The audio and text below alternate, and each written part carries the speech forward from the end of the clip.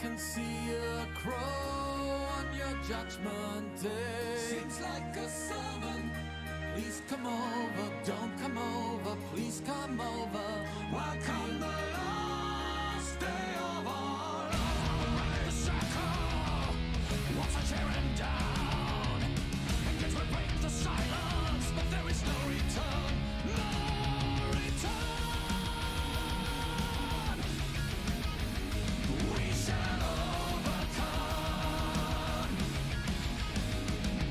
We will bring you back to a moment in time. We will reveal and detect what you are. Precious truth in a cage, it has been captured, but safe, and there we'll find it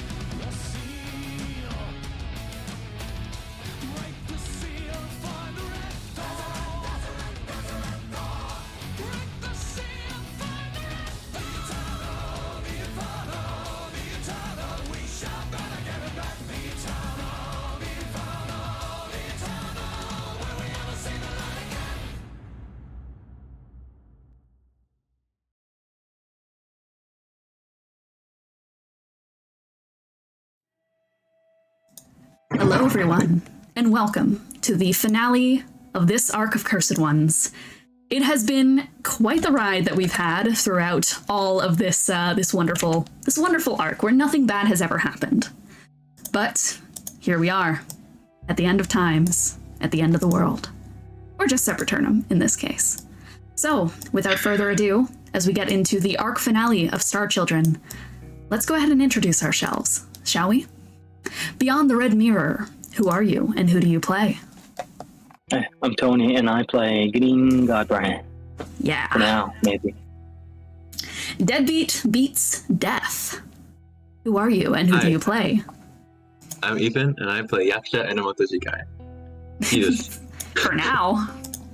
For now. All right. Evacuate the dance floor. How could you do this to me? Who are you and who do you play? I'm Kiki and I've been known to play Lelee. That could change. Many things could, couldn't they? Ethan. All right. And from there we have Romance is Dead. Who are you and who do you play? Hey, I'm Ro. I play Aros and Levi for now. For now. I like the vibe we're establishing this session. I think you all understand what's about to happen. We're all gonna fucking die. And finally, to round us off today. Oh, no, we don't. No, there's two people left. We have Lelee Truther 1. Hi, I'm Lelee Truther 1. I'm Ines. I play Alice, unless, or no. Hold on, Ethan, is that Chumpy? That's Aros. No, is that Chumpy? That's Aros. Look Hi, in Eros. Discord general channel. Is that Chumpy? Yeah. Oh my god, it's Chumpy! Anyways, I did not know you had Chumpy. Let's get back into the vibes. With Lelee Truther 2, who are you and who do you play? Hi, I'm Cece. I play Callista Faraday. I also play Charpay. Who knows who's I'm gonna be playing next? They might both die. Who knows? Who knows indeed. So, do we want to recap or do we want to jump into things? Can you recap? Because I have You to should just jump in. Recap, please. I wasn't there. Oh yeah, Well. that's true. Well, last session, it arrived. The fateful encounter with Xibalba to end all encounters with Xibalba. At the edge of Sepulturnum, with the entire underground starting to cave in, and Gideon and Lelee being trapped underneath the surface, it was time to do or die. With the rubble starting to pile up in the depths of Sepulturnum, the Umbra Elves, Lelee and Gideon, were all trapped until Lelee was able to harness the Umbra.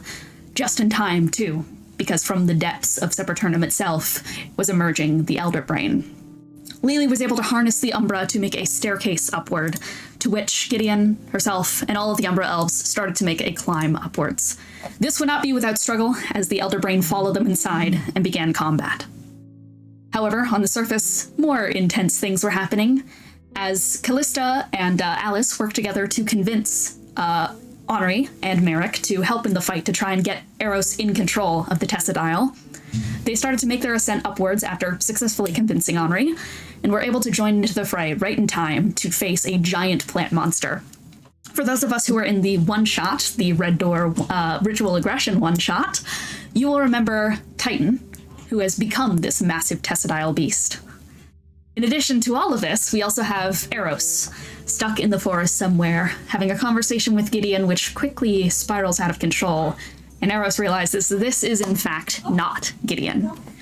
It's Pavlova, who quickly starts an attack, but Aros fights back with this overwhelming urge to keep fighting for his life to mean something, to be worthy. With all of these dominoes in place, fights break out all across the map, with everyone working together to take down their respective fights. Lelee and Gideon working together to try and take down the Elder Brain. That would be Yaksha, Aros, Callie, Hailwind, everyone, Adalwulf, working to take down the Tessadile, Aros against Pavlova, etc., etc. Just giant fights happening everywhere. Things, however, start getting more and more complicated throughout the fight. Eventually, Aros manages to secure control over the Tessadile. However, on the flip side, there is some interesting things happening as the staircase that Lelee punched through the kind of umbral space. That staircase opens up for everyone, and things take a turn for the worst when Xibalba reveals its hand. chronergy, and a 9th level spell. Lelee is hit with Ravenous Void and is sent plunging into the abyss, an abyss that keeps growing and growing and growing. In the surge of chaos, Adalwulf makes its way throughout the kind of islands of this fractured staircase leading upwards to the surface, drops the Moonblade on the ground, and dives after Lelee. With everyone else rushing to evacuate the Umbral Elves, Gideon finds himself saying something about a red door. He asks Xibalba about it. Xibalba, in vague terms, tells Gideon it's basically just don't even fuck with it. Gideon then kind of mantles his madness and forces Xibalba to flee the scene for now. With the void starting to consume all that is around you guys, Gideon decides to dive in after Lelee and Adalwulf, and after the red door. And that is where we ended off last session. So, without further ado, are we ready to jump in? Yes, indeed. Then let us begin. The sound of sands shifting gently throughout a slow breeze coats the air in a haze of calm thickness. Through the fog of dust clouds breathes golden hour light. The shrill shriek that you're unsure is from distant bugs hissing or from the new giant that's taken up residence in the sky. That glow, gorgeous and eye-gouging, warm and overwhelming. It's calm, quiet. The air's current makes the edges of each tent billow, flapping like the wings of a dragon gently landing to rest. And pushing one of the flaps of thick, leathery fabric away comes your research partner. Her hooves make a double on the floor. Almost a playful gesture of courtesy from someone who really doesn't need to provide it. Not here. Let me guess. It's to your pretty little kitty again? I'm telling you, AG, he is never writing you back. Doesn't matter. Can a guy not have any interest? I don't even want the sleaze back. Same body is what I'm getting at, and that same body was pining after Roxanne of all goddamn people. But I'm not even going to say I could fix him. What, he's a continental-sized war machine? I couldn't fix him, but definitely could get with him. You're such a weirdo. Praveen kind of dips the hat off her head into her palm and slaps it against a nearby hook on a mount post. She kind of points with her lips over towards the small bundle in your arms, its yawning frame and tiny wings draped lazily over you. How's little Blue doing? Dear Aros, Art Leviticus is really the one who should be getting this letter. I know you won't be following this, but, you know, I'd like to write. We had a baby dragon born just a few weeks ago. She's very small. Her wings aren't sized correctly. They're very, very tiny. But Praveen says that she's just born with different parts. You know, like me and other folks. She pots like a little leech bear. You should see it. You should also tell me what a leech bear is, because I really don't know. But wherever you are, Leviticus, please do stay safe. You protected the Outlands once, and for that I am in your debt. Just, you know, I'll say hi to Little Blue for you. And say hi to Charpay for me, huh? If you ever get this letter. Or if you don't. And there's like a little scribble on the bottom that is obviously supposed to be a signature, but it's kind of cut through with little dragon claws.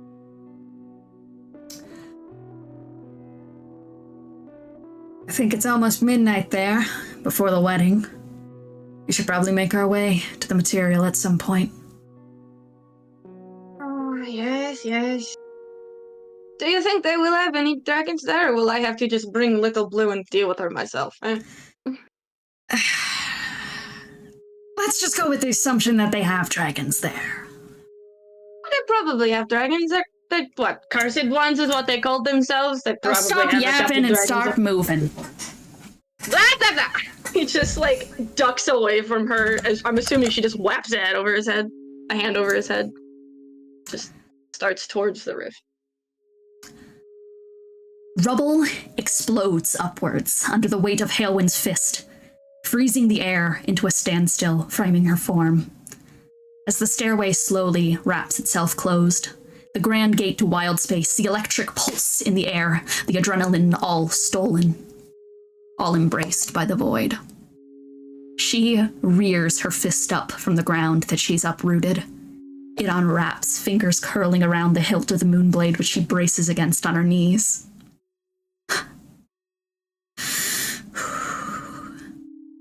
Oh, you idiot. You idiot. Not before you got to say it. It's quiet on the surface of Sepulturnum. No pulsing hums in the air, no flickering fires still waging their infinite war against time. None of Xibalba's sickening laughter. No hum of a monochord. Just blowing wind and soft nothingness.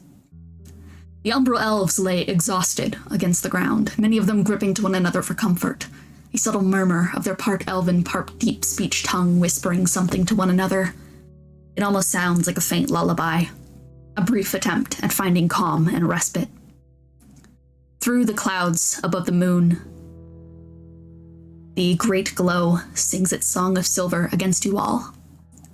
But there is no howling of wolves to accompany the moonlight. Just snowfall. Vidadai, midnight, December 30th. Gideon, Lelee, and Adalwulf are gone. Xibalba has been forced to retreat, but it'll be back soon. Who knows how soon? Who knows how long you have to breathe in this quiet? So I must ask now. Aros, Yaksha, Callie, Alice. What are you doing? Where's Lelee? Where's Gideon? Where's Adalwulf? We won, right? We saved them, they retreated. Where the fuck are they? They didn't retreat. They fell. I don't understand. What even is that? It's where people like me came from. People like us, Callie.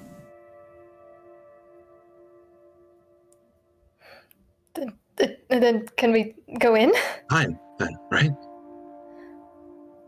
No.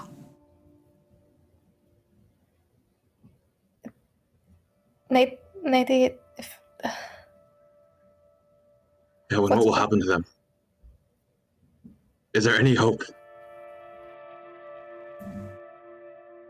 I can't go giving out false promises. Is there a chance, Hailwind? There is, but fate is a fickle thing. It's not real. It doesn't exist. It's been shattered long ago. There's no set result that I can promise you. There's no future I can gaze upon like Veldrin might be able to give you anything here. Adalwulf is a genius and he is an idiot. Gideon too. But I trust them. But I don't know if my trust can extend beyond the powers of that place.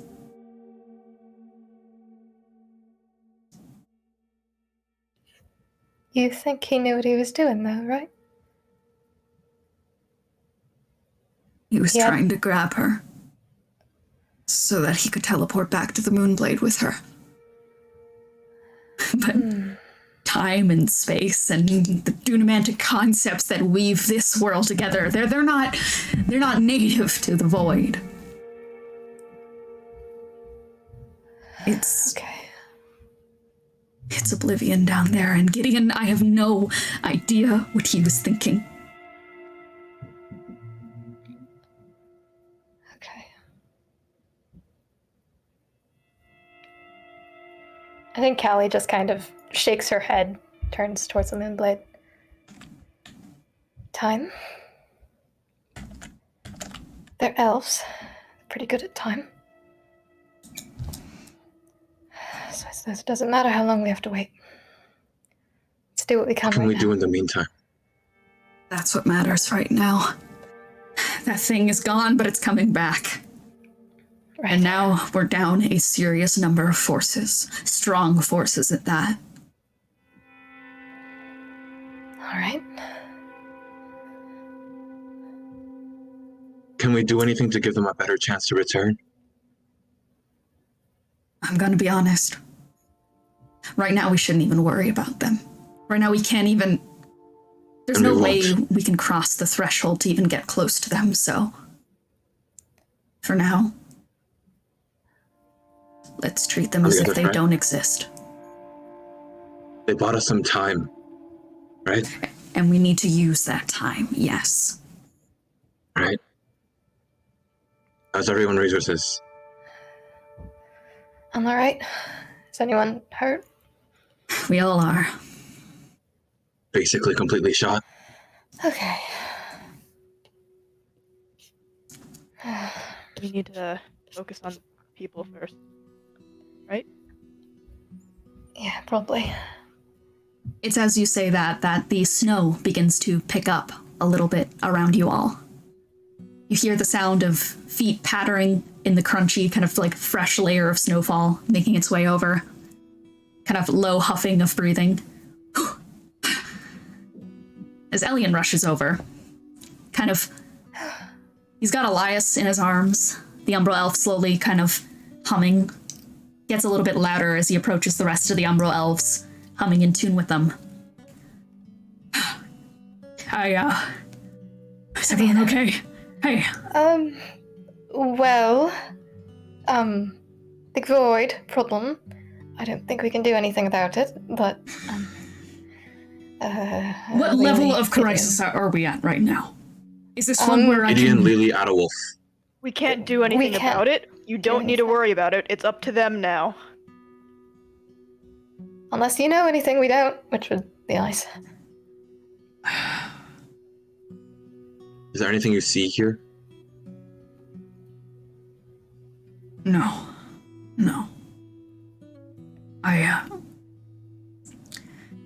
Nothing we can do, right? Nothing we can do? Nothing we can do. Okay. It's Gideon, it's Lelee, it's Adalwulf. Okay. I made a mighty fortress.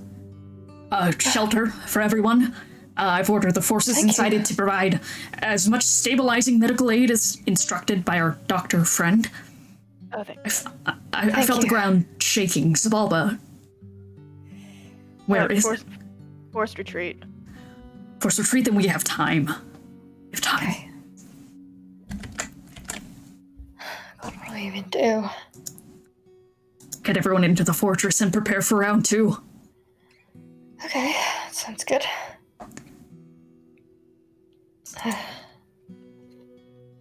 Dean, so okay. Last time Mhm. when we were in combat, I made a nomad's gate. So I technically have. I don't know. I want to know what's happened to that. If there's anything I can. It's been like deleted at this point. It's deleted. Okay. Yeah. Good to know. Good to know. Interesting. Okay, I mean, I guess. Go ahead. No, you guys go ahead. Oh, Continue. I mean, she was just gonna say, should we get going there? I suppose. We can't get anything done without rest. That should be our priority. We should. We're not getting rest. We're getting strategy time. Should we probably bring the Moonblade? Can we bring the Moonblade? Let's work under the assumption that Xibalba is going to get its way back here as quickly as it can. We get, like, what? A minute? 10? Okay. Then we strategize right now. Okay. Well, sure. Alice, can I borrow you for a second? Yeah. I want to see if this works. I'm gonna put a hand on Alice. Can I try to cast Scrying on Xibalba? It does not work. He has anti-scrying measures. Fuck. Okay, never mind then. Yeah. Damn. I've never Worth a shot. been one for strategy. Gonna go help some of the astral elves get to the fortress. Fair enough.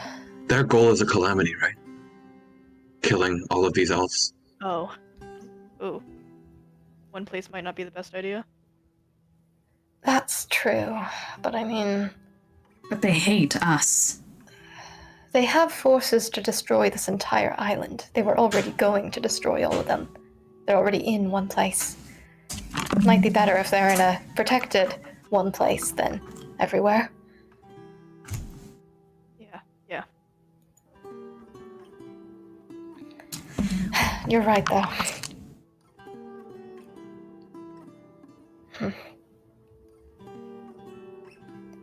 With this in mind,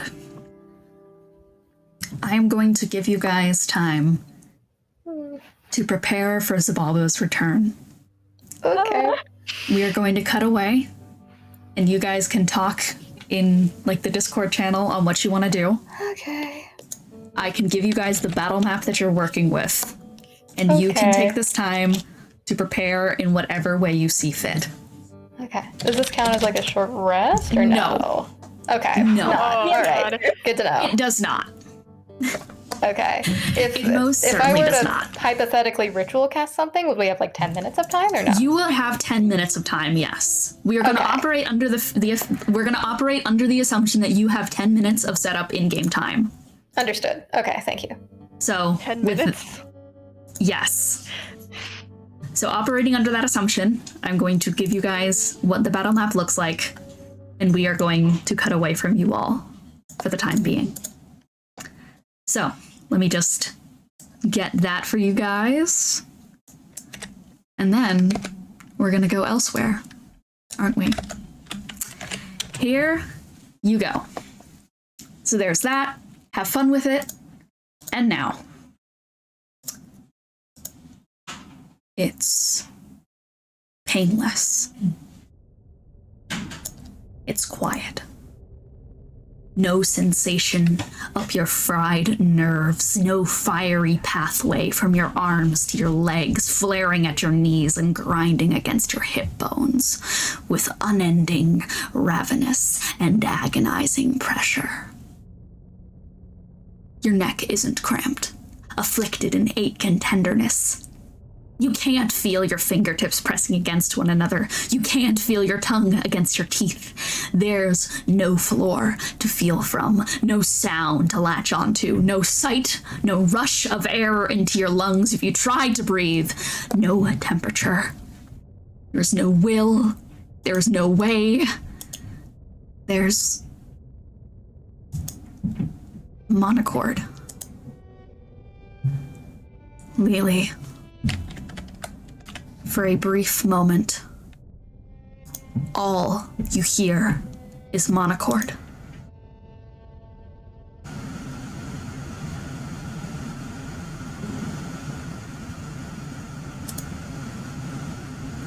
What?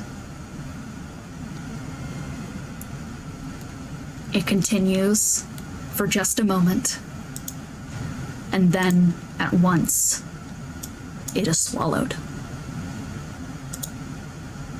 And you're left once again in silence. Lelee, would you like to roll to listen or to feel? Listen. Roll perception. I need to turn my fucking noise gate around a little. It's way too loud.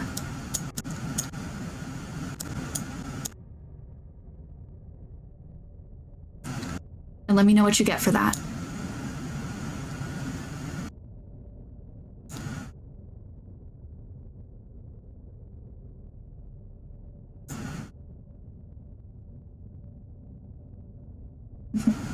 That's a 15? 15.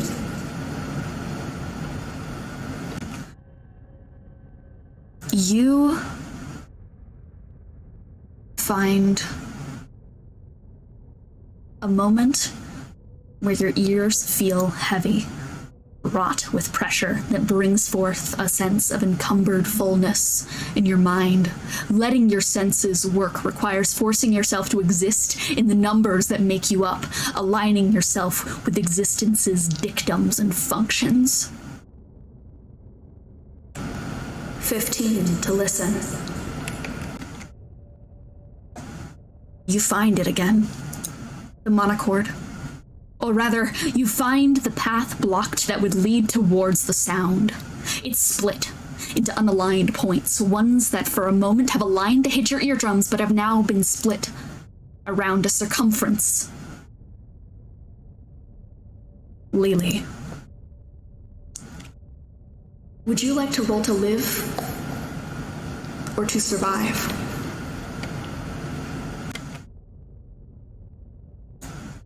Survive.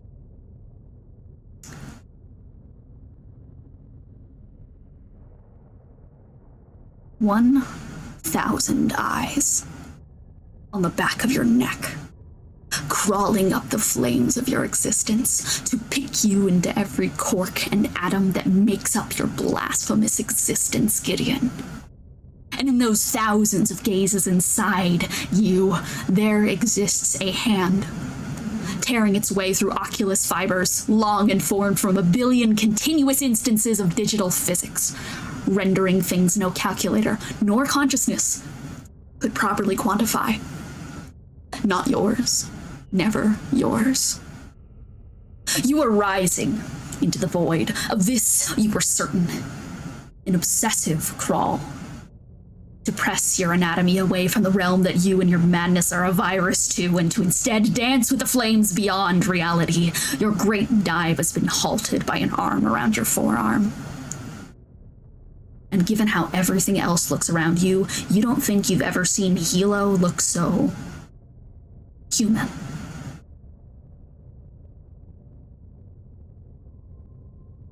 Tell me then, Gideon, what is a mad god to you?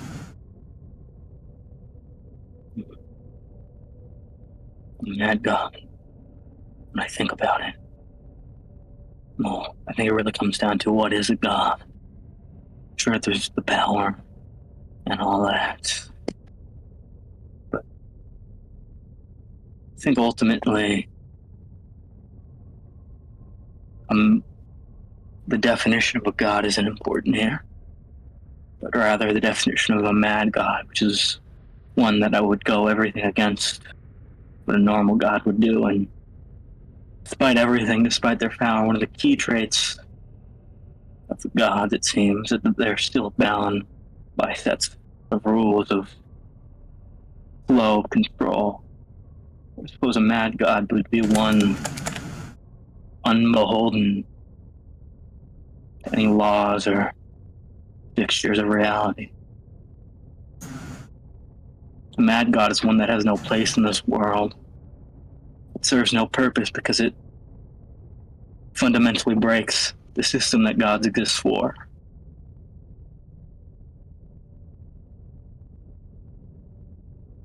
Is that what you think? I don't A know. mad god doesn't belong here.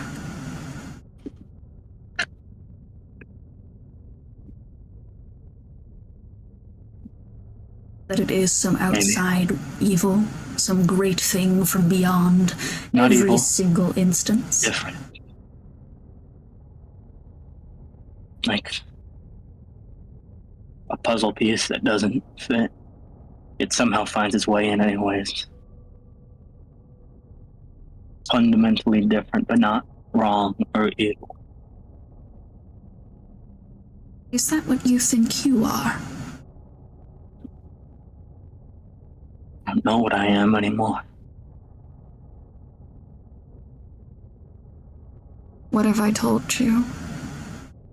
That puzzle that you belong to, the one that is different from the one that fits together here. What have I told you? It wasn't far. Right now. No. I didn't know then. Xibalba said the word, and I had said the word. Though I don't remember it, but I need to get there. Everything in me tells me I need to get there. Everything inside you?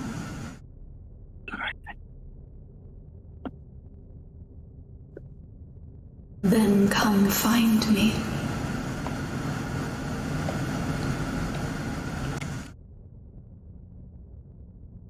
You are not talking to Hilo right now.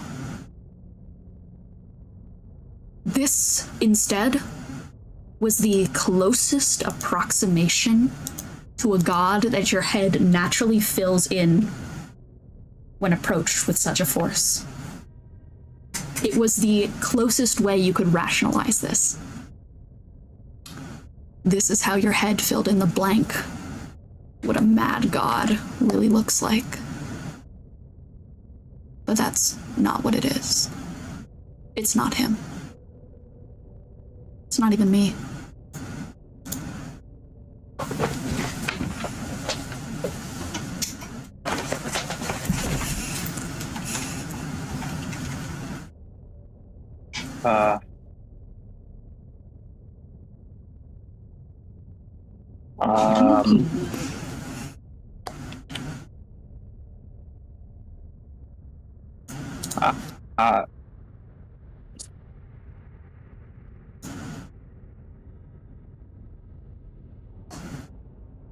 Let's go over a couple things, shall we? Time travel. In through the future, out through the past. They can handle it, but there's no pull. This isn't some normal ravenous void. Perhaps to a different plane with them. It didn't hurt Xibalba. Maybe they'll meet some facsimile of themselves. Past beings sent beyond. The one before the void. The void. That's what they all think. Do you think that they're right? All that's down here is just void. Glittering emptiness in a miraculous stream of timelines. What do you think? What do you think is down here?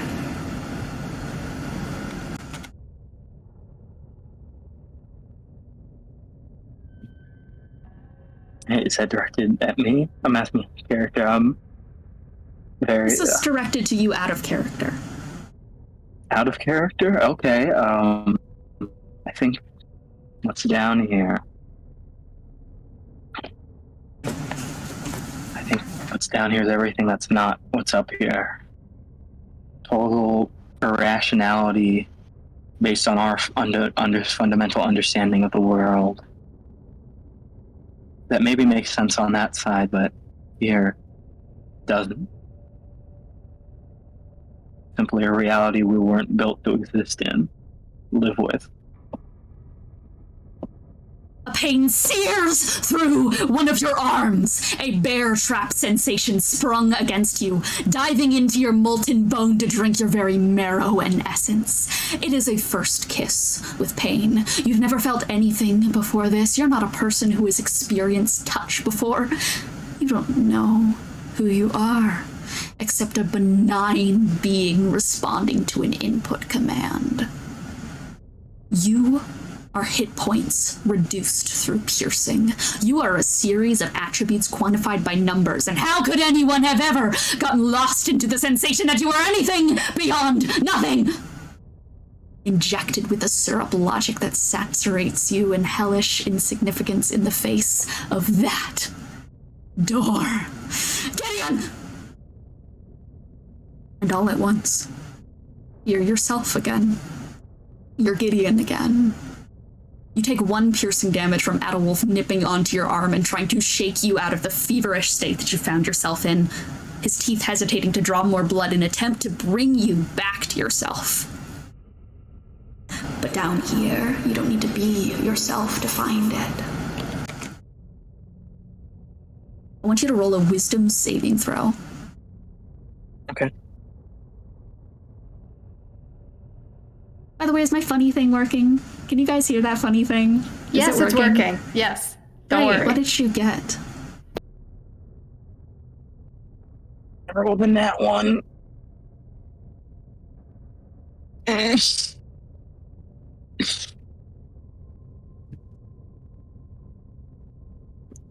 You don't need to listen.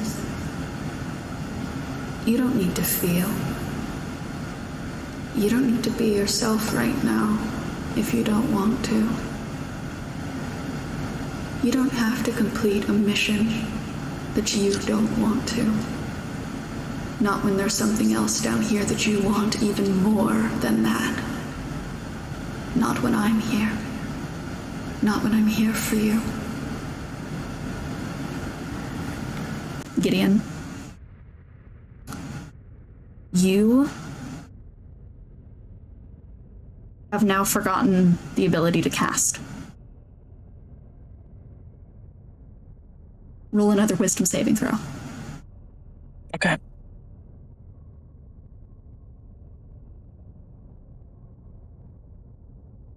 Okay, that's not a nat 1, but that's an 11.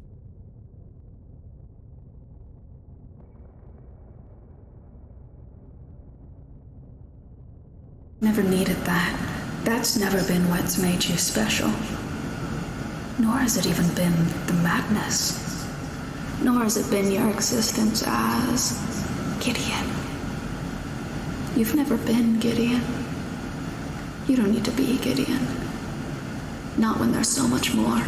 So much more that doesn't need to be quantified with labels. You don't need it. You need me. You have forgotten your hit points. You've forgotten any sense of anything that tethers you to reality. You no longer have any stats or attributes. You don't have modifiers. You don't have saving throws. Cool. Make one more flat roll. Cool. New dice roller. Let's see. Switching it up. Come on. 6.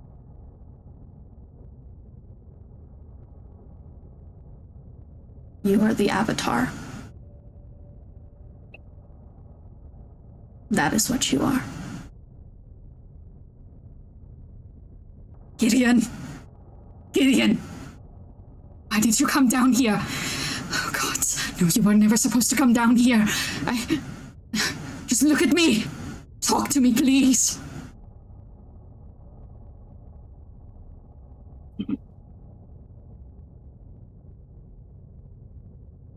The fundament of a new world lies just ahead. Reality untethered. Home. No, Gideon. She's down here. You have to go after her. Lelee, Gideon, remember! Gideon! Remember.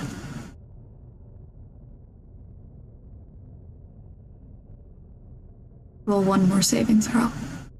No modifiers, just flat roll. New roller. Gotta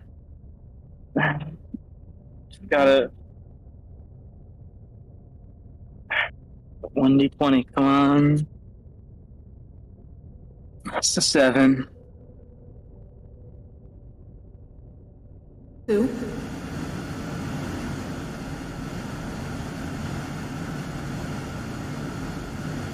No. You don't remember.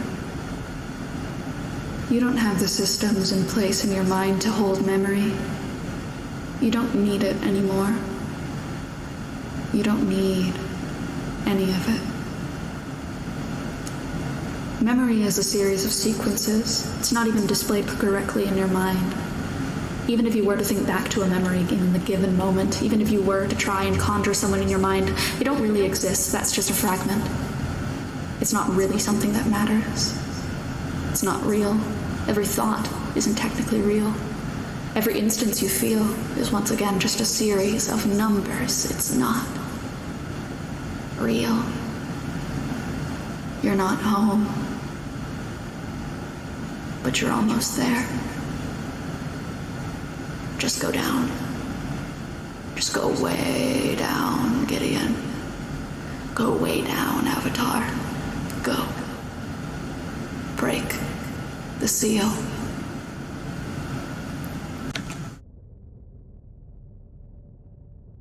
And what is he doing? Goes down to break the seal. He dives deeper. It dives deeper.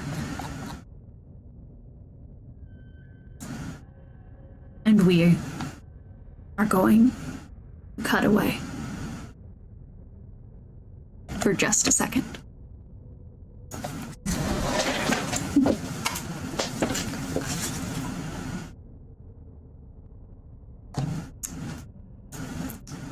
So, back on the surface of Sepulturnum, it's quiet on a beautiful midnight coated in silver. So now I will ask, what are you guys doing? Okay, I have a question. Yes. We have so many questions. Okay, I guess I'll do my question first. So the Moonblade. Callie has seen what attuning to it entails, I believe. Is there any possible way I can do anything with it? No. Okay, awesome. Oh well. It counts as a non-magical claymore greatsword to you. That is all it counts as. I see, gotcha. Okay. Well, Can we at least like put it away in my little bag? Into a bag of holding? You can definitely just like carry it. Okay. Yeah, but if Adalwulf is going to teleport to it, we probably don't want him to teleport into your bag of holding. Yeah. That's bad. That's really Yeah, you can go. No, you're gonna ask a question. No, I think we have the same question. If you're thinking. No, I have a different question. You ask first. Fuck. Well, now I'm lost. We were wondering the way it's worded in my mystic thingy-majiggy. I kind of concentrate on two things at once. I didn't know this, but Sonic Mastery, yeah. I didn't fucking remember that. Okay, just to confirm that I could like concentrate on, let's say, like 2 different disciplines. Is that possible? Yes. Cool. Okay. Cool. I think that's it. Right. Yeah. My question was, how are Alien's resources? How are what? Alien's resources. Alien's resources are relatively good. He's up and at 'em and ready to fight. Okay, am I allowed to... Okay, so our current plan is, if I can just tell that to you, Please is, do. that using our current resources that we have right now, which is really nothing, honestly, do as much preparatory spells as we can, and then use that wish scroll to long rest all of us. Speaking of the wish scroll, I will sidebar for a moment with Ro, if that is all right. Cool. But for now, you guys are prepping with all your spells. If you can go ahead and say what you're prepping with, that would be great. Yeah, I need to know what alien spells are as well, so we can ask him to do stuff. I mean, just go ahead and throw out what you're looking for. Okay, do you have like, God, I don't even know. It's like things that last more than 1 hour at least. Like, do you have Glyph of Warding? Yes, he does. He does have Glyph of Warding and Symbol. Okay. Glyph of Warding, however, takes an hour. Glyph of Warding, however, does take an hour to cast, which you guys do not have time for. You're right. Yeah. Okay, Symbol, I believe, is 10 minutes, but allow me to double check. I think it might also be an hour. Symbol is 1 minute, aka 10 minutes, so you can get Symbol. Okay. But, one symbol? Well, you can get one symbol because we're operating under the idea that we have 10 minutes, and that is a 10-minute cast. Yeah. So with that in mind, I would like to sidebar Ro for a moment. In the sudden scramble for trying to just get everything in order, just trying to get everything that you can in place to take on this final stand, what do you do?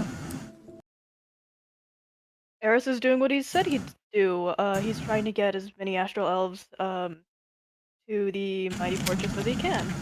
And I think while he's doing that, he takes a full step away. I want everyone to deafen.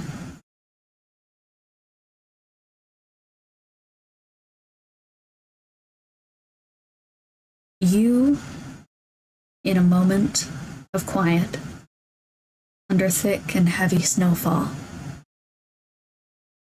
do you pull out the wish scroll?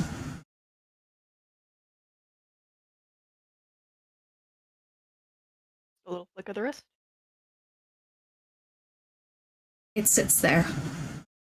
The weight of the scale of a spell like this is so heavy in your paws.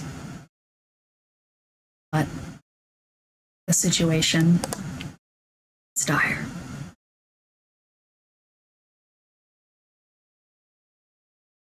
Do you wish to activate it?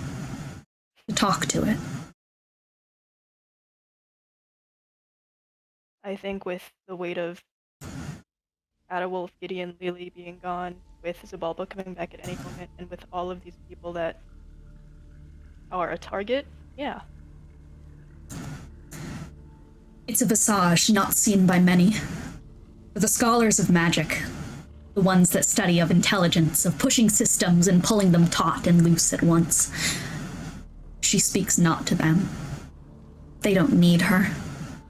It is for those who cast in rawness, in messy, gruesome prayer, that see her gleam. To some, wish is just access to a flexible level of magic and force, and to others, she is a marriage of hatred and love. A small thing appears. In formless, billowing clothing, split-toned parts of the outfit have infinitely intricate detailings, connected webs of spell sigils, and all kinds of interlacing and looping and twisted fractal filigree. At the tips of her jester hat points are a series of full dandelion puffs with stars inside of them.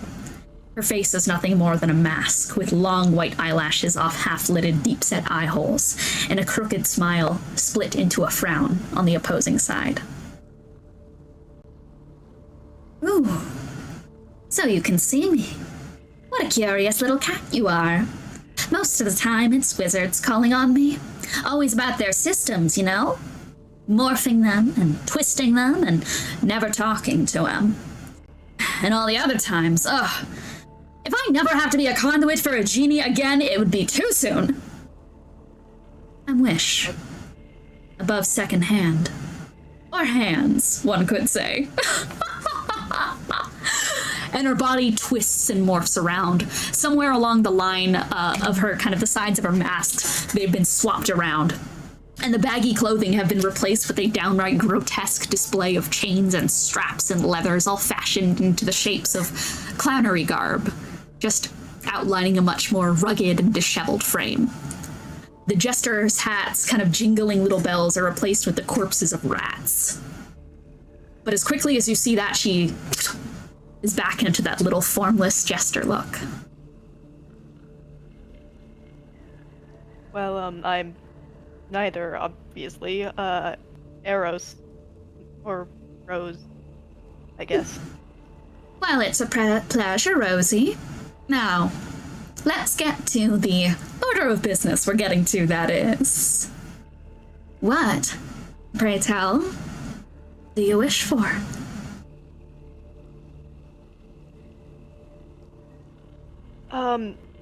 It's not how this is usually used, I guess, but, That's why I'm here. I want us to win. If that... Oof. Well, given the situation you're in, that's quite the tall order. You want us to win? You want to save them?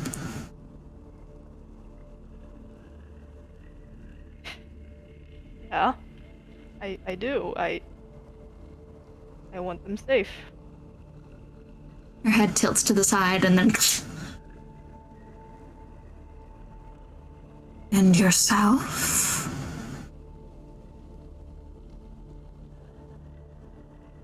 I'd like to save myself too. Well, that's not often how it works, friendo. Most of the time, this comes with a push and a pull.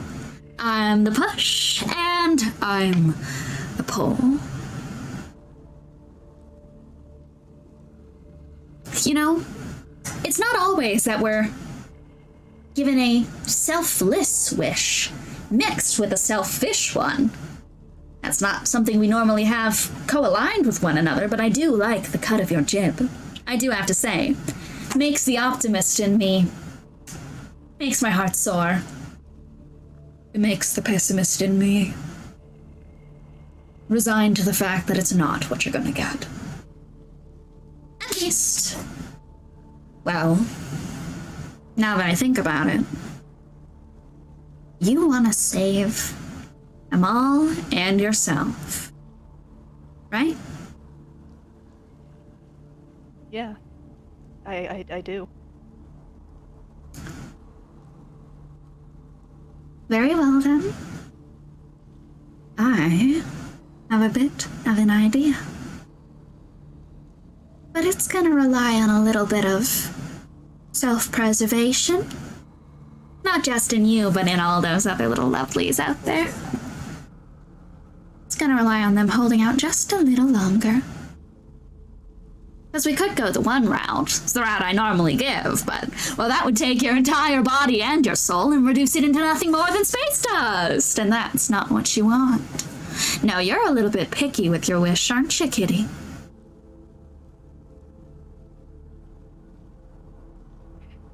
I mean, yeah, I can't be the cat who got the cream if you don't know what you want. Meow. Meow. And the little jester kind of poofs next to you and is going to lean up against you. You'll be saved. You'll be taken good care of. As will they. But you'll not be saved by just yourself. The gamble is as such. Do you put your faith in yourself that you're worth it to be saved? Worth it by what metric? Just, worth it. In the grand scheme of things, in, well, your heart, in the hearts of the others around you. I mean, I'm going to pick myself up just on principle. And I'd pick anyone else up too. So, you'll fight to save yourself. From nothing. A card is summoned with a flick of a wrist and is patted on your paw and then folded out into two, going from the inverted bodies of a king of heart to two separate tarots, their text scrawled in glowing letters. The void and the jester. Then these are your cards to play. For desperate situations only. For when it gets the most dire. Because no matter what, both are gonna play at the same time. And you'll know when. Oh, you'll know when.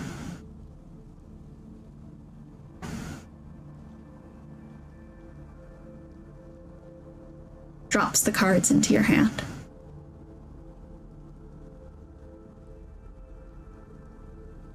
Well, toodles now! Oh, one last thing, Mm-hmm. You're getting pretty not picky sure with if the wishy. no, I just wanted to say, I'm not sure if you, chose the form you manifest in, but I just wanted to say, or I guess give you a compliment on it. Oh, thank you! You got quite the nice body, too. No wonder so many people are raring to get in. Okay. Thank you. Of course. Vanishes. Come back! Come back! Return! Return! Return! Return! Return! Return! Return! Return! Return! Howard, return! Howard, return! Come back! The cursed ones! Come back! Alright. We have returned. Come back to us! So, It's fine. He can roll up later anyways. So, with that in mind, what is your guys' final, setup plan? How does concentration work on the spell orbs? It doesn't.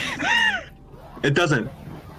As in, if there's the concentration spells can't be cast in there? It's concentrated on by the orb. It acts as its own entity. So Xibalba can't break it, is what I'm hearing. No, Xibalba absolutely can break it with Concentration Breaker. Okay, never mind. Fuck.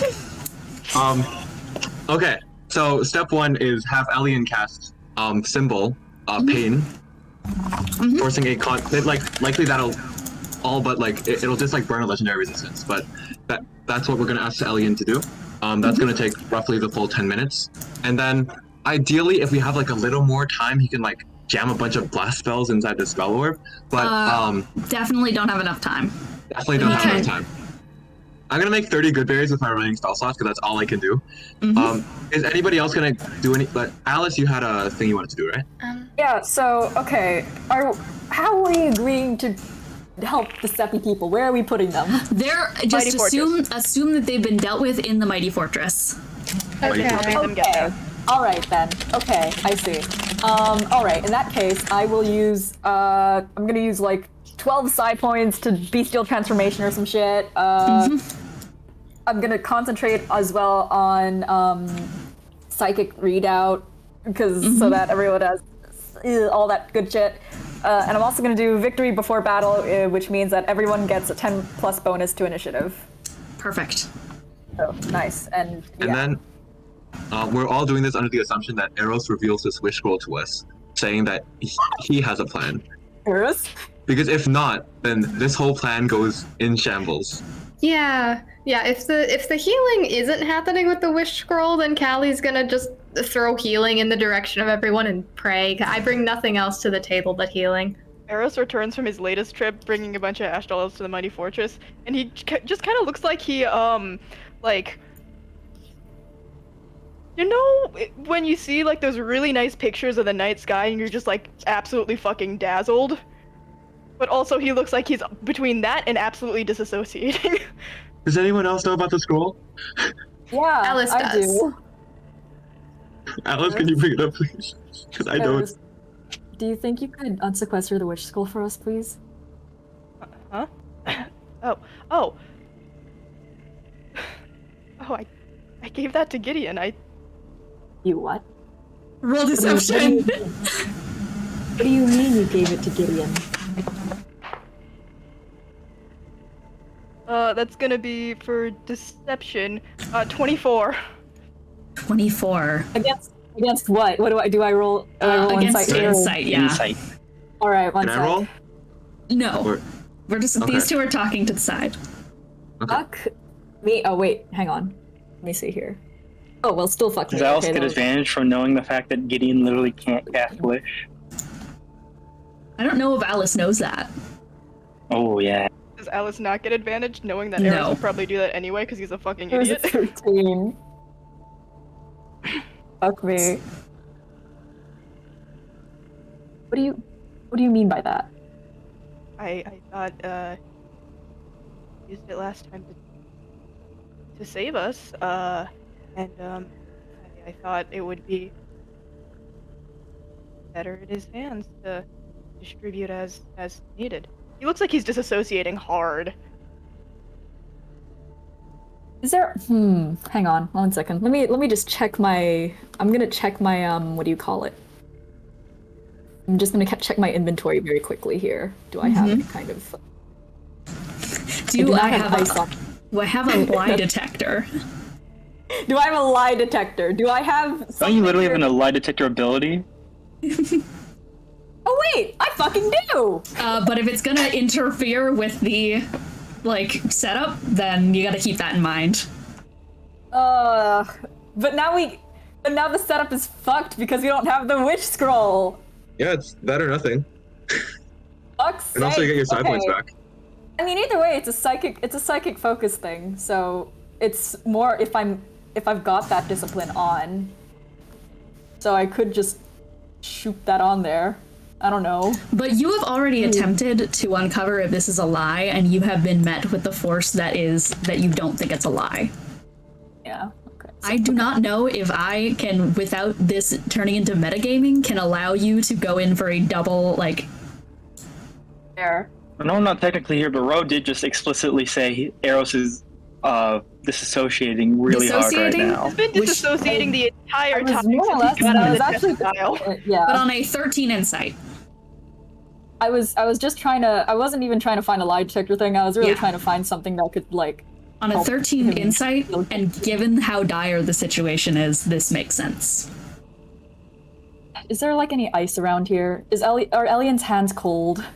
There's ice everywhere. It is snowing. Right. I am picking up the ice, and I am shoving it into Eris's hands, just like, are you with me here? Are you... Yeah, give me... Okay. Are you with me? Are you okay? Do you want a hug? And be held for a sec? I think after a second he just like presses it against his cheek. Okay. How much time do we have? The Not a lot. We don't know. surface of Sepulturnum is quiet. For just a moment.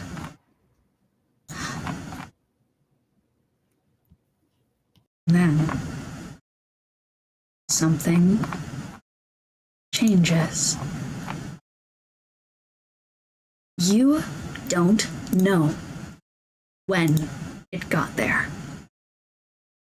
The piano in the middle of the carnage, carved intricately from wood, with details of flowers across its bodice, a steaming cup of tea to contrast the cold of the snow-covered air. You know exactly what that piano is playing. Oh, how we struggle. Oh, how we fight. The fight towards oblivion. Futile and useless. Oh, to be a doll in a world where there are forces that can move you. Oh, to be a flower in a world with fire. To be a sonata in a world with an orchestra. Such is your existence. So please, come struggle against me. One last time. And I would like you all to roll for initiative. Let's begin. Yeah. Do we have a bonus for Nala? Yeah, okay, thank you.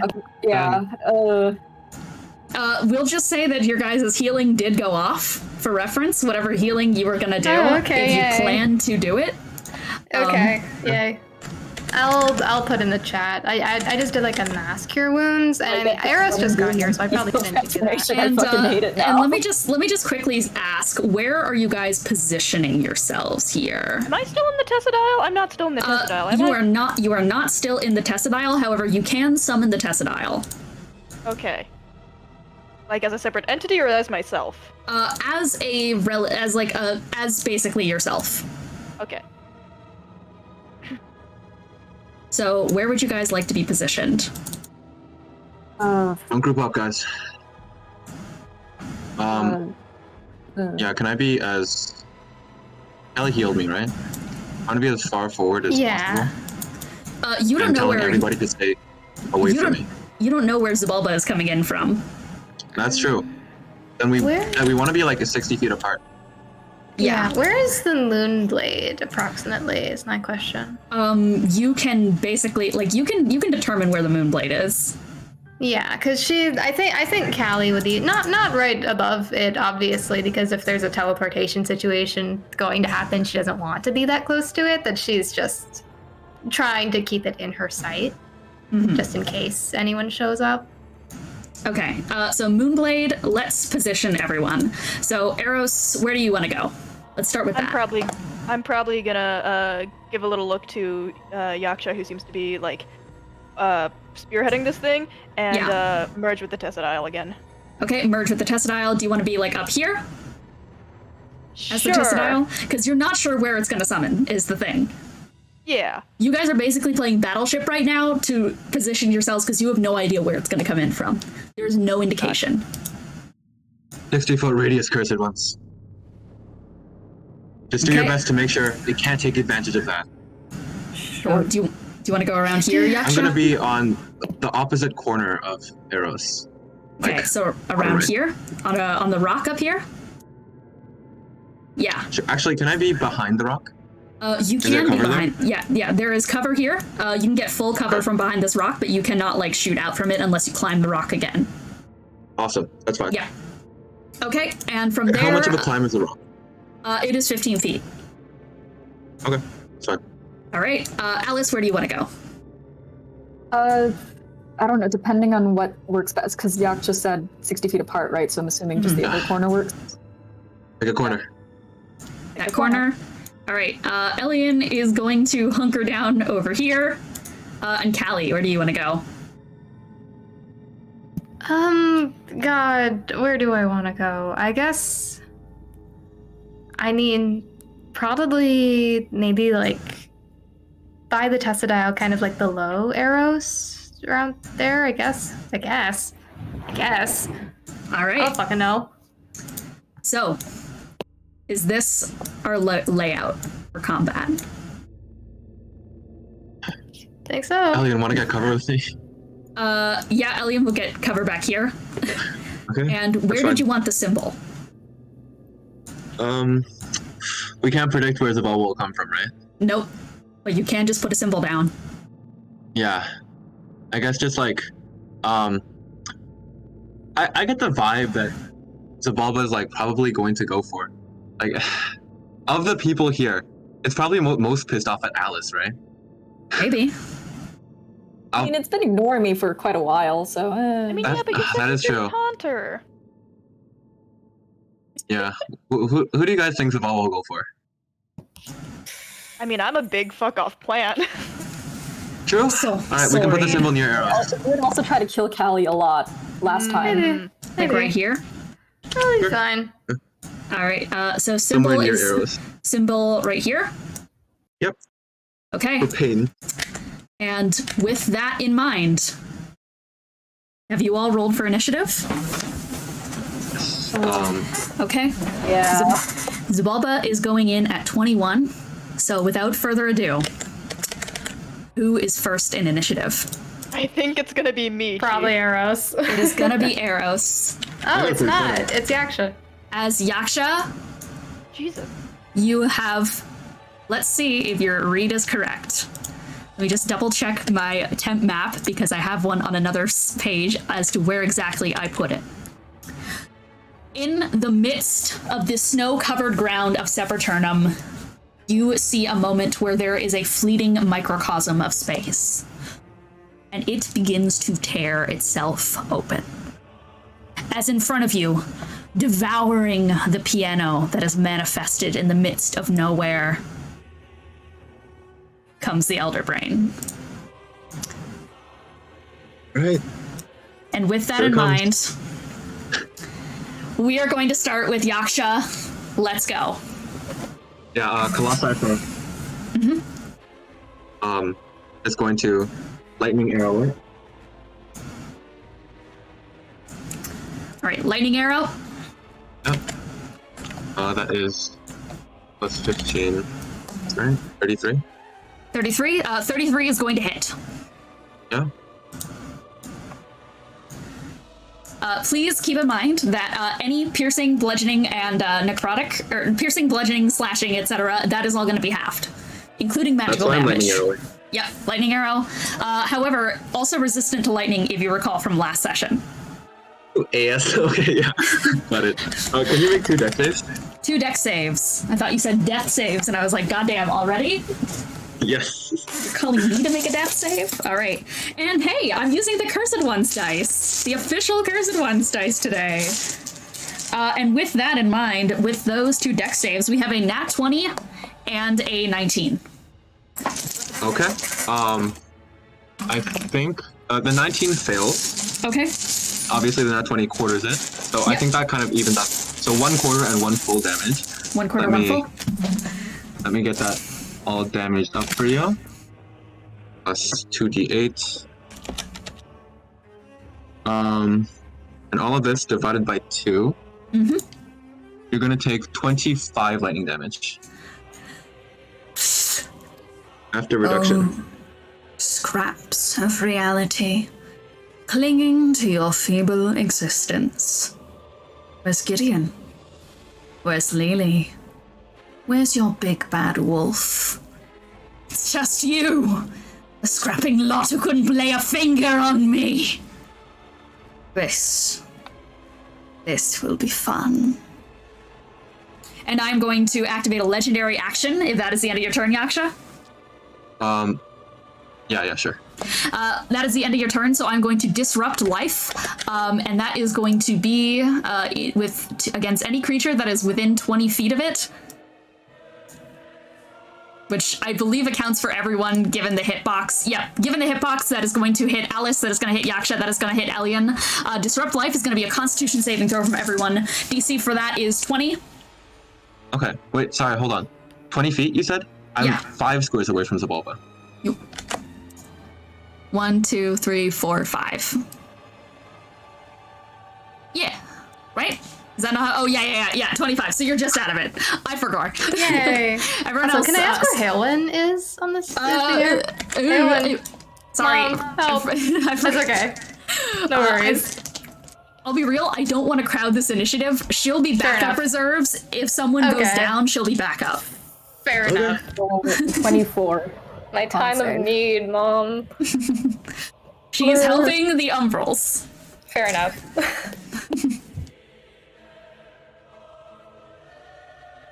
Alright, so what did you guys get for the cons?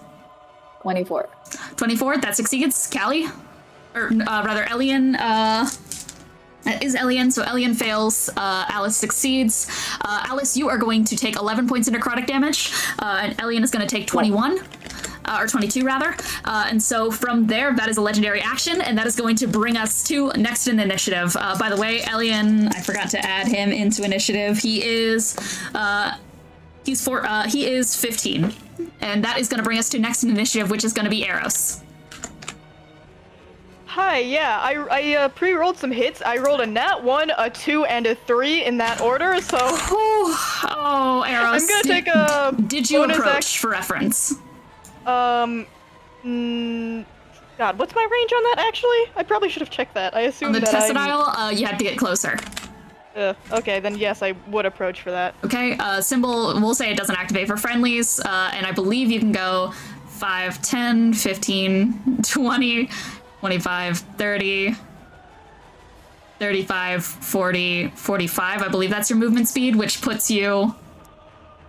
it puts you within 30 feet. Yeah. Which I think you have range for with Vine Whip. I was doing my multi-attack. I reach 15 feet. Okay. 15 feet, so can't reach. Okay, then in that case, I'd probably stick back there and then use a Wall of Thorns from one of my magic items. Okay, Wall of Thorns, where do you want to put that? At its fucking face, dude. Okay. Right around here? Let's do that between, let's do that like a little bit out of a diagonal, so it's like cutting off the right antler. Like this way? Other antler. Oh, other antler. Like that?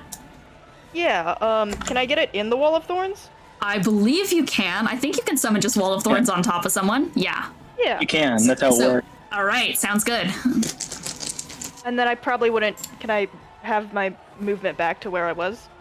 Wall of Thorns is 120 feet, so I should be good for casting. 120 feet, and yeah, I can move you back there if you were gonna do that. And what do I need to roll for Wall of Thorns? Dex. Okay, Save. Dexterity saving throw. That is a 17.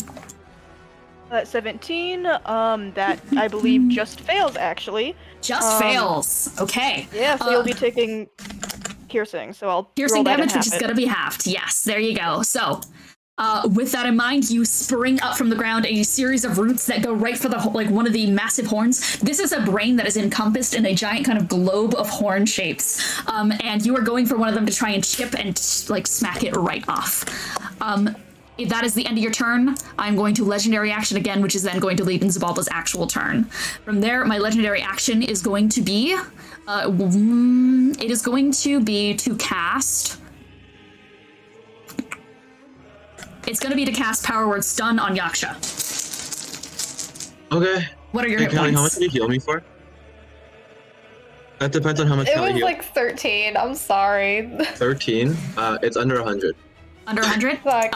Okay, so you are now stunned. Yep. As you are just going to see, you hear the shifting of horns and antlers around as it is going to look at you, and it's just going to go, futile colossi, fall, and you drop. That is going to be the legendary action, and now it is the actual turn of Xibalba, and Xibalba is going to... so the Wall of Thorns is right here, yes? When do you move through it? If you move through it, do you have to take damage again? What's the deal with Wall of Thorns? Let's see. It just takes more movement. For every 1 foot a creature moves through the wall, it must spend 4 feet of movement. Okay, well, I believe... Double difficult terrain. Yeah. So I think I can only get... I don't think I can get out of it, but I think I can get here, is the thing, which is still in the wall for reference, but I can get within 15 feet of Yaksha. Yeah. When you end your turn, deck save. When I end my turn, deck save. I understand how it is. Okay. If that's the case, then I'm going to multi-attack onto Yaksha. Hey, wait. I'm so sorry for interjecting. I have full cover, don't I? It is moved around the cover. No, but I mean, back when you were, back there? Because creatures under full cover can't be targeted directly by spells. Okay, so let me explain the cover situation here. So you have the full cover from this angle down. Oh, okay. Look at the map. Never mind. Because it goes around and shoots up into here. Yeah, I understand. Rock. So you do not have full cover under here, and so I am going to be doing these attacks against you. I'm going to multi-attack and stun advantage, question mark? Advantage, yes. Yes, cool. So that is going to be... One of those is a natural 20. Cool. So lowest to hit is a 17. AC is 19. AC 19. Okay, then only 2 of those are going to hit you. And that is going to do 20 points of cold damage. Stun. Does stun do anything else here other than just you can't do anything? It is not paralysis, so it doesn't. Dex saves and strength saves. However, you have to make a Constitution saving throw against paralysis, which is not encumbered by stun. Okay. Let's see. Hold on. Pardon? That's a dirty 20? That is a dirty 20. That is going to succeed just barely. And you are not paralyzed. You are taking the 20 points of cold damage from the multi-attack. And from there, it is going to bonus action Mind Blast, trying to hit at... where's it going to Mind Blast to? Because it can... Oh yeah, I can hit you guys, for sure. I can 1000% hit Callie and Aros, so I'm going to Mind Blast those 2. And those 2 make me an intelligence saving throw. Callie and Aros. Can do. Remember, you all have advantage on the intelligence, wisdom, charisma. I just throw my dice into the void. The void, you say? Shit. They deserve it for rolling so bad. That advantage did not help me. That's a 17. 17 fails? That might actually work. Intelligence save? Yeah. That's going to be a 22. 22 succeeds, 17 fails. That is going to be 32 points of damage to Callista, and that is going to be 16 points of damage to Aros. Those are both psychic damage. Okay, can I uncanny dodge that? You can uncanny dodge it. Okay. You can. What did you say, 33? 32. 32. Okay, Yeah. thank you. And that is going to be Xibalba's turn. With that in mind, it's ending its turn, so it has to remake the dexterity saving throw on the Wall of Thorns. Which is going to be a 19. Okay. That also fails actually because of the fucking thing I got from Satari. I think. Thanks, Satari. Eee. So that'll be 20 damage already halved. 20 damage already and halved. I'm gonna pop a quick legendary action to Lurching Twist because I believe you mentioned I could attack from Wall of Thorns. Yes, you can attack from Wall of Thorns. That is part of the Testadile, which is from the point of Wall of Thorns. It extends your, Net 20. Natural 20. Let's fucking go, Aros. Okay, so... and then this would just be normal damage because it's already halved. It's magical bludgeoning damage. Gotcha. So from this wall of thorns that have just like reached and wrenched itself out from the ground, one of your kind of a cat paw that unfurls itself, made of vines and twisting bits of kind of thorny things that kind of look like a rose bush, starts to unfurl outward with roses at the tip of every knuckle and just slams into Xibalba. So half that's going to be 23 bludgeoning damage and 5 necrotic damage. Okay, I'm immune to necrotic damage. So no necrotic damage. No necrotic, but that was 25 on the bludgeoning? Yes, on the bludgeoning. Cool, okay. 25 on bludgeoning, gotcha. So 25 on that. That is your legendary action. Alice, it is your turn. No, sorry, I didn't have that. Yeah. Sorry, yeah? All good, or? Yeah, all good. Okay, but... okay, this is probably gonna get a no, because my actions have consequences. I fucking hate that the fucking bestial transformation is pissing me off just because I spent 12 points on that, and then it's like, oh shit, well, oops. Probably only should have spent 5. I don't know if I can get 6 points back from that, it's fine if not, but yeah. I will allow it. Oh really? Awesome, yeah. Thank you. Okay. 6 points. I love that. Sorry, let me just take a peek at the... Ooh, that battle map's not great for us. How far away is everyone from me? Let me look at my thing. The thing. 60 feet. My thing. Oh, well, but they're also... Everyone's all close ranged, kind of, right? So... Yeah, but 60 feet's pretty damn far. No, I just mean in terms of fighters. I'll save it for a better time, I think. Cool. Am I able to, perception or insight what Xibalba's AC could be?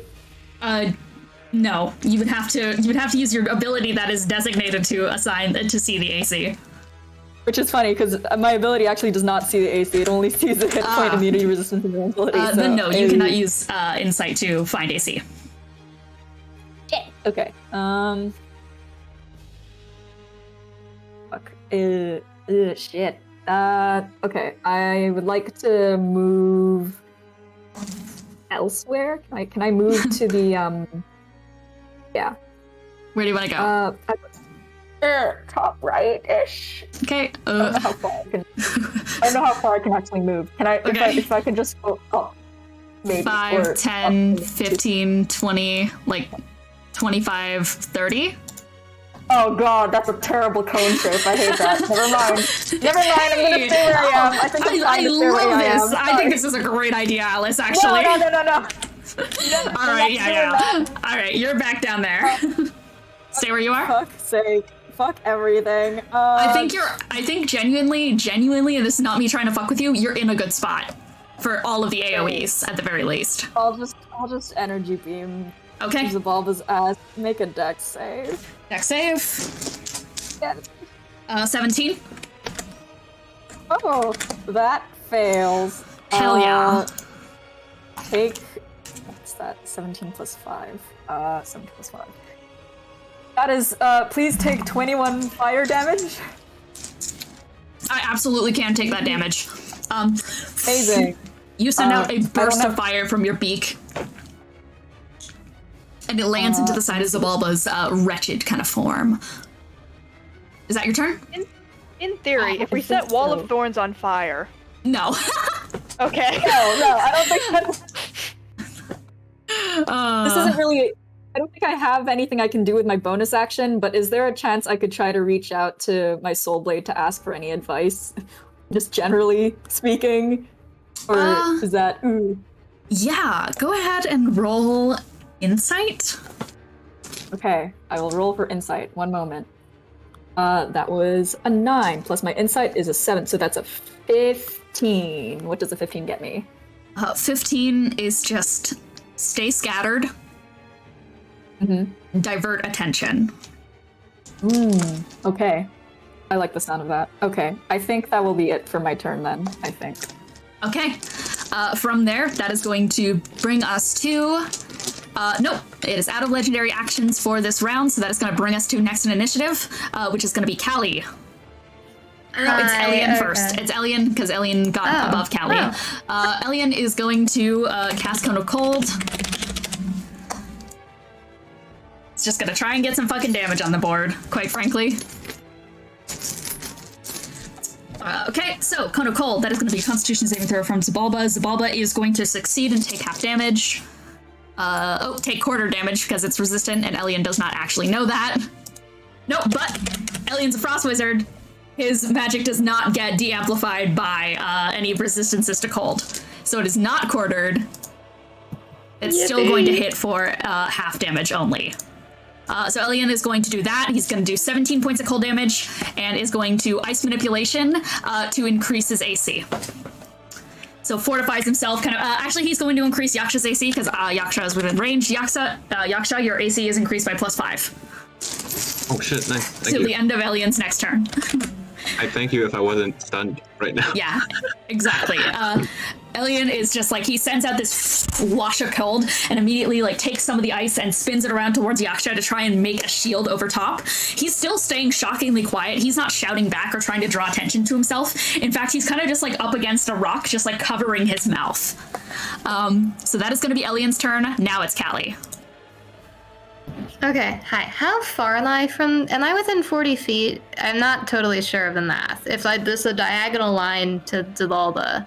Mm-hmm. I think I am, then maybe I miscounted. Okay, I'm fine. Okay, yeah. You are. Okay, yeah. What I'm gonna do, also, I just barely succeeded the con save for my neuralgia, I'm fine.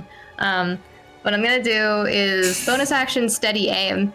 Callie she just looks kind of miserable, and she's kind of girl failing right now. She's gonna try to just throw her spear just all the way 40 feet to Xibalba.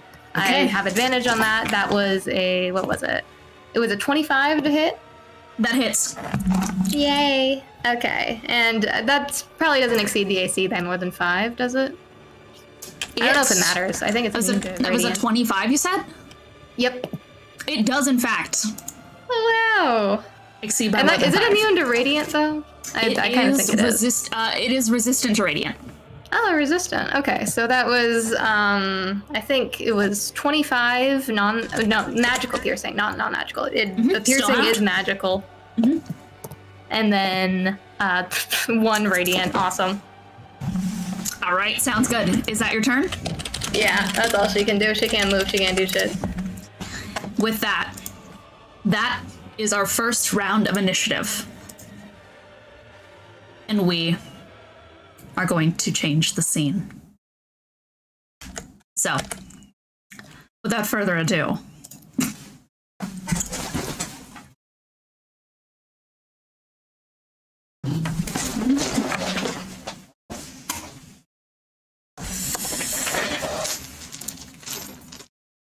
let's return someplace different, shall we? In the midst of the darkness, of the unfurling everything, we are going to hone in on a sensation. One deep and wretched in the bowels of non-existence. Something deep. Something ancient. That brief respite you had, the one where you felt again, Lelee, even the aches has left you. The desperate instance where you could sense the pressure inside your ears, hear that howl off in the distance, feel the strain of the joints in your fingers. You could be anywhere right now. You could be everywhere right now. Scattered particles in the wind. I told you to roll to survive or to live. You chose to survive. Please roll a flat D20.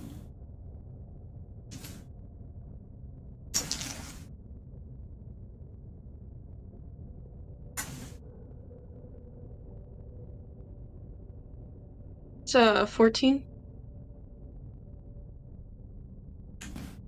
14.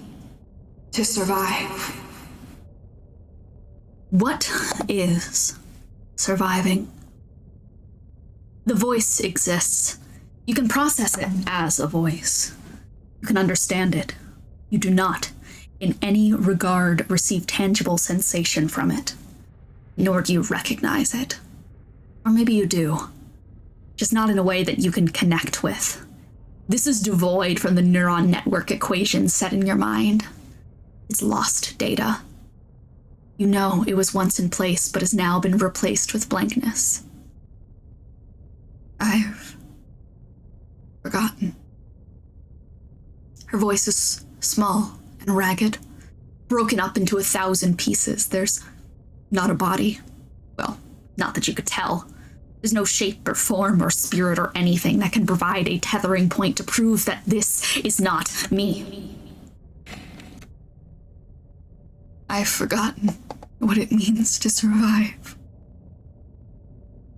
Can you remind me, little girl? Surviving is clawing your way up every day. Feeling everything. Not like this. Hearing everything. It's experiencing everything. Even though everything else wants you dead. Even though you're not supposed to be alive. Surviving is against the odds. Not supposed to happen, but it does. You? Are you surviving? Yes. I am. I don't know where I am, but I'm surviving. I'm still. I'm talking. I am I'm making too. sounds. And yet, I don't know if I am anymore. Surviving.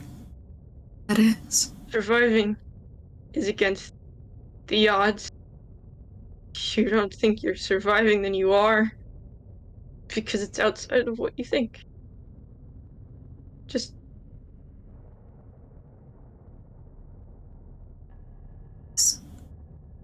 There's so much here. So much here that. Why is it a part of that experience? Why? How do we keep surviving? There's so much pressure.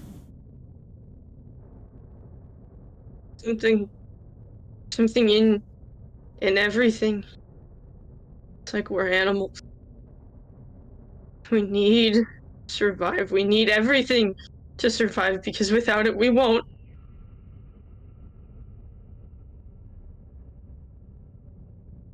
Right now, neither of us are supposed to be alive. We're not, in a sense.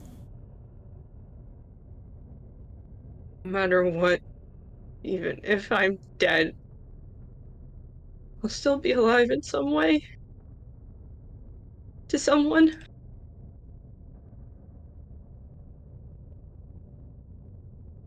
That's not the case for everyone. It might not be the case for you for long. I was forgotten. Lost. To time.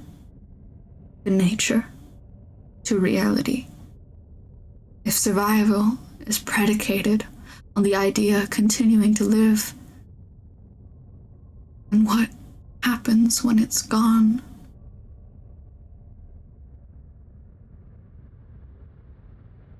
I don't know. Nobody knows. I do. Who are you? I don't quite know. Who are you to know that? I don't quite know.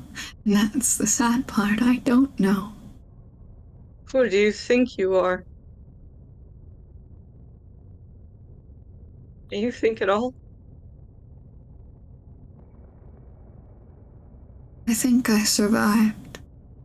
Until I couldn't. You think?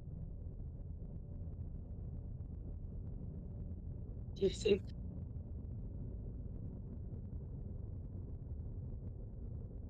Maybe. Surviving? You are. Think.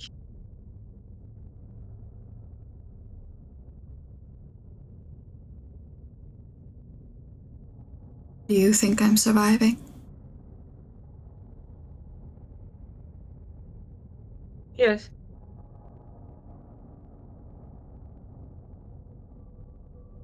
Do you think you're surviving? Yes. That makes one of us. Do you wish to roll to endure or to give in? Endure. Then roll.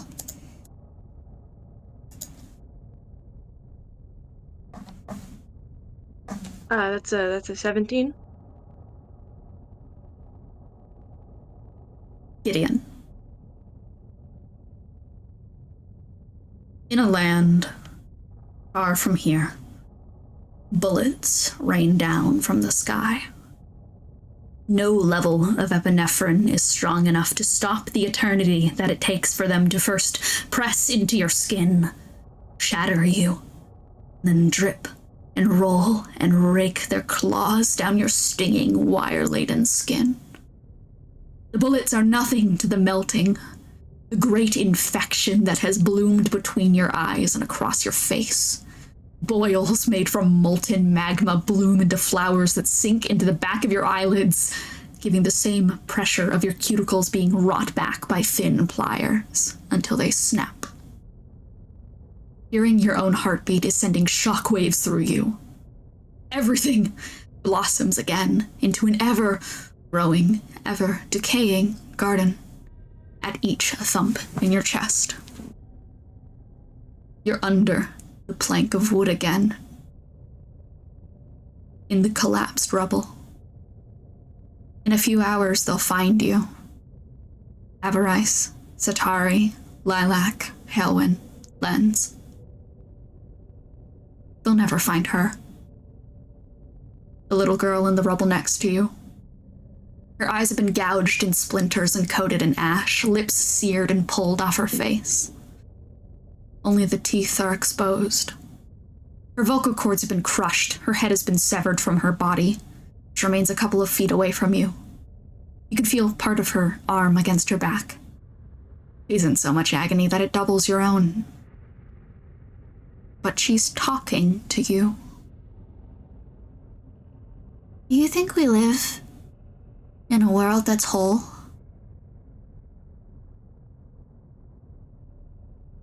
I don't know. Do you think that it's correct? I don't know. I think that something's missing from it. Do you feel that too? I don't know. I see it in fragments. An inheritance we deserve and that we don't have. A yearning for something taken away. You know.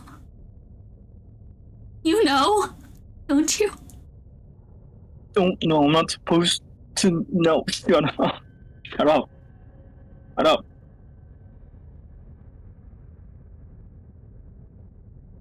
It's all I can see right now. Red.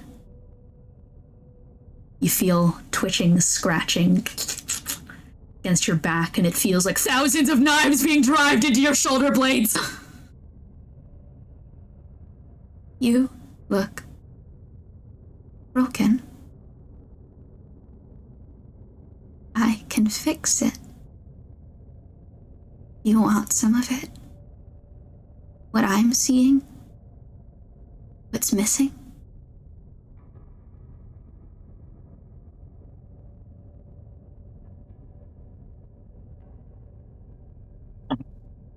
Okay. A hand from a body that is dead begins to drift up your arms, up to your face, and presses the lower eyelids up to your eyes, and begins to snake them inside. One of them is taking you by the face, drilling into the bottom of your sockets, and the other presses on the inside, your elbow. You can choose to roll between ripping the needle out of your flesh or reaching forwards.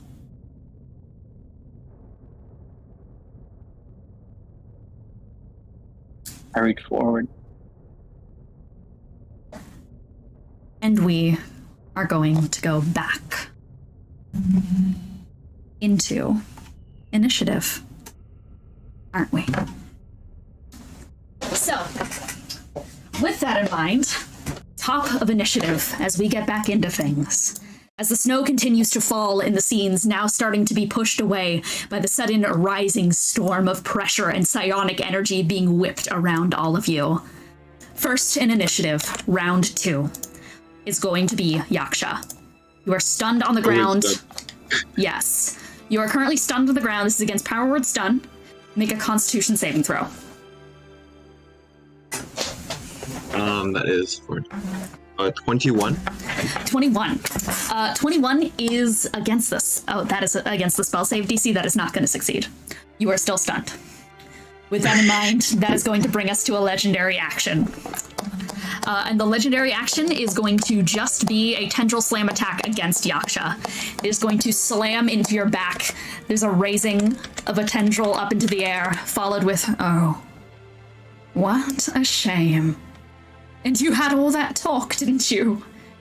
About me being some petulant child who'd never win. And yet here you are.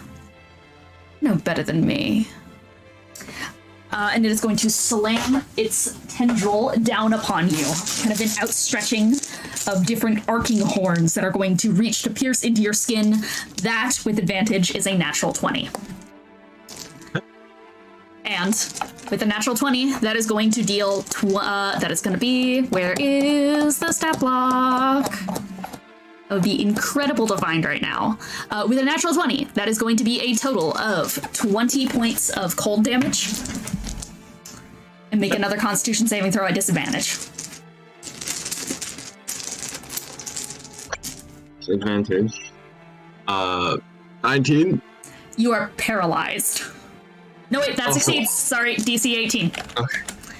That succeeds. You are not paralyzed.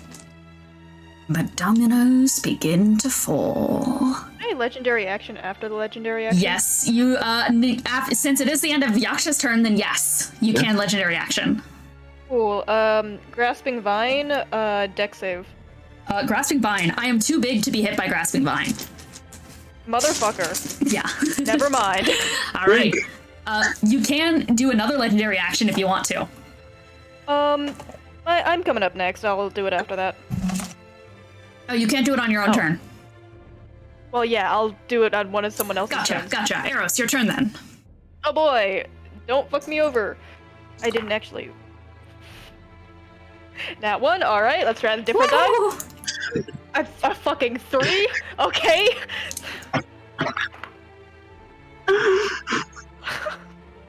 Got a 4! We continue to struggle.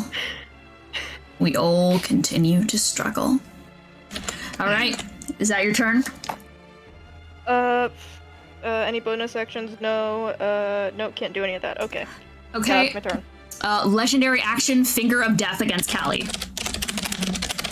Sure. What do I roll for that? Make a Constitution saving throw. Can do. That is a 19? 19 is going to fail. Okay. It is It is, I believe, a damage type that you are resistant to.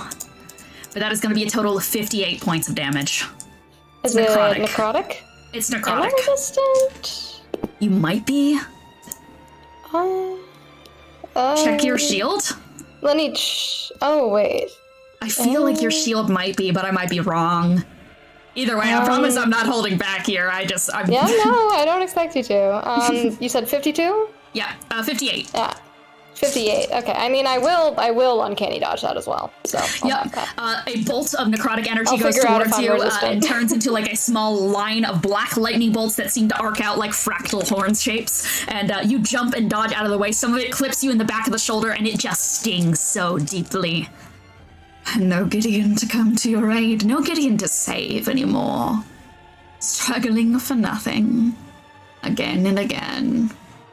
It is Xibalba's turn. Xibalba is going to turn his attention towards Elian and is going to go, "Oh, and you're fighting for two right now, aren't you?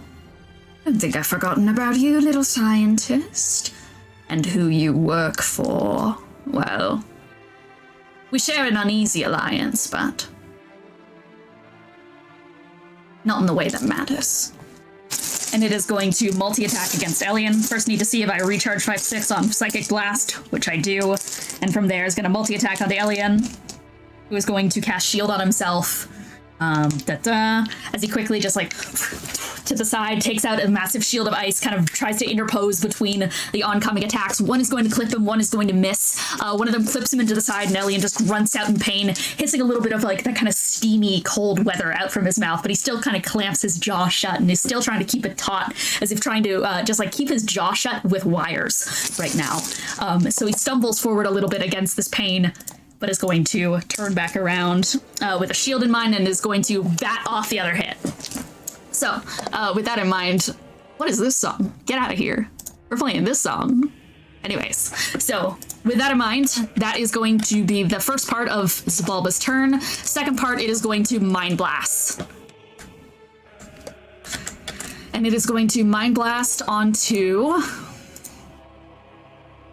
Callie and Aros once again, just because they're in a good position to get blasted. So both of you Fair guys, intelligence saving throws.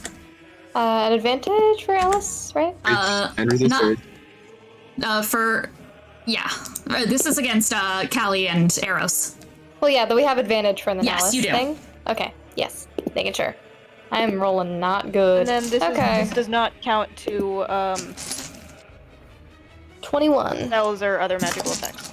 Mm-hmm. Oh, that's lovely. That's intelligence, you said? 22 again. Those both succeed. That is going to be, so that was 32 divided by 2, so that is going to be 16 points of psychic damage from everyone. Okay. Yay. Okay. All right. That is going to be Xibalba's turn. Actually, it is going to bonus action because it did not cast a spell here, and it is going to far step, which is 60 feet. So it can get 50. So it's going to far step right here. Out of the wall of thorns. What you doing in the void, big guy? That's not the void. It's just part of the map. All right. Oh, so it's not? Oh. It's vaguely there. It's like rubble that's been kind of changed around by. Okay. All yeah. right. All right. That is going to be Xibalba's turn. Alice. Hi. So here's a weird question. Am I able to roll to see if Xibalba is like pure brain, or if there's a weak point somewhere, or maybe inside it? Weak points don't really exist in D&D 5e, so there is no weak point. Mm-hmm. Is it like? I'm wondering like if it's pure brain, or if that's just an outer layer. If there's something else inside, is what I'm trying to say. Trying to see if he's like an egg. Like, yeah, if he's an egg. Want to take a core sample? You can go ahead and roll investigation if you would like to. Investigation. Okay, let's see. Okay, let's put that at a 15. It's solidly 15? Brain matter. You cannot see anything beyond it with a 15. Oh, it's a brain. Okay.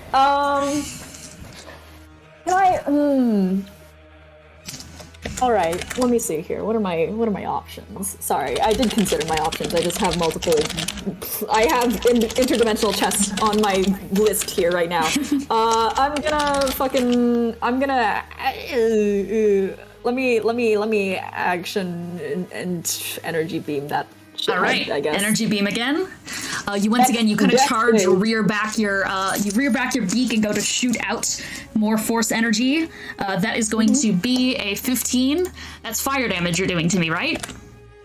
Yes. Okay. Your dex save fails, so that hits. Let me see it. Okay. So that's 30 fire damage. 30 fire damage. I am going to reaction cast absorb elements. Ooh. So I have resistance to fire damage until the start of my next turn. Okay. I think, and then I'm gonna use my bonus action to probably switch to a discipline. Probably Mantle of Command for now. And as this is happening, like as Absorb Elements goes off, Alice just like flies upward slightly and goes, well, you say we're struggling for nothing, but what are you struggling for? What comes next after you defeat us? You win, that's it, you get your little dolls, everyone becomes your strung up puppets, you know you're not gonna have any playmates, not even thing. And you're just going to be stuck in a cycle playing tug of war with the brainless fools around you.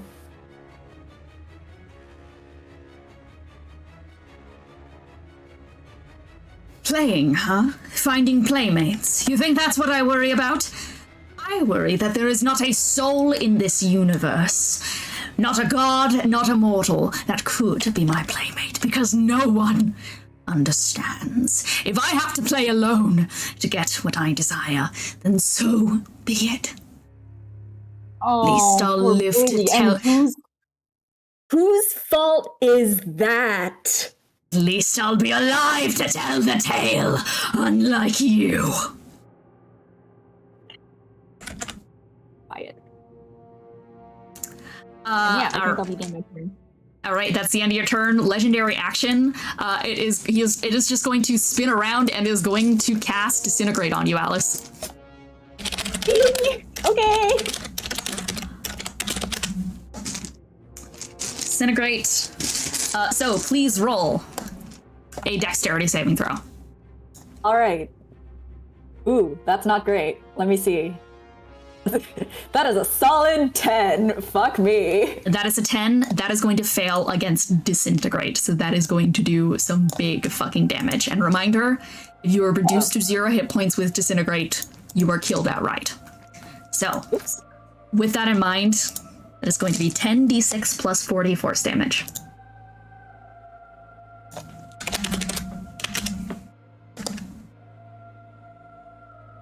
For a total of 72 points of force damage. Okay. Are you still up? Yes, I miraculously got myself up to full earlier, actually. Ooh. Still, a tendril kind of like unfurls itself from the masses of kind of sinew and brain matter. It kind of looks like a brain stem slowly kind of wriggling itself out from the masses of folds of gray matter, and it shoots towards you, this pinpoint beam of just percussive force that pierces through you. Starts to kind of peel away at some layers of you. It goes right through the kind of area leading up to your horn and just sends out a force. That is its legendary action. Next up is Elian. Elian, just seeing that going on, is fucking freaking out right now. And Elian is going to... Where is he at? Is he at a good point right now to start blasting from afar? He is. He's still within 60 feet. So let's see what he's gonna do. Give me just a moment. I think Elian is just gonna... Spell so nice you do it twice. He's gonna hit the Disintegrate right in return. So that's gonna force a dexterity saving throw from Xibalba. He sends forth a chilling wave of just like pure sheer cold ice. Xibalba is, however, going to succeed against that Disintegrate, which is gonna do half damage as Elian sends it past. But that's still gonna do a big chunk, and with me calculating that, we can move on to next in initiative, which is going to be Next in initiative, which is going to be Callie. That's neat. Hi. Okay, I succeeded my con save. She's just gonna bonus action, just astral recall the spear back from being in the brain. She's just gonna tap that back. Back in your hands. And yeah, I think with her action, she'll probably just do magic missile, sensible 5th level magic missile. See how that goes. If it has resistance to force, that'll be. It does not. Elian just did force damage. Oh, swag. Okay, 16 plus 7. That is 23 force damage. It is not much, it is honest work. And I think she'll just 30 feet, probably just back, so like to the left. So she'll go 30 feet to the left on the map and a little bit behind the Tessadalastos. Just a little bit though. 15, 20, 25. So like up here. Yeah, pretend she's a little further back. Yeah, okay, cool. And so that puts you from Xibalba. Let me just double check the distance. 65 feet away. Cool. Okay. Yep. Sounds good. That's the turn. All right. And none of you guys are in the range of any AoE legendary actions, so it is not going to do that. And that is going to be the end of the second round of initiative. So, with that in mind, with the battle continuing to rage on up ahead, we are going to once again dip back down below. And you already know what I'm gonna do at this point, so let's just do the fucking thing. Bam. Down in the still and the quiet. We return to Gideon. It moves like molasses into your vein, squirming its sensual dance through your flesh, making home in your bloodstream. I asked you to roll, to reach forward. Please roll me a d20.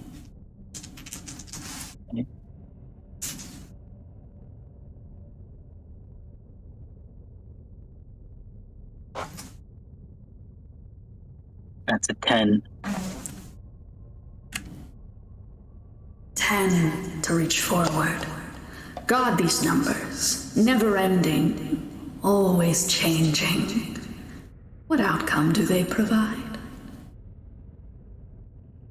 You feel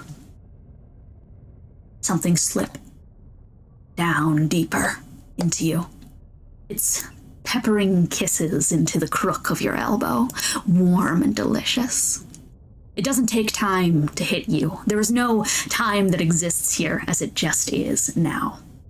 It is an instance stretched out to its eternity. And you are draped, elegant and gorgeous against that table, body opened up, organs to the earth, air quite literally against your lungs. It is in this instance that I, being from beyond, need to warn those of you who watch. The following scene will not be pretty. It is in this instance that I must declare that you are under Vorndir, and I suggest anyone who is squeamish to turn their curious eyes and ears away.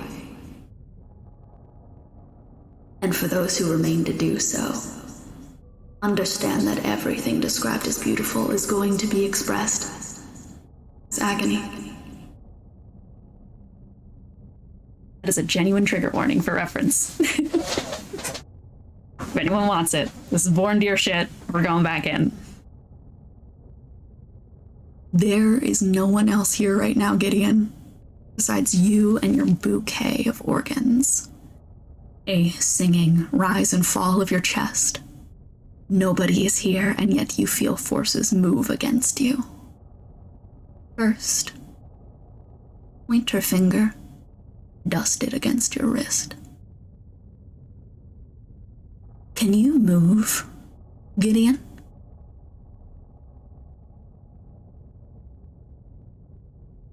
I think he certainly tries to.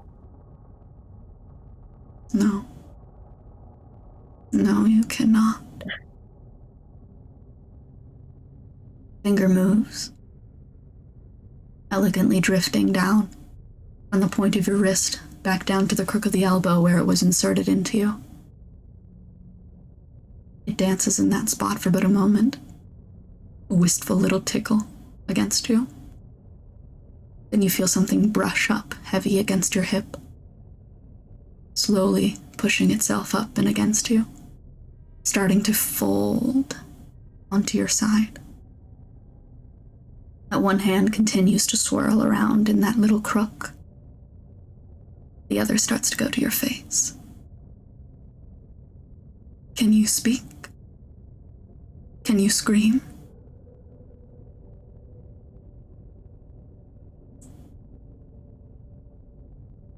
Can speak. Your mouth doesn't move. This is all thoughts in your head. You project that outwards, but no one hears it. No, you can't. It continues. This time, that hand starts to grab onto you, starts to ride up to your shoulder, gently pressing its finger up against your collarbone and starting to slowly move your flesh like body. And it starts to drift down, slowly but surely, finding the opening of you like curling open a book, finding where that slit down through your chest opens up into nothing but a sea of your deepest insides. The first thing it puts its hand on is your lungs. As they raise up and down, the hand brushes against them. Can you cast? No. It moves down from the lungs. Slowly. Finger brushing up against that middle section, starting to trail its way downwards, down the throat pipe, down to your intestines, and starts to snake a line up and around each and every curl and spiral. Can you burn?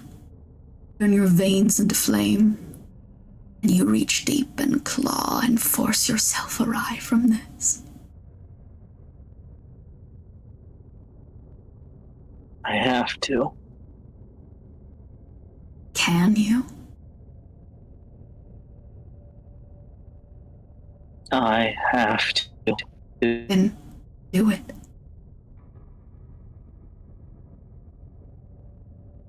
Then do it. Why aren't you doing it? If you have to, then why can't you? You have to, then why aren't you doing it? If it's everything you need and everything you desire, how come you can't do it?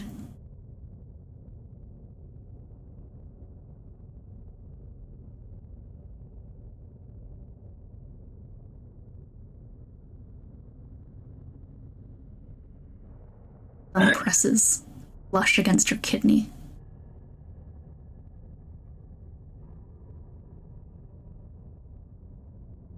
What were you gonna say? Speak up. I need. Can you comprehend there's nothing that you can do?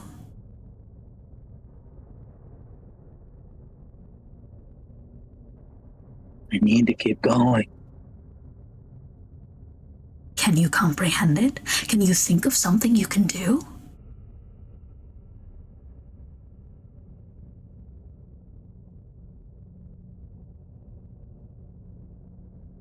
I need to keep going.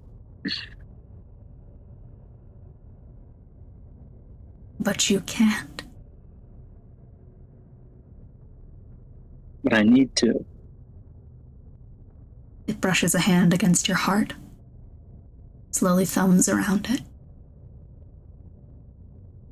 Can this happen to you?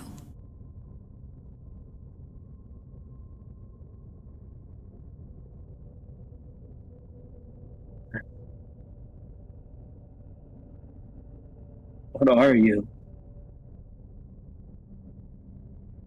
And this moment, where you can do nothing.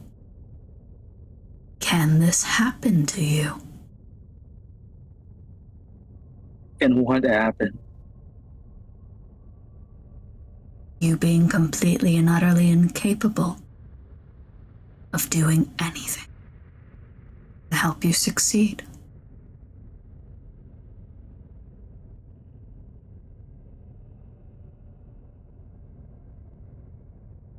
I have to keep going. There are no other choices. Hand There's nothing else. rips onto one of the many spiraling outward stretches of your heart and pinches it. And you hear it as breathing falls against your neck. And that other hand that's just been drifting against your face starts to move upwards towards your forehead and presses into your soft skull. Touches your brain.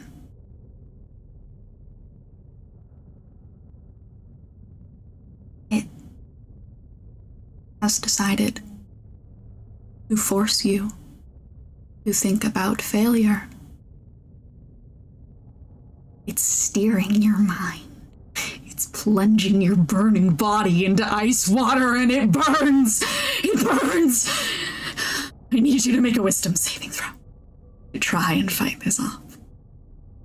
So this is another flat roll. Oh yeah, you've lost it all. Okay. It's a 9. You try to keep your mind from being forced to see what is impossible to you. You don't have hit points. You're made of numbers. You can't take damage. This isn't possible. So it doesn't reduce your hit points. It reduces your reality system. Roll a will saving throw, of which you have a will save bonus of +11, plus your wisdom modifier, with a situational penalty of -15. This too is rolled at disadvantage. Disadvantage? Okay. +11 disadvantage. With all the modifiers in mind? That's only a 13. Or wait, so +11 minus 15. 15. So +11. That's like negative something. -4. It's a drill into your sternum, digging deeper and deeper with every moment, pushing your ribs away and grinding into your organs, and piercing nails through your blood vessels. It's so red. It's so red. It's so red in there. Everything. It always is. And then maybe, if this moment is just covered in enough red, you can get out. Maybe. Can you open it?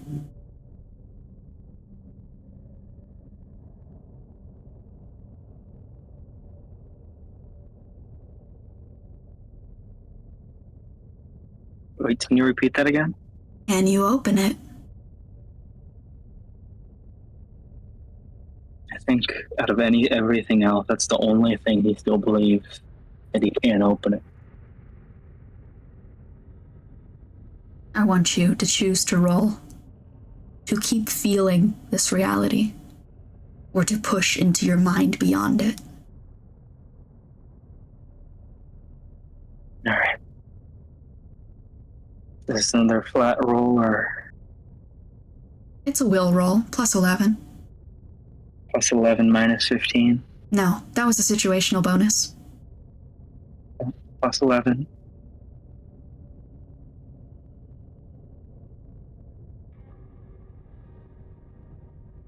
Okay, so that's 27.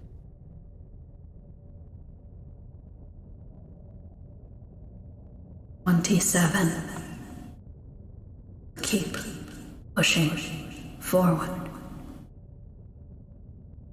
But not to you. Not to you. Lelee. You were asked to roll to endure or to give in. To endure, please roll me a charisma saving throw. By the way, I just thought I'd say it. By decreasing your reality, Gideon, you are currently operating under the rules of 3.5e. Whoa. Okay. Yeah. That is a 24. 24. To endure. You feel something through this moment of quiet. A splitting in your skull. A hot snap of horn through your scalp. A violation in your head. A body inside of you worming through your insides and forcing you from the front. A brand sealed into your existence. Also, Ines can come back. I forgot to mention that. Ines can come back.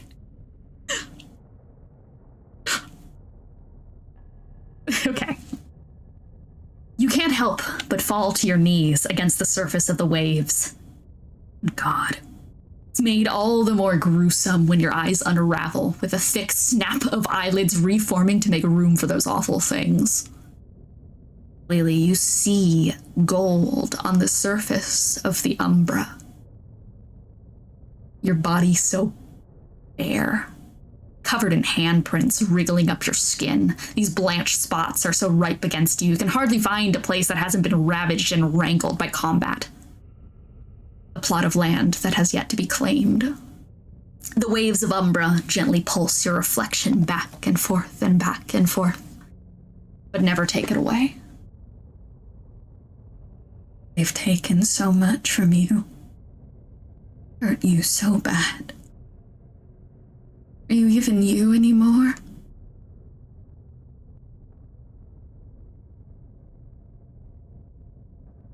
I don't know. I don't think I want to be what I was. These horns, you? These eyes, you? If you don't want to be this, then what do you want to be? If you change, will you still be you? In all the ways that matter, if I change, then I'll still be here. And you say that for certain? No, but this has always been mine. Doesn't matter how many times it's changed or taken, it's always been mine. Even if it doesn't feel like home.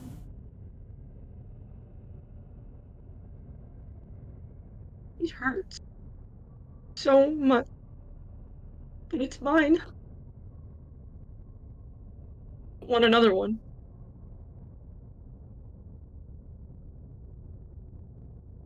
If it changed, would you still be you? Would it still be it? Would it still be you? Would still be the same me. I would still be myself. Even if it's a change for the worse. I've changed for the worse before. Always been me. Always stayed me. If you're so sure about that, then do you want to roll to keep changing or to stay the same? I'm gonna go with keep changing. And we are going to return to initiative. After our short break, we will be right back.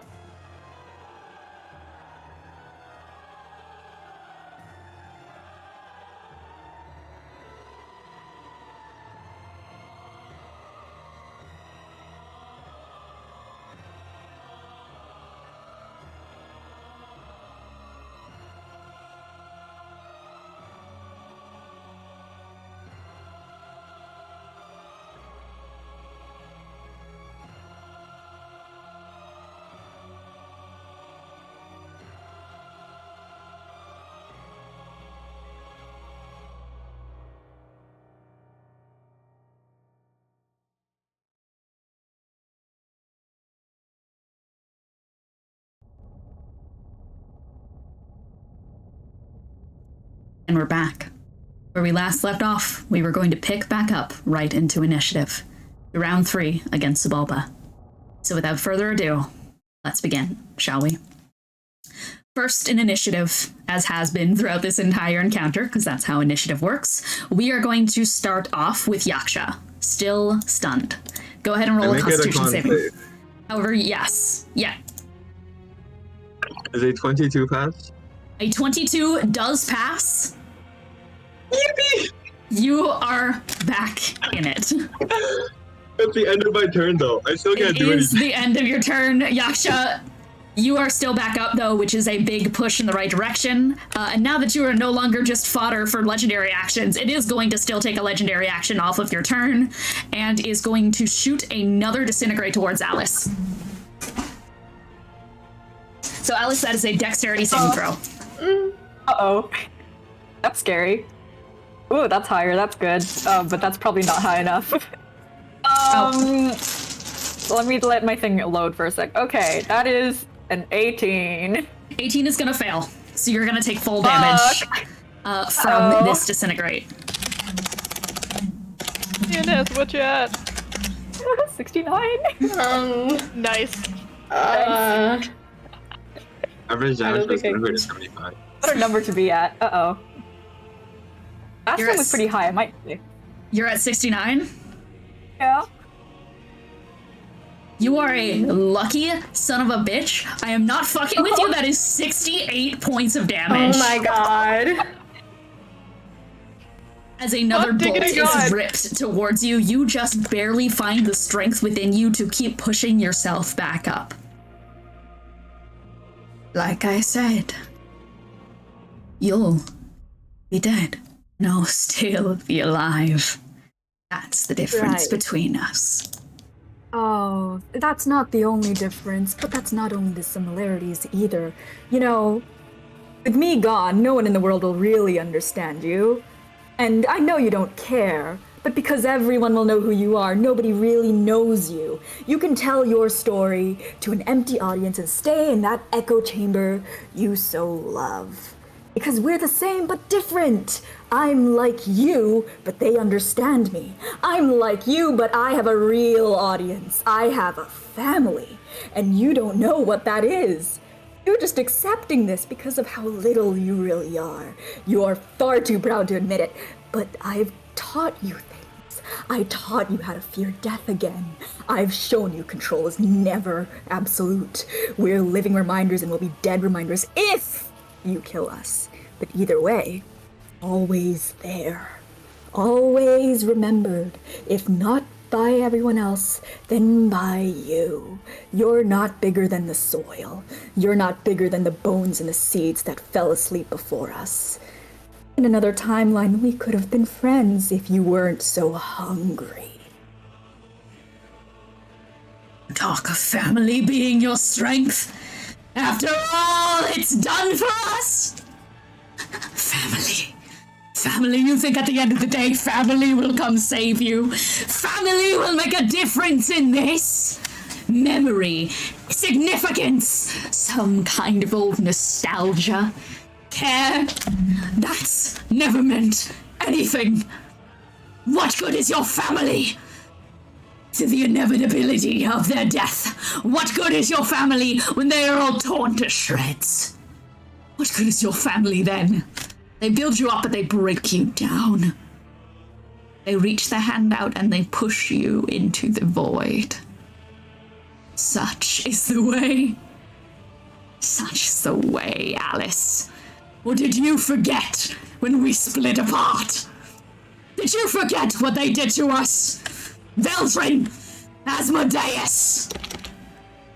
You've always been a fucking child. Believing in concepts like friendship and truth and trust and love.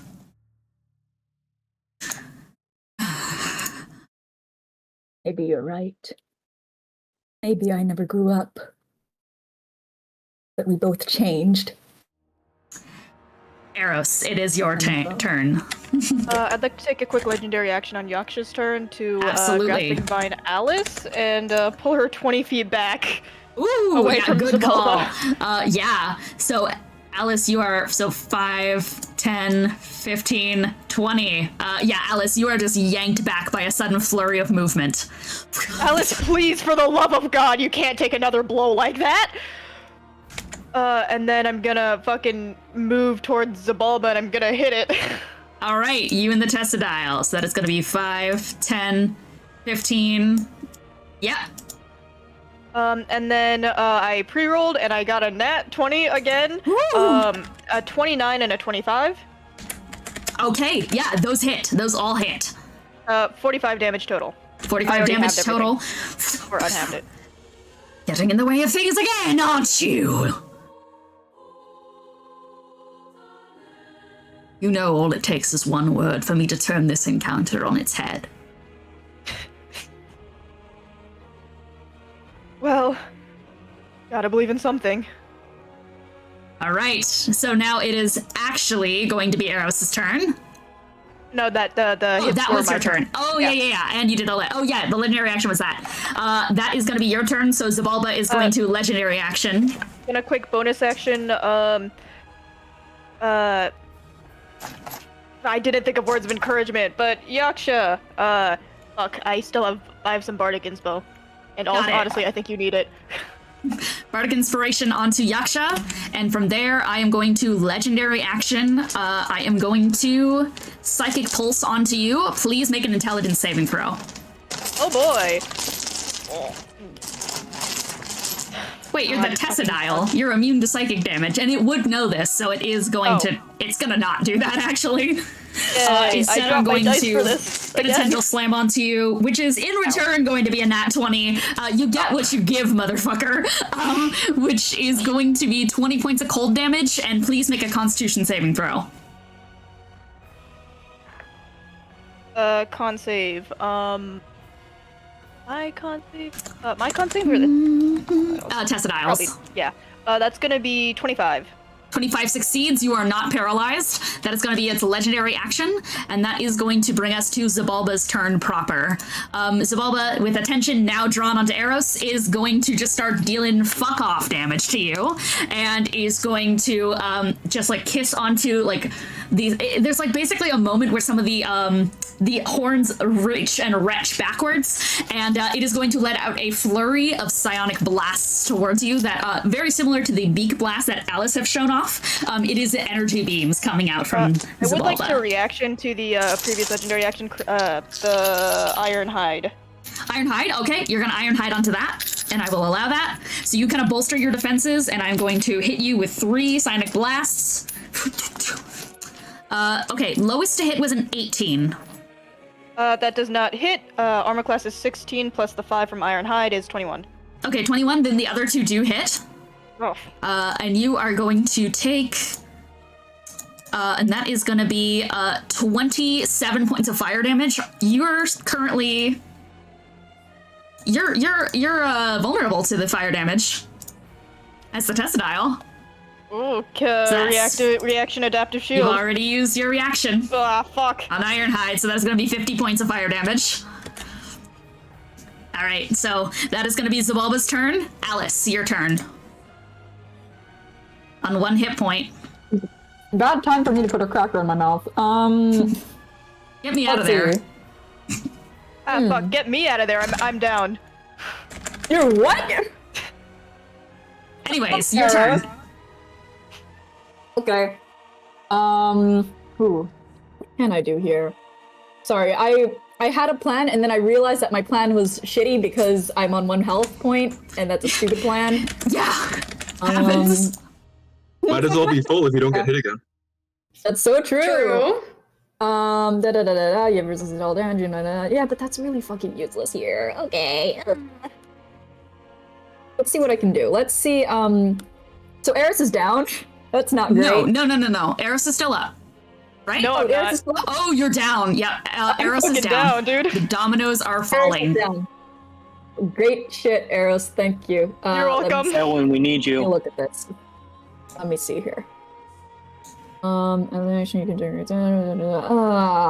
Alright. I'm just trying not to. That's really not great. That's really not great, Aros. Why'd you check to die right now? That's not great. That's really not ideal. I can handle it. I can help with that. You can do whatever you want. All right, thank. Save me, Kelly. Kelly, save me. Oh, fuck me. Fuck's sake. Can I... I guess I'll just energy beam again. I don't even fucking know. Can I fly up a little? Yeah, how much? Up. Let's do like 15 feet up. Cool. Just put a marker down there. Oh, how far away is everyone from me? Far. Fucking far. Yeah, so that's... Like, the closest person is Elian, who is 90 feet away. I guess Xibalba. Okay. Alright. I know Aros literally just shoved me away, but what if I get closer again? Nice one! Person on 1 hit point against an enemy that has disintegrate. Yeah, sure. I don't know! I don't know! I'm literally at a loss of what to do here, because all I can do is energy beam, effectively. There's energy a bunch beam. of shit I want to do. Do some damage. But, yeah. Alright, wait, okay, so maybe just, keep me back, I guess. I don't know if Disintegrate has, like, a range here. It does. It has 60 foot of range. Great. And currently, from your position, you are out of it. Great, I'll stay in my current little hidey hole, I guess. Let's energy beam that bitch. Do a dexterity save. Dex save. Yeah. Or how many is that? Why did I roll so many dice? That's just 1 energy beam. Either way, that is a 6. That fails. Ooh, oh wow, that was a terrible fucking roll. Okay, well, 8 plus 5, 13. So, 13 fire damage again, I guess. I'm going to reaction once again. I'm going to do absorb elements and half that. Yeah, I don't think I have something other than those elements, so I don't know if I can counter that at any point. Fuck. Fuck everything. Fuck this. What the fuck? That your turn? I don't like that. It might be my turn. Grr. Legendary action.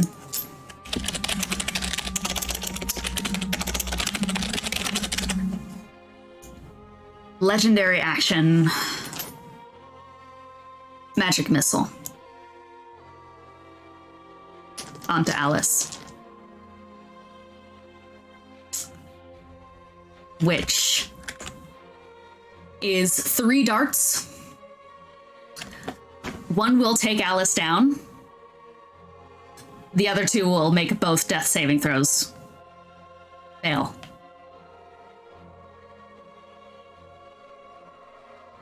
Magic missile is an automatic hit.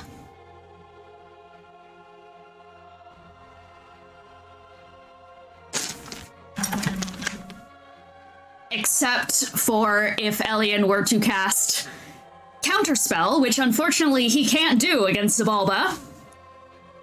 But in this instance, seeing the beam go towards Alice, Elian is going to raise up his hand and is going to yell, "Stop!" And is going to cast Time Stop.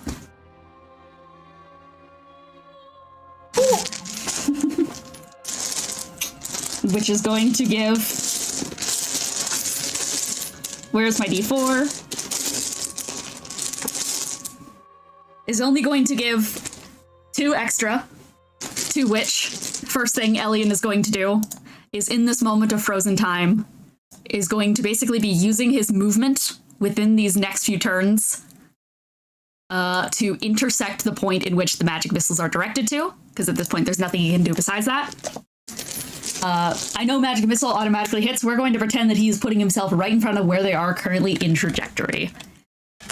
Because fuck yeah. Shield spell can't stop it. Huh? Shield spell can stop it. And he will reaction cast shield as well. Good point. So he stands in front of there, is going to shield out in front, trying to buffet the blow.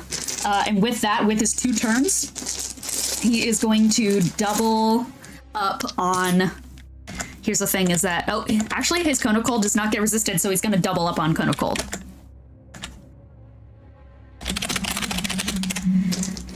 Just trying to get something on the board. Okay, so there's gonna be 2 Constitution saving throws. One of those fails, one succeeds. 8. So one of those is only gonna be halved, not quartered, and the other one's gonna do full damage. That one's halved. This one is going to be full. So that is 44. That is 62 points of cold damage that he's going to do. And he is going to ice manipulation. Alice, with the 15 feet in the air, is still within 60 feet. So Alice, you are going to receive 20 temporary hit points. Amazing. Thank you, Elliot. It's the end of time stop. He buffets the blow against the magic missiles. That is going to be... That technically was just like a thing that Elian can fucking do. So... That's that. And next up in initiative is going to be Alice. Oh, no, it was Alice. Now that was Elian, and now it's Callie. Jesus Christ. Okay. Okay, big dog. Okay. Oh, let me neuralgia roll.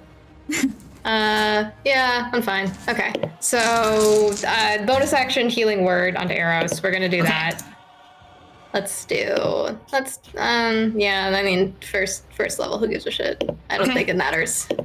That is, 7 healing for the big dog, for the big cat, for the big plant. Is the cat up? Get up. Did we go into the negatives?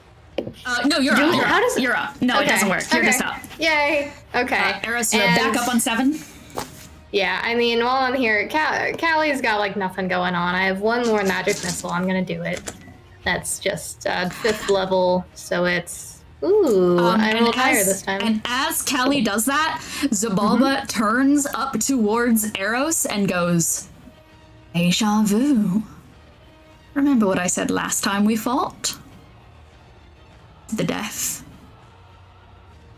As the healing washes over you. You can kind of see the effect it has, just like... You know, it's like a bunch of, like... You know, hair standing on end, except it's a big ball of the fucking Tessadile, so it's like visibly shifting almost. All right, and what were you doing, Callie?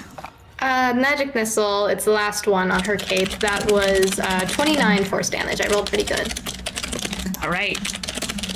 Yeah, and she's just gonna. Yeah. She's just gonna 30 feet, as far away from Xibalba as she can. I guess we'll go up on the map. All right, up on the map.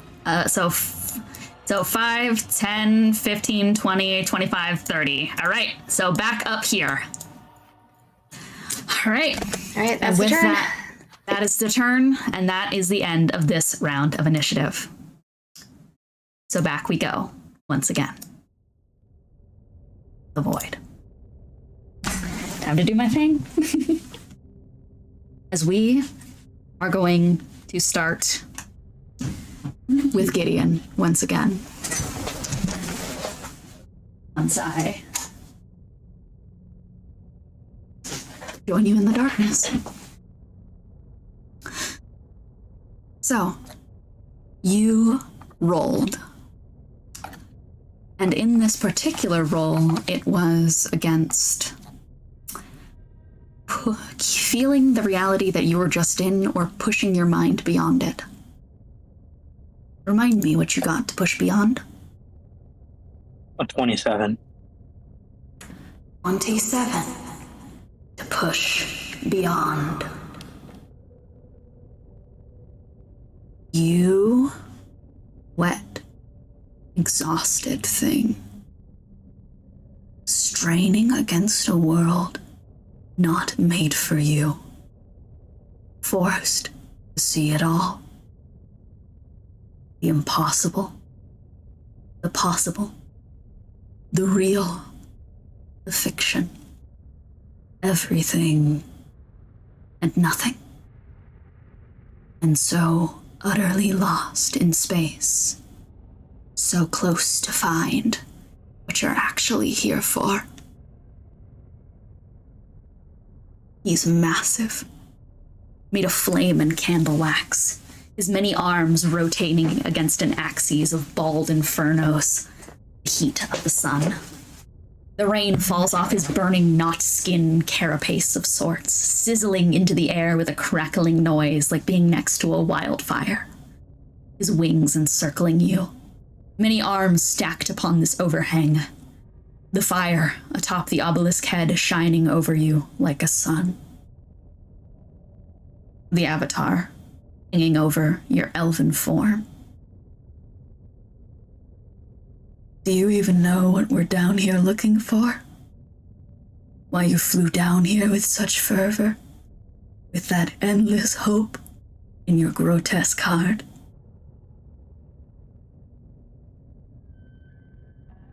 No, but that's the point. I'm coming because I don't know, because everything inside of me tells me I have to know. You're right. You do have to know. Beyond everything else right now. Beyond everything else and everywhere, nowhere. This is all that matters. Here. Is there still a part of your mind, even for a moment, knows who Lelee is?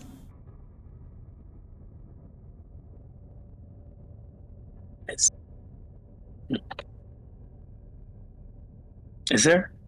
Yes. I do. I think I do. What emotions do you think you have for her? Love, care, faith. You don't need those down here. You don't need her down here.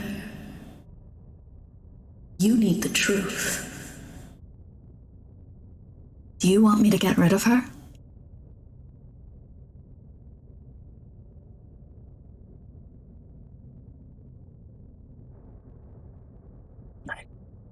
I need the truth. But, why don't you understand me? I need the truth. But that the door is just a truth. I need all. I just need to know, to understand it all. I can't do that if I don't know it all. If I don't.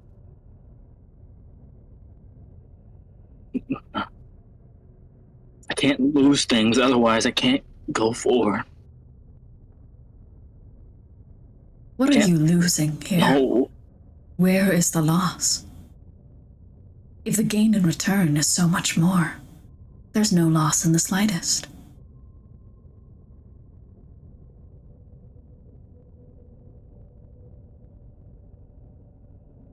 I need to understand. How do you not get this? Look at that. That thing's Xibalba. It thinks it knows all, but it doesn't understand emotion. You don't need Xibalba. You don't need that grotesque thing motivating you. You don't need that. You don't need that reason to be down here. It's not my reason to be down here. It is, but not for the reason you're saying. It's my reason to be down here. Because for all it has, it is so much lesser for what it doesn't. You want what it doesn't? I have what it doesn't, and you were trying to get rid of him.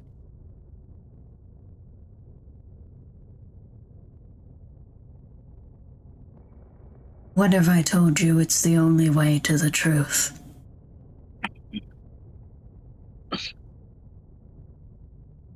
Why?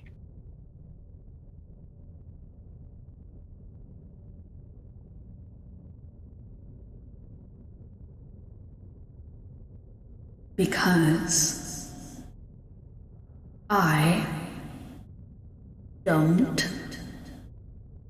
want them to exist. Any of them. It's not needed to find me. Being, existence, love, connection, death, life, void, memories. The truth is beyond all of them.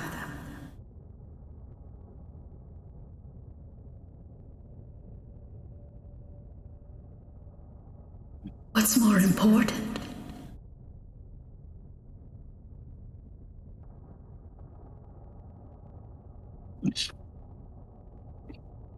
If you don't want them, then you're going about it the wrong way.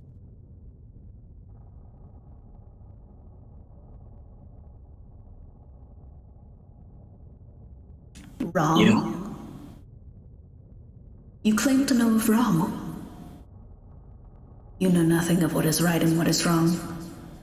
To you, those are nothing but quantifiable terms that you can ascribe to things. No such thing actually exists. No simple rigidity can describe every action, every semblance of being. There's no universal code that dictates what is right and wrong. Fine, it's not what you actually want then.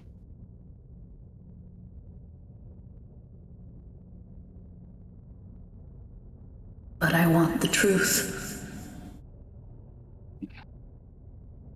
You want the truth and they hold us back, right? Yes.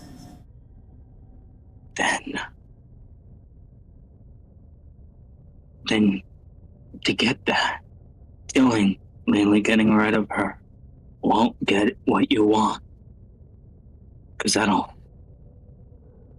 only bury her in my heart further. You misunderstand. I'm not getting rid of Lelee. I'm getting rid of all of your attachments, all of your memories, every single instance in your heart that remembers and knows and loves Lelee. You are losing her. No one else.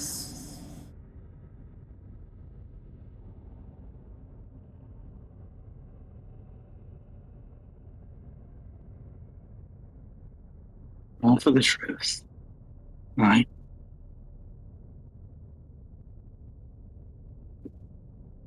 So you accept?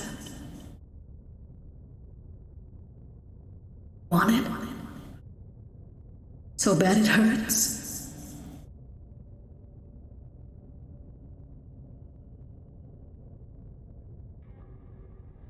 And what happens if I turn you down?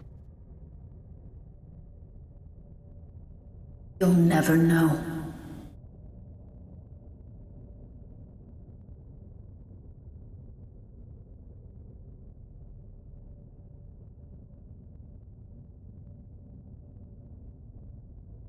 I choose to do that. Will you do one thing for me in return? Always.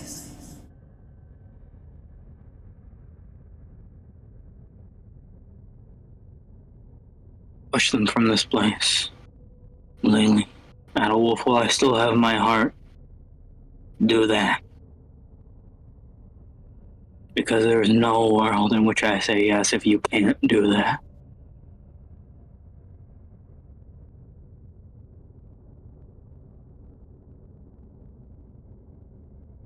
Push them away. Out of this void, out of this... whatever this place is. You said this is the truth for us to find, right? Then they have no place here.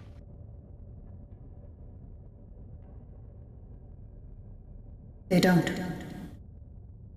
Do you?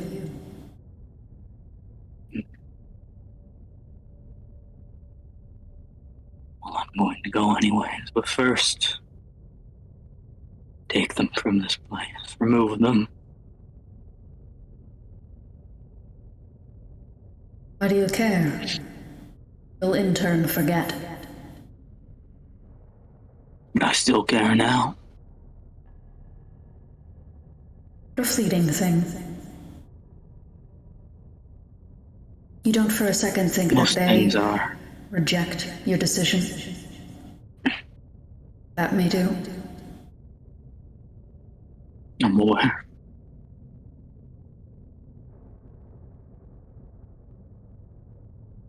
Then you have the choice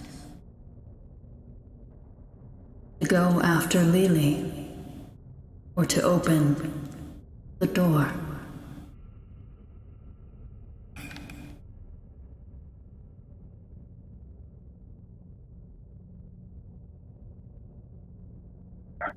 And just to ask, this is it rejecting me telling them to take him out? It's not given any inclination that it would or wouldn't.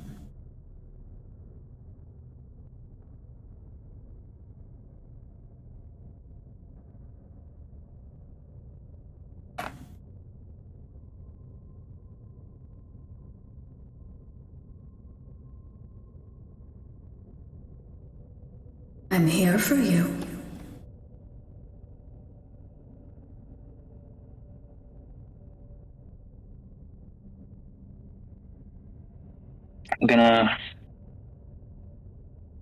I'm gonna roll for this. Low is the truth. High.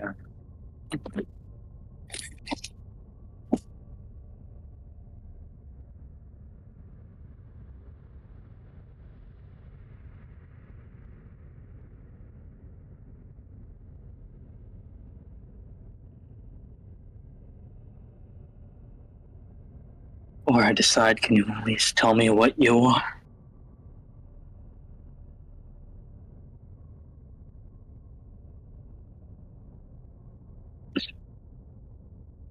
What you will become.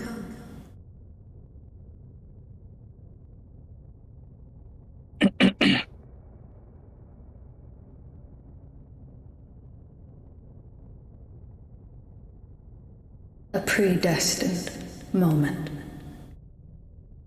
I'd say.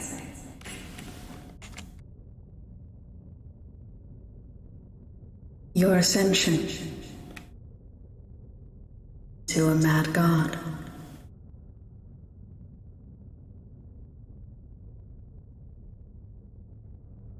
I know the truth, but I'm still just a man now. So, give me a reason that would move my heart to do this. Well, still flesh and blood.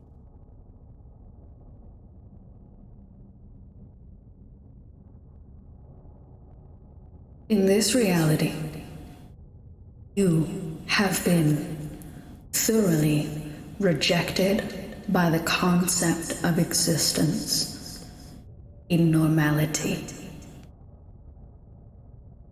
You are not built to function in this world.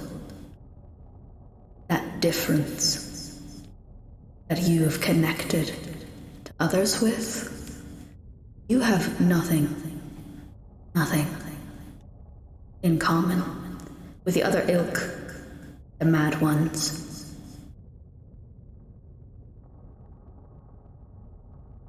You think you have found solidarity, but you never have.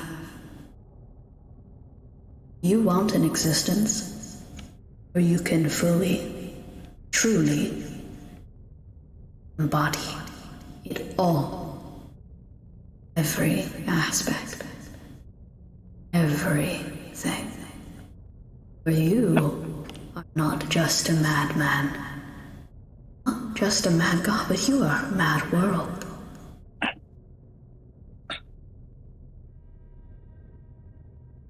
Don't you want it so bad? Belly always full of kindling. That's what I offer. Beyond this false life you've erected for yourself.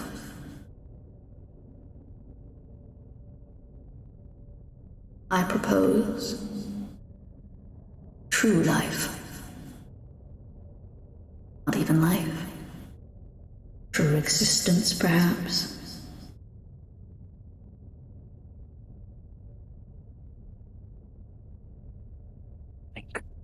How close am I to it right now? It's still wrapped around you. It's still just the giant avatar surrounding you. And I think I look up at it, and I just sort of reach my hands up to its sort of obelisk head to wrap around it. And I just say, I do want nothing more than the truth. But,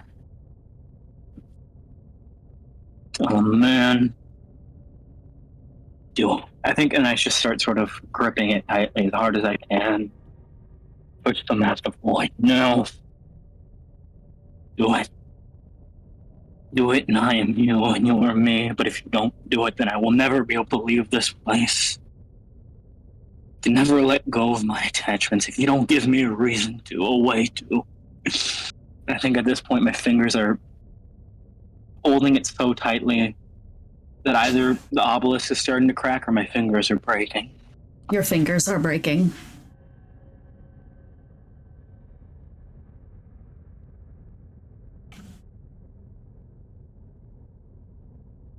I can only give you what I can give you. I'm a god.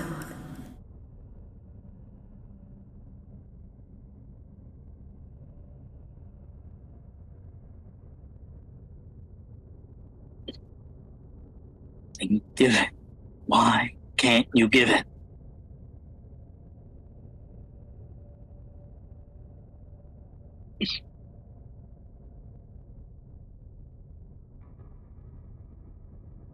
There's utter silence. It has laid out its options, fundamentally. There's no will to budge because it does not see any point in doing something it doesn't want to.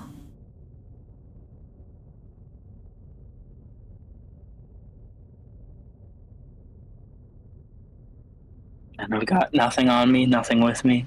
No items, no assur. Just nothing. All you have is a choice on you right now. To go after Lelee, or to open the door.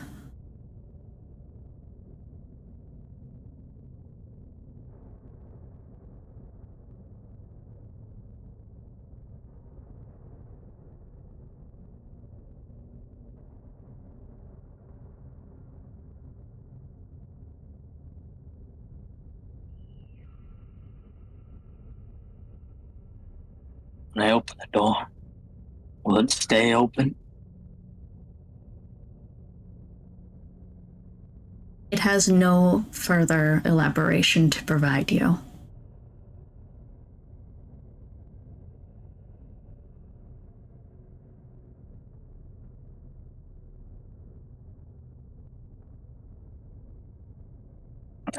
Alright.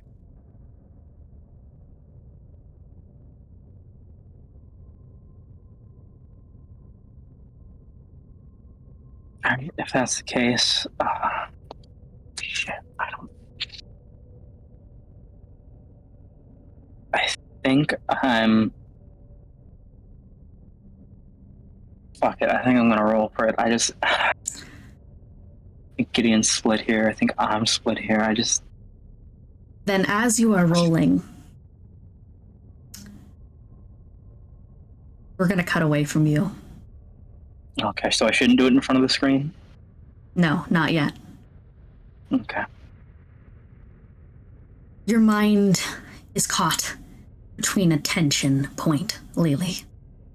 Growing ever more fragmented by the second. A splitting in your skull. Your arms feel like they're melting, splitting and merging into. But God, Lelee, you can feel it now. You can feel You have the concrete evidence that despite everything that you exist right now, and every blooming bit of pain inside your broken body means that you're still alive and you're still fighting. The sweat makes your hair stick to your face with a gruesome stinging, and you feel the endless reverberations in the air threatening to send you back into oblivion. But for just this moment, you can feel it all. You can hear. You can hear the howling. You can feel heat pass by you. A slow, zombie-like march. As you feel Gideon walking past you, deeper into the void.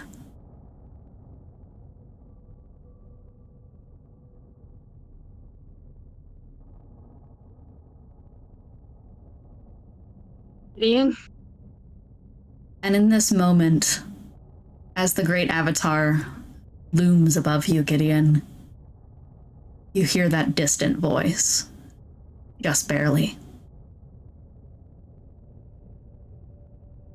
Lelee? I call back out. You hear it, kind of carried by the howls in the distance. I can hear you. I can really hear you. Yes. I can hear you. It means you're alive. And I can feel you. You walked by. I could feel you.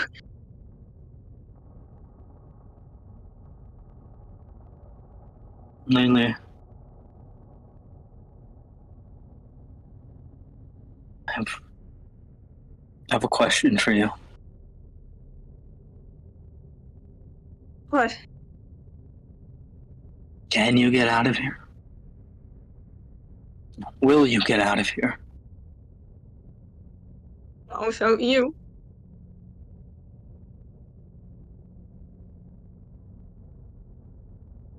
Believe me, I love you so much, but you've never really needed me. You've lived years on your own. Why do you think that I'm keeping you around just because I need you, Gideon? Had this conversation before. You're not a necessity. You're a want. I want you to be here. I'm not leaving without you.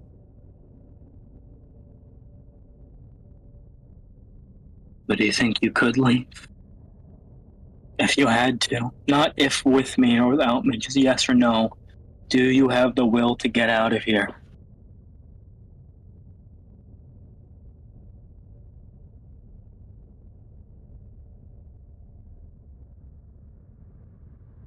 I don't know.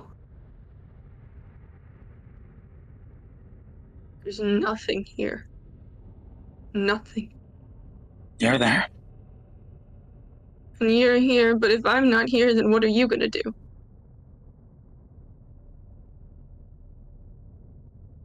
I need to make a choice.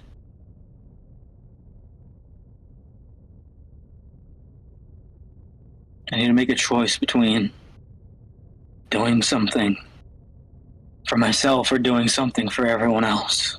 And I don't know what to do.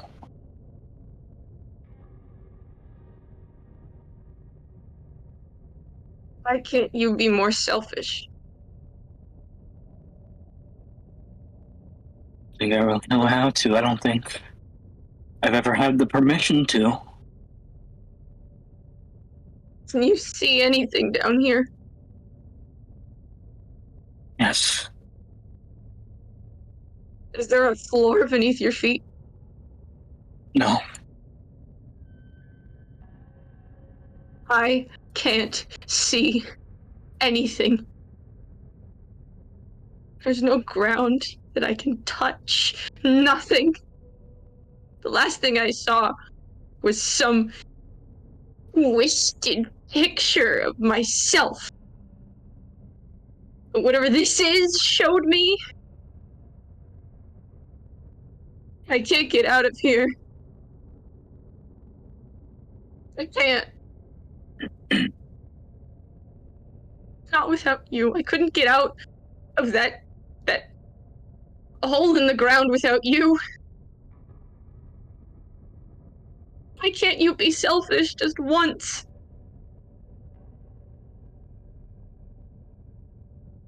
Because Lelee, right now, me being selfish and leaving with you are two different things.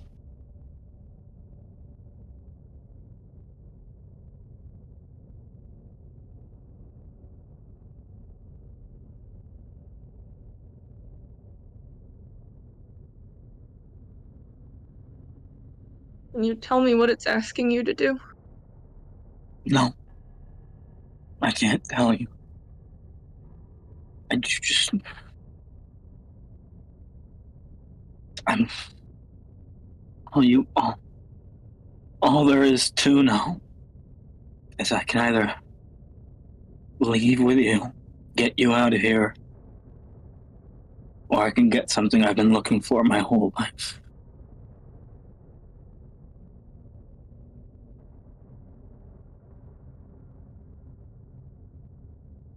What have you been looking for?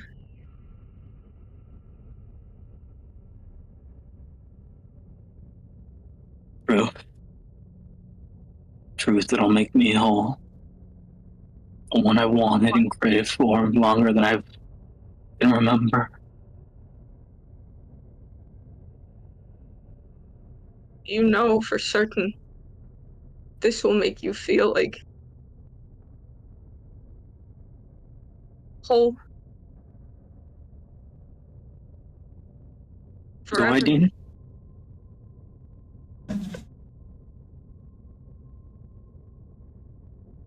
There is no guarantee. I don't know, but it feels right. What makes you feel whole now? Nothing?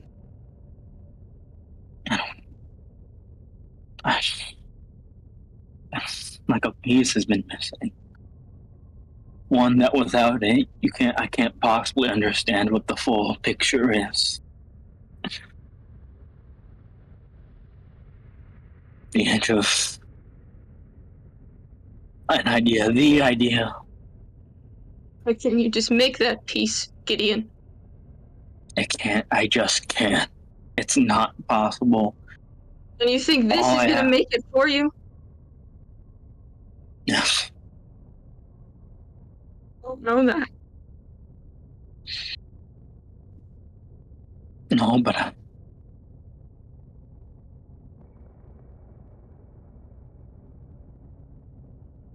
I know that if I say no here, then I'll never find anything close to whatever this is again. I won't be able to go back, will you? No matter what choice I face, there was going to be a permanent loss in some regard for me.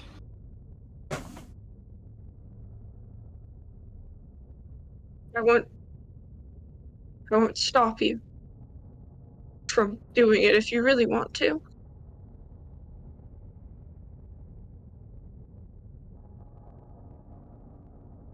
If it's something you think that will make you feel whole more than we could ever do for you, then maybe it's the better choice.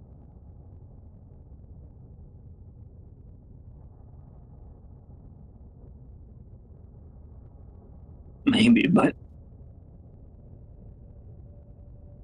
can't. Not if I don't know you can get out of here. I can't. You have the strength to get... I can't see, Gideon.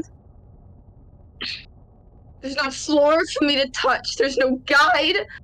All I hear is you and howling. And that's it. It must be Adalwulf howling. That's his voice. I can't find him. If I get closer, it just seems further, and if I get further, it just seems closer. It's like I'm in a sick game.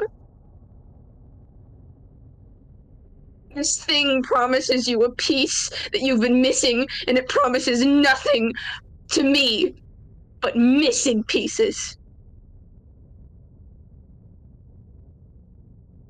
But making a promise to me is different from what you are doing. I'm telling you that your hope that I will get out of here is non-existent. Can't leave. No, I don't Lelee, even it's know. Lelee, listen to me. I don't know if we can find each other. The howling. Maybe. Felt you walk by me. Maybe that's... Felt me walk away. Felt the heat. And then nothing.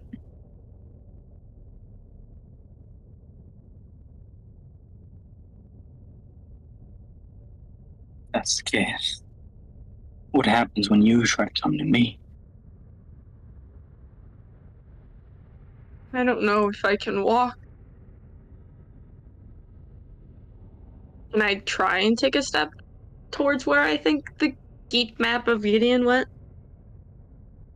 You do. And Gideon, you hear a hollow footstep. Does it sound like it's getting closer or farther? Closer. I can't feel anything under my feet. I don't know if I'm getting any closer. I can hear you. You are.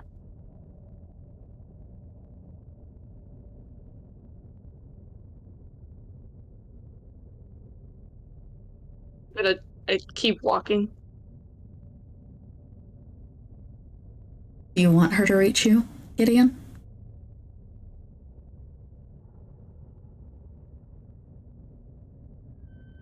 I think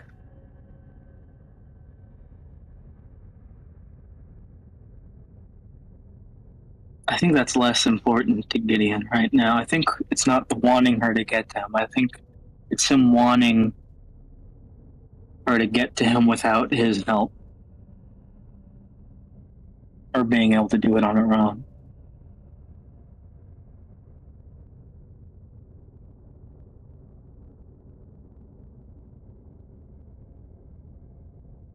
Couple steps stumble towards you.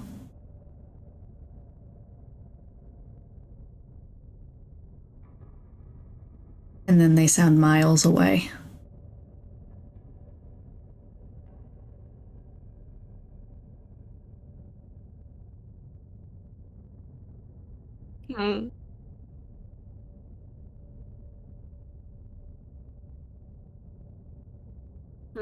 I'm not any closer, am I?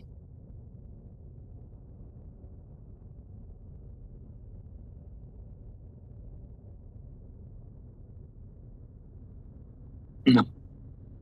You were for a moment.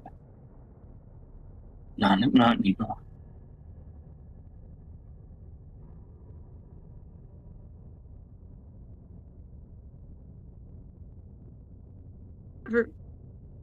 Whatever choice you make, I trust that it's the best one. If I'm stuck here, then at least I know that you will be whole. Or there's some chance. Really? You said when you walk closer to the voice, it got further, right? I don't know anymore. The howl? Really, I think you can get out. But not by moving closer to something, by moving into the unknown.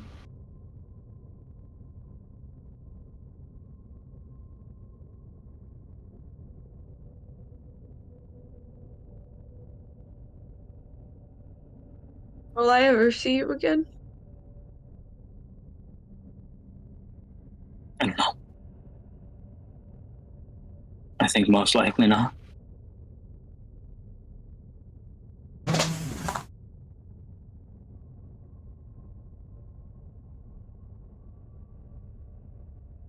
And Gideon just sort of turns around into the void, looking to where Lelee sounds like she is, probably saying nothing.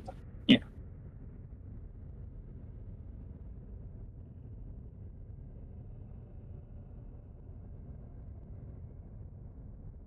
Bye, Gideon.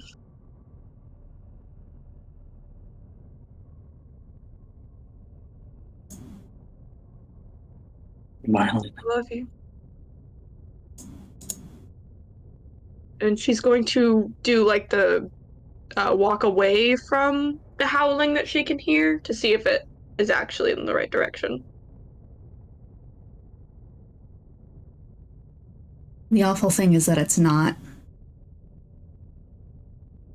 I've laid out the stakes.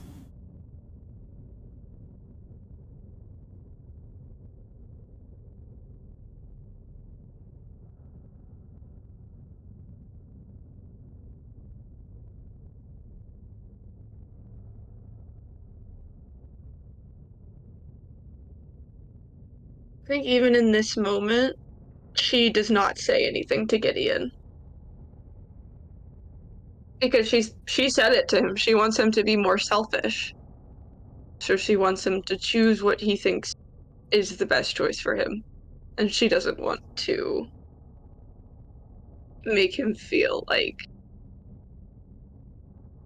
she can't. Like her inability to get out is hindering him from getting what he wants.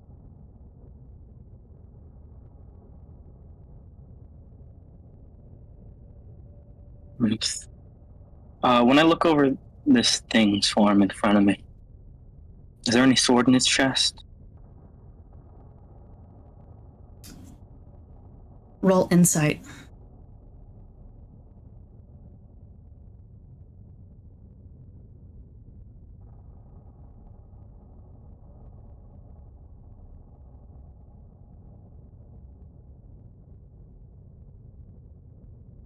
That is a... This one's the app and open them up.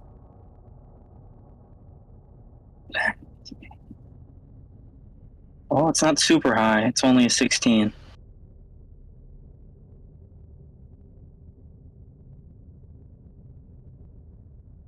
You see it in there.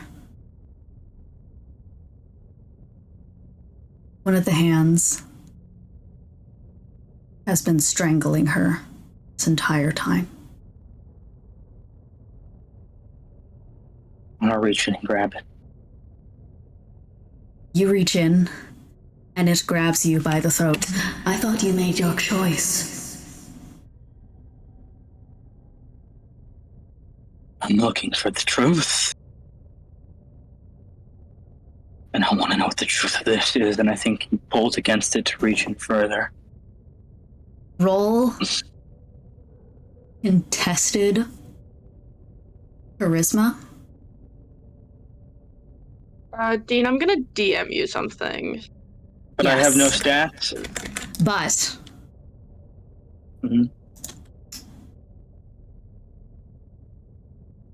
Where you is it?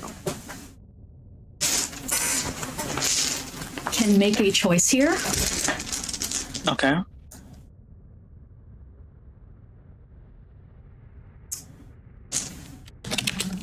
to roll using... You can make a choice here. If you want to roll for the avatar and let me roll for Gideon, or if you want to roll for Gideon and I roll for the avatar. Do the stats change, or is it just literally whoever rolls, rolls? It is whoever rolls. It's Dean luck versus Tony luck. I mean, that sounds tempting, but I mean, in this moment, I have to roll for Gideon. I can't pass this off to someone else. Gotta be yourself. Then I will roll for the avatar. We're gonna make... I have a question. Yes. can I get advantage if I ignore any and all bodily harm I have to inflict on myself to achieve this? Yes. Okay.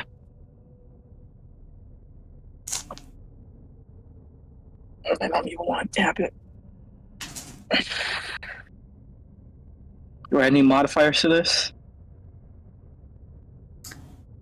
You are going to add your intelligence modifier, Okay. which is a +5. All right. And what else is he going to add, Kiki? Add a +4. Okay. So it's 9. Do I add proficiency? Yes. Okay.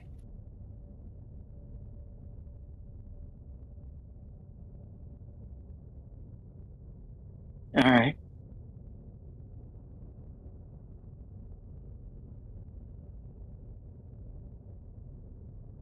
God, I don't. Holy shit! I don't even want to fucking roll. Oh, okay, fuck it! I just need to roll. I need to roll. Okay. What is it? What is it? What is it? What is it? Is that is a. Well, okay. I guess it's a 34. I didn't even have to do the math because I rolled a 19 and a 15, so I just and it the app adds it together already. So I got a 34. 34 to learn the truth. You reach your hand through what I will not even begin to describe the level of pain.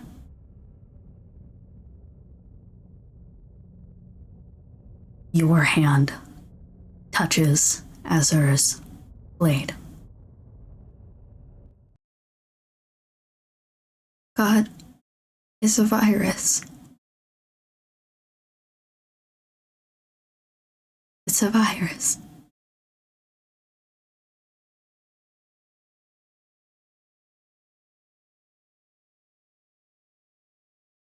It's all a virus. Can I get my hand around her hilt? You can. I grip it. I grip her. I'm seething. I look at him. I look at her. The virus. Let me burn it alone. And I just want to rip Azur out of it, and I just want to stab her into the obelisk. You reach inside and you yank her out. The skin peeling from your arms, which are, well, they're hardly even attached to you at this point. Every part of you, every part of your body that is now in the present in the form of the Avatar, those feathery wings, those great outstretched features, those small joints of sunlight specks, they all melt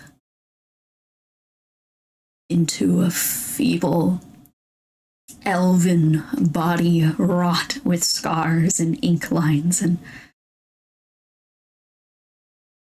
it's enough to feel, sword in hand, her be reared back.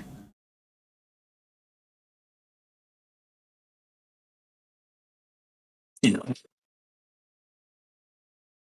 I empty that thing. You talk about the truth, but you don't even have the whole truth. You offer me nothing. You offer me nothing but another fractured mind missing what is vital and important. You can't offer me to be, if you can't make me whole, what are you? You're nothing. You're just like that sick, sad thing out there. All that power, all that knowledge, all that being, and you don't have the fundamentals of what makes any sort of existence worthwhile. You exist. You're no better than a rock, a stone. You are a thing, a hollow, empty thing. You have the truth, but you have no soul. And I think he just rams it into that. How do you want to do this? I don't think it's a single blow. I think it's multiple, repeated, dabbing just down and down, cracking against it, pulling it apart. Just this visceral, tearing, cracking, break down into it. I don't see anything inside you. I am peeling you apart. I'm taking you apart, and I don't see anything.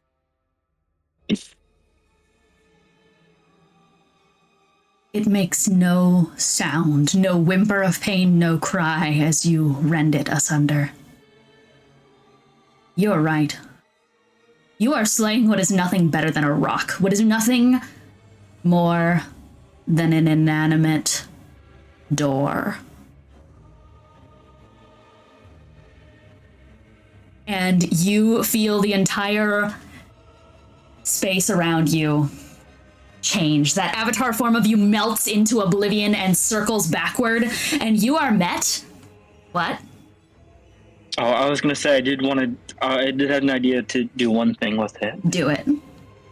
In this moment, and well, don't just say do it, because I have to actually pitch it first. In this moment, I think he just starts, as he cracks this thing apart, I think he starts using Azure to just carve into its bones, into its flesh, runes. He doesn't even know what he's trying.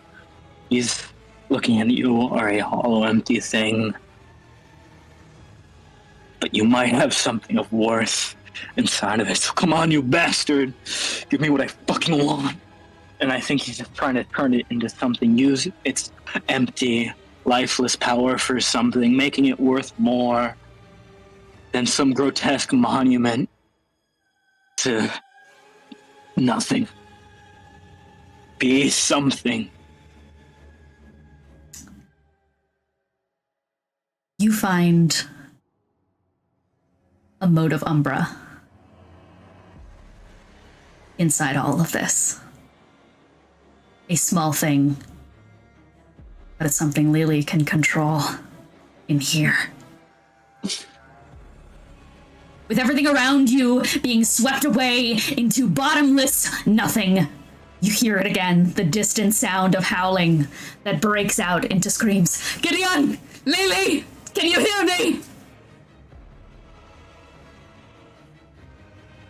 me? Which one of us can hear that? Both. Oh. Burn it! And I think I'm just talking to my sword as I plunge into the avatar. Yeah. And yeah, at this point, the avatar is just like, it's fully, you are just like scraping into it. At this point, it is nothing more than part of this massive rip of a void around you. It's surrounding you. You can just spin Azure around and such, slashing into the absolute, just rending into the invisibility around you. And all that you manage to find are more springs and leaks where more and more wild space start flooding through. Feel me, Lelee. Feel it. You don't have to see, but feel it. Reach out. She start to feel that pull. Yep, you feel the charisma. You feel it. And now, at this point, Adalwulf is just going to go, now get to me! Follow my howling! And I am going to have both of you guys roll here.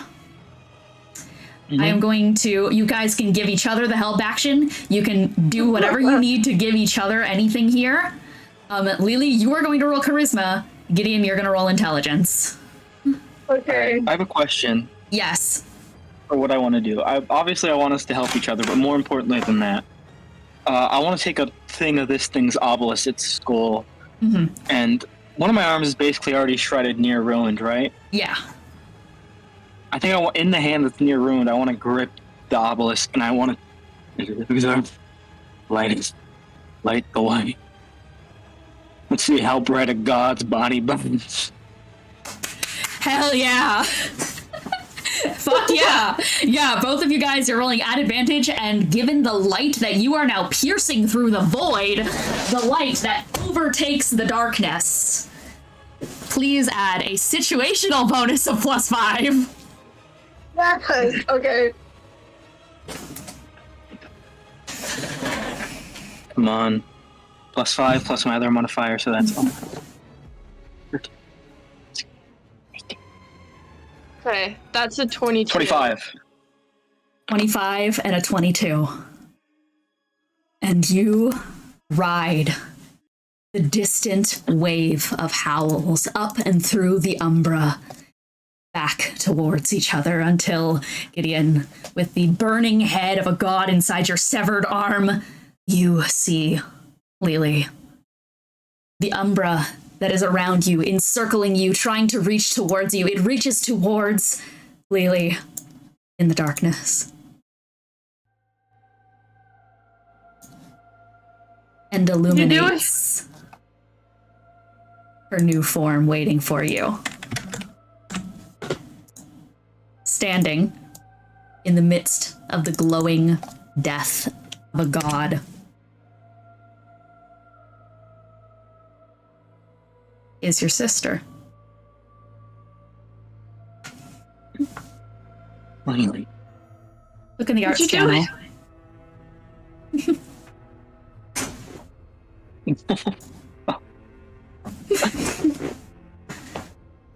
Do it.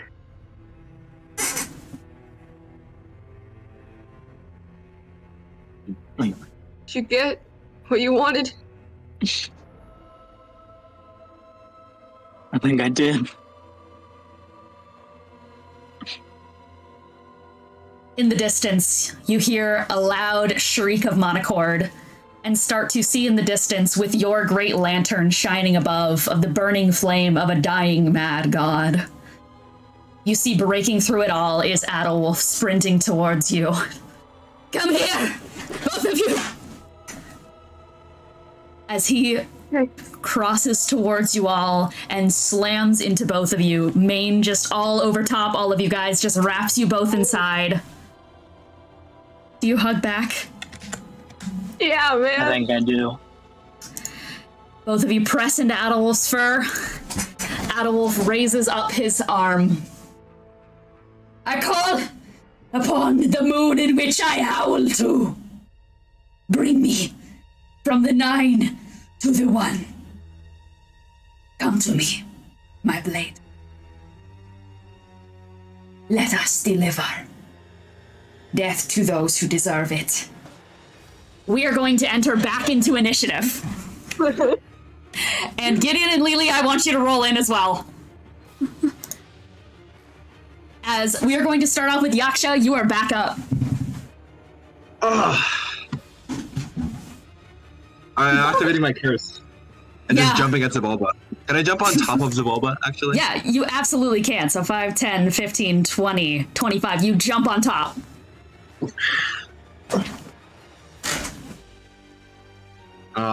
First attack is using Great Weapon Master, is a 22. 22 absolutely hits. All right, and next attack, that's an at 20. There's hope! While I roll my dice, you can move on. Yeah. And Yaksha, as you are starting to tear into the outside of Xibalba, just starting to make any sort of like presence pushing into it, you all see a spark of light. You see it again. The entrance to the staircase. And Callie, from your hands where you are holding the moonblade, you see it starting to shake towards the spot growing in the distance. Do you let go of it? I'm supposed to let go of it, right? That sounds like what I'm supposed to do. Yeah. Okay. Yes. You let go, and there is a crack of force out from the distance as atop Adalwulf's back, Lelee and Gideon emerge from the void. with a burning display. Raised up like a torch, a great beacon and bonfire, is this great red flame shining above. Lelee on top is going to jump off of Adalwulf, and what would you like to do, Lelee? Okay, dear God.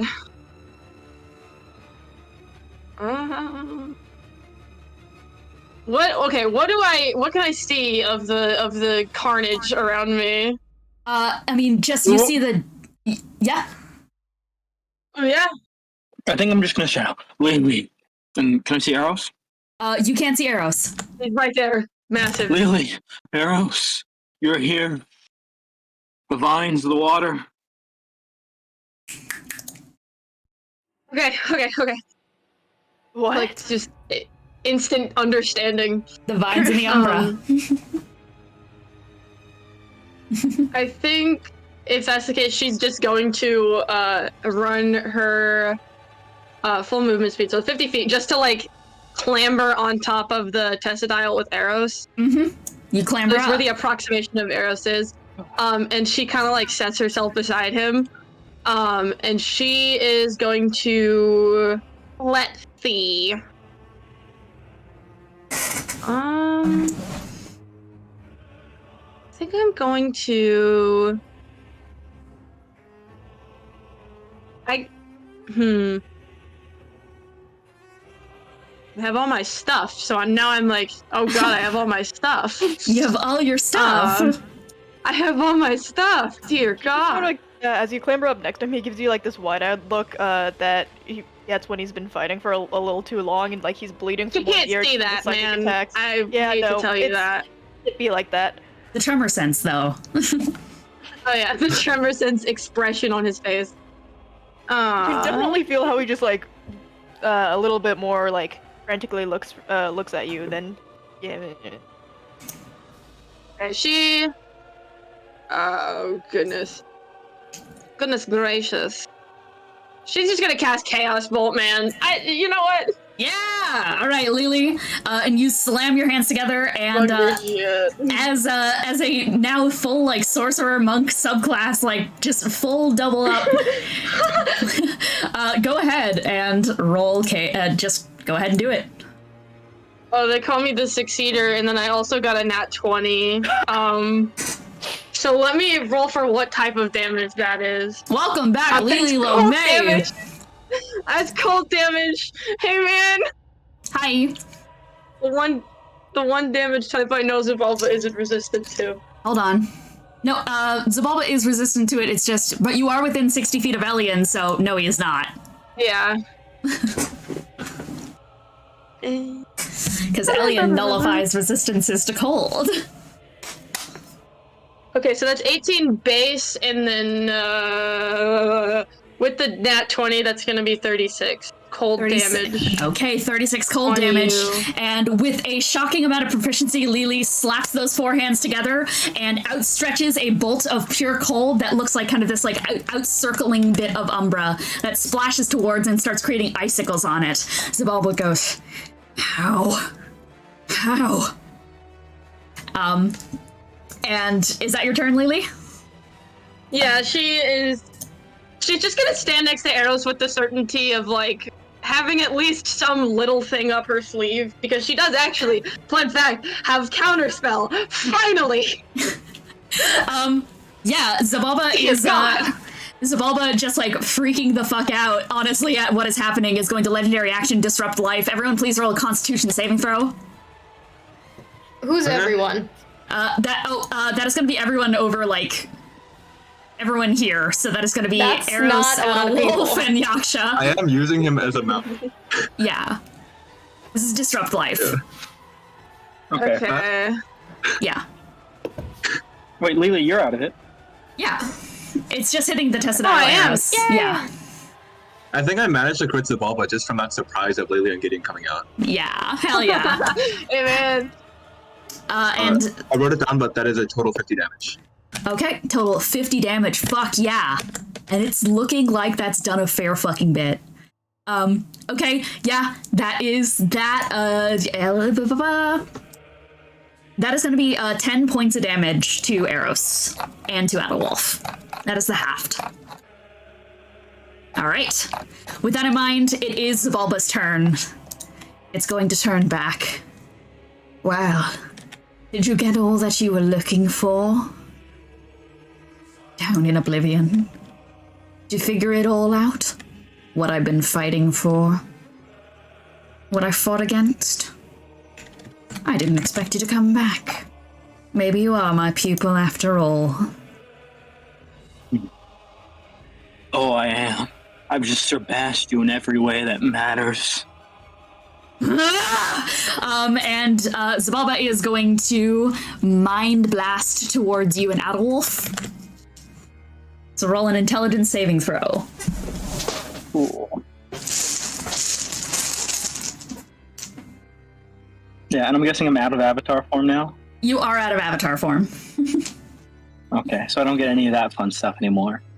You don't, but Adalwulf will do Blessing of the Moonblade on you and himself. Cool. So that I gives, don't think I needed that. I got a 24. That gives +4. Who did we just lose? Did we lose Ro? Rose Wi-Fi is like dwindling. Gotcha. Sounds good. Okay. So that is gonna be. So sorry. What did you get? 24 before the modifier, then 28 after. Okay, that succeeds. You are going to take half damage, so you're taking whatever is halved of 32. Cool. I can't think of the number. half up 32 psychic damage. 16? All right. And that is going to be that, which means that it is... or no, that was the bonus action, sorry. I forgot that Xibalba is juice the fuck up. So if that's the case, Xibalba is going to try and... It's gonna just batter at Yaksha a little bit, quite frankly. It's gonna do one attack on Yaksha. That one doesn't hit. I'm just still throwing a tantrum. Ooh! Oh, it's gonna try again. Oh, that one does hit. That's a 27. You're gonna take 12 points of cold damage. Absorb elements? Absorb elements. All right, you have that to 6, I believe. Is that math? Yep. All right, yes. And roll your con save against paralysis. Now that I'm out of Colossal form, I'm really good at these. 21. 21. Okay, yep, and you are good. You are not paralyzed. So that's Xibalba's turn. Alice. Hi. Can I? Okay. Fuck. So. Distance that everyone is from me, I'm assuming it's like 90 or something, right? At the moment. Everyone's not so far away. Everyone's not so far away, and I hate that. Why the fuck? Closest is Elian, who is 35. Okay, if I move my full 30 forwards, how far does that get me? Anywhere around here. Great. How much closer am I to everyone is what I mean, if I'm there? You would be like around 15, 30, 50.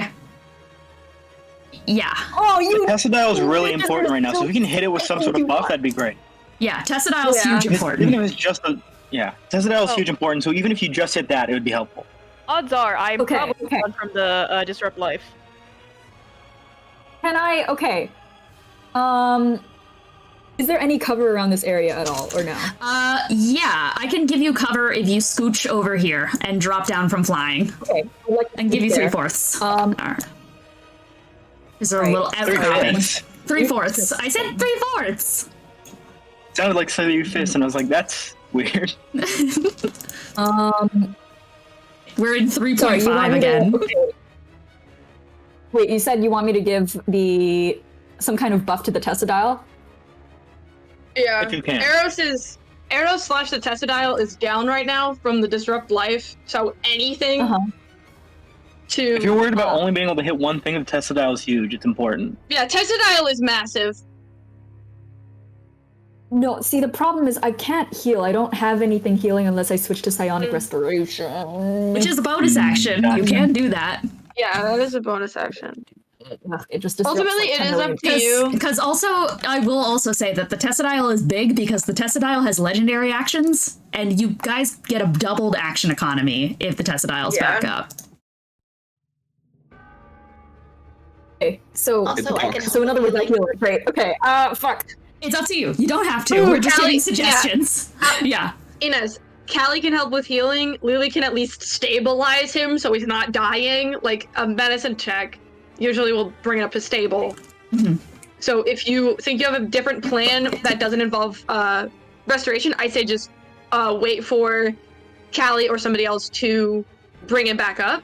So then you can go with what you're planning. I had okay. You want to like talk out your plan? Either way. Okay, I wanted to overwhelming attack, but the issue is that everyone's like too fucking far away is the thing. Yeah. Yeah. Do you want to? 5 people at least. I don't know if that works out here at all. Do we still have the telepathic link because of Yaksha? You could let the rest of the party know, hey, I have this thing, but you guys need to be closer to me. And can hold an action to do it. Yeah, you can either Once hold an everyone's action to close do enough. it, or yeah, you Let me could. hold an action if I was on a different psionic discipline. Yes, I would allow it. Oh, okay. Okay. Hold action. I guess. So do you want to just make it assumed that Alice is saying, hey guys, I have this thing, but you have to be near me to do it, just over the telepathic link? Yeah. Okay. Right. Yeah. That makes sense. Sounds good, Gotcha. Alex. Okay. All right. With that in mind, Alice Like, says, how close do we need to be? Within 60 feet. okay, Alice Can we just, see a radius? you guys Sorry. can see a radius. Give me just a second. I'm gonna use my bonus action to switch to nomadic step because it says if I get hit by an attack, I can use a reaction to teleport away so that I don't die if Xibalba tries All right, to so kill me. basically, yeah, Callie, it's just Adalwulf, Gideon, Callie that need to get in on this shit. Yeah. With that in mind, we are going to go to Elian. Elian is just like looking up at the chaos and goes, "You asshole, Gideon!" is what he yells, and then he is going to Code of Cold onto Xibalba. Let's say it together. Xibalba fails the saving throw. Let's go, Gideon. Let's go, Elian. All right. And Cone of Cold is the big 8d8. And I'm going to Shivering bonus add some extra damage to that. I'm going to Enticing Cold. So that is going to do 52 points of cold damage. Elian claps his hands together, another spike into Xibalba's side. And he's just like shuffled around Alice and is just ready to fire off more shit at any point here. Callie, it is your turn. Or actually, no, legendary action from Xibalba. Xibalba is going to try and minimize the number of people who can try to get him going, like, during the potential, I don't know. Is going to attack You can read Yaksha. minds. Is going to attack Xibalba. Yeah, is going to attack Yaksha. With a 3 that misses with the legendary action. Yeah, even with the plus bajillion, that's not hitting. Okay, so in that case, it is Callie's turn. Okay. Xibalba, Hello. relax. Okay. So, I'm out to the shot. I would really love to do a Cure Wounds onto Aros, because just because I'm gonna use my bonus action to what is it? Fucking cunning action. This is fine. If you can get into the Alice radius, you can attack anyways when Alice does the Yeah, that's overwhelming my command. thought. Yeah, there you That's go. my thought. Attack. Yeah. We gotta bring this. We gotta get this flower back up. We need to do weird shit with it. True. Like, Okay. yeah, just like sneak up behind it. The Tessadile's also big as hell. Yeah, that's Like, my don't plan. doubt it offers some kind of cover, like minimal cover. Like, Yeah, that's my plan. I guess I don't technically. I think I can get there within 30 feet, so I actually don't have to use my bonus action yet. Yeah, So I'll just sneak up behind the Tessadile, and I don't think necessarily Aros can hear out of the Tessadile, but I think she just He sets can. her little bare Oh, no, paws I on it. can. She's like, "Oh, you can? Okay." She sets her bare paws on it and just kind of whispers, "Come on, big guy, let's go." Aww. All right, absolutely. And she's gonna do a 4th level Cure Wounds for why not? All right. You're gonna get right back up. Yep, that'll be How much is that? 21 healing. 21. Okay, 21 healing. And that is going to bring us... And Was she that a kitty? gives a smile to... That is a cat. Yeah, she gives a little smile to Alice, and that'll be her turn. Okay, Shitty sounds arrows good. tap back on Gideon's shoulder. All right. Well, if that's the case, then Xibalba is going to cast Circle of Death as a legendary action, and is going to do that around. Counterspell, Gideon. Back in the business. Go ahead. That is a 6th level, so go ahead and counterspell if you have to roll for it. Gotta roll for it. Let's see what's up.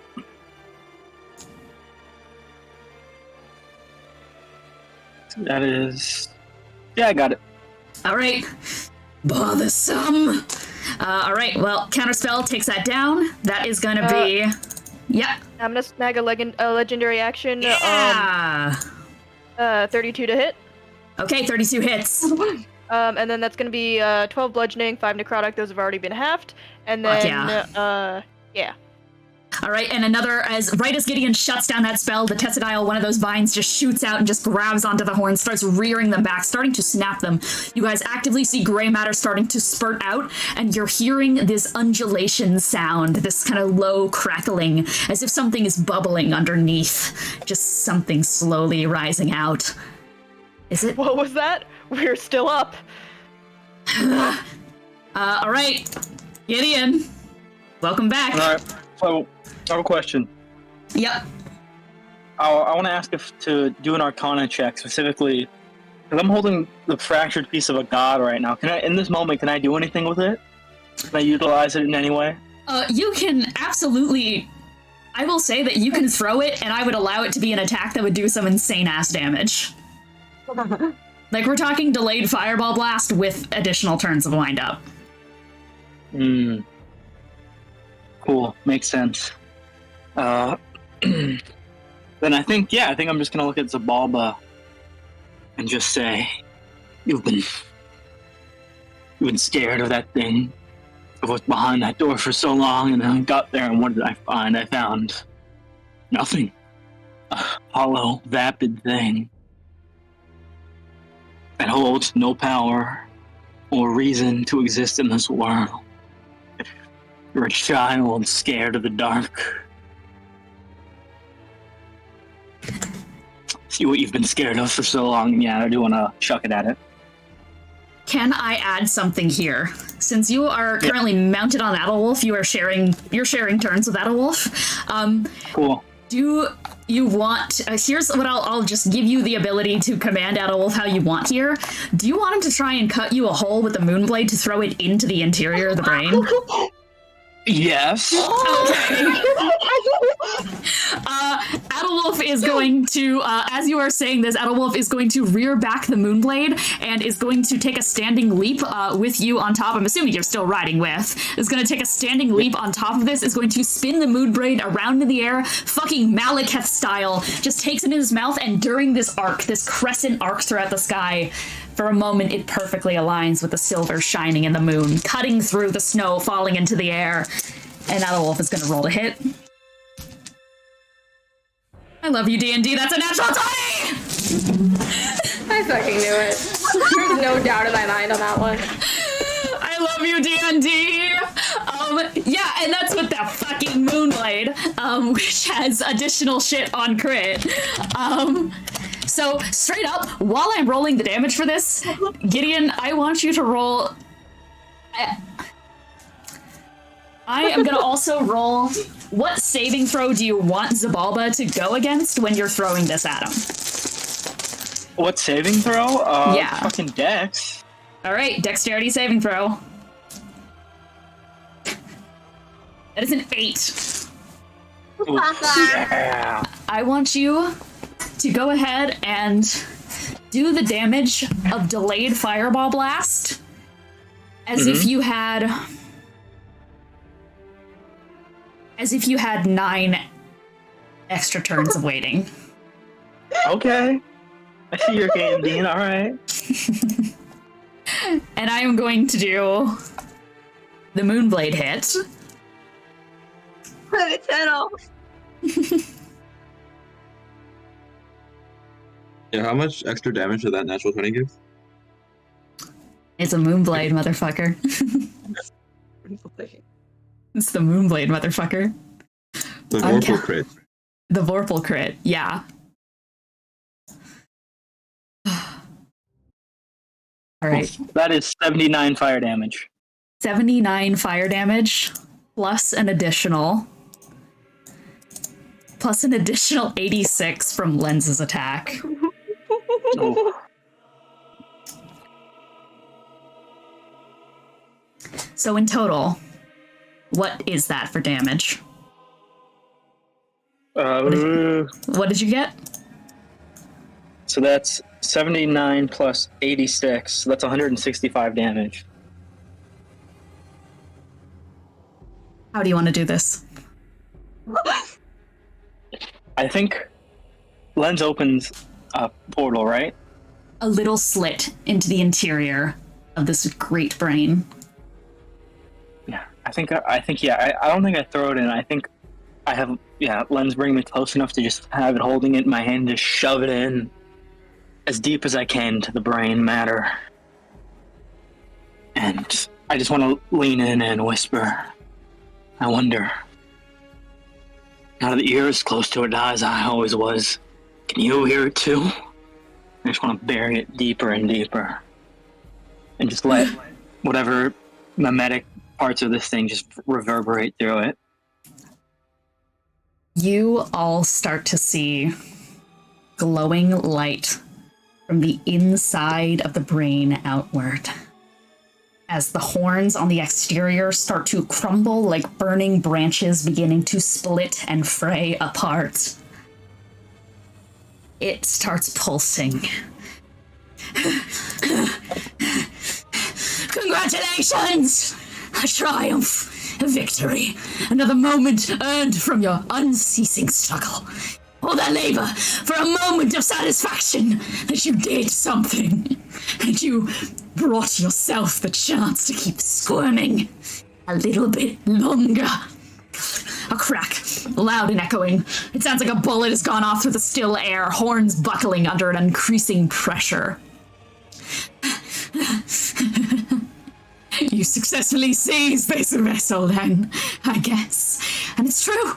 The Chesed Isles effects are all bound to it. The great core of the Illithidae. But don't be fooled into believing in victory. You are children in the grand scheme of it all. Feeble minds so unable to comprehend what exists out there. What can exist beyond it? What great forces have in store? You are still dolls to be played with.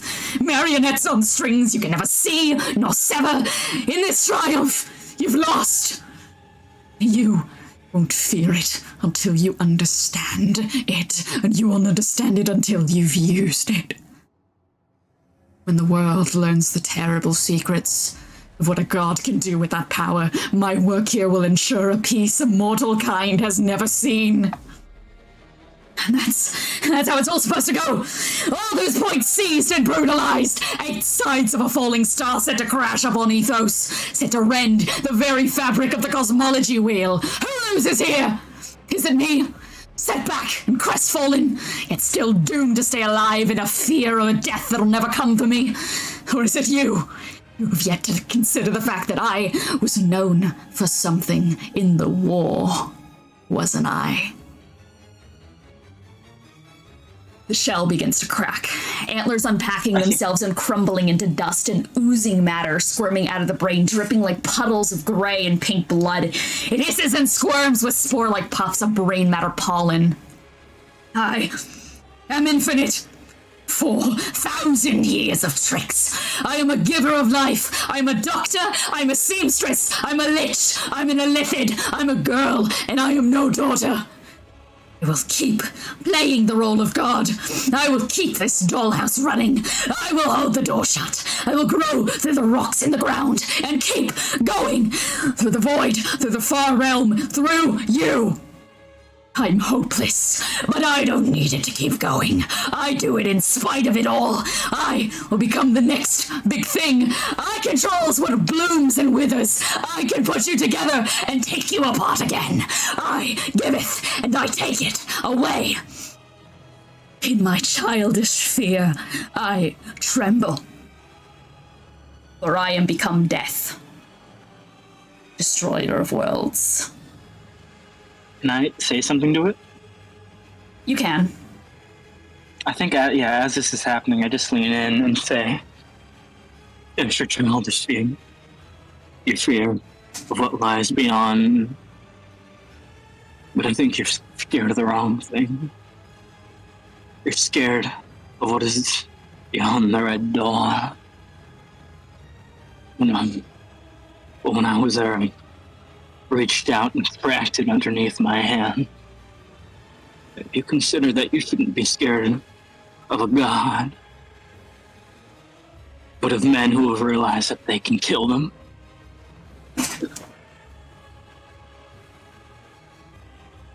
A flash of blue light, like a star being born.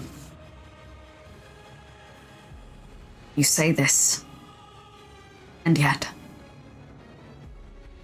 it always comes back to this.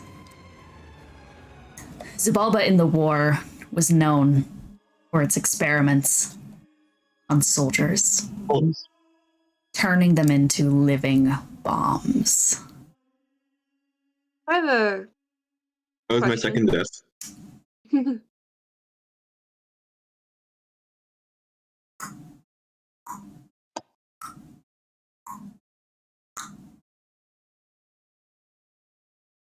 For a moment. Ticking clock. You all get one action in the face of oblivion. Everyone get out! As far away as you can! I've died already for this, I won't do it again! With the Umbra, can I cast Control Water and drown the oncoming bomb in this liquid? It's a nuke. Is the Umbra still... Oh gosh, is the Umbra coming out of the void? You have a shitload of Umbra. It is not enough against a nuke. Okay, can I push it into the void with redirect flow? The void has been sealed. Oh, fuck. Alright, shit. Cool. Can I prepare an action?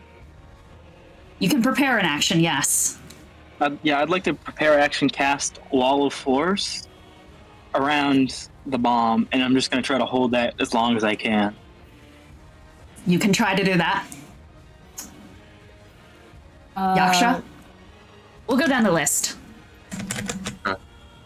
Like, is it trying to move or is it just blowing up? It's blowing up. It's blown up. Yeah, so it's not like moving at all, right? It's not moving at all. It doesn't look like it'll try to escape. I think as a marshal, I can't do shit. I'm just gonna run. Dash action. Smart.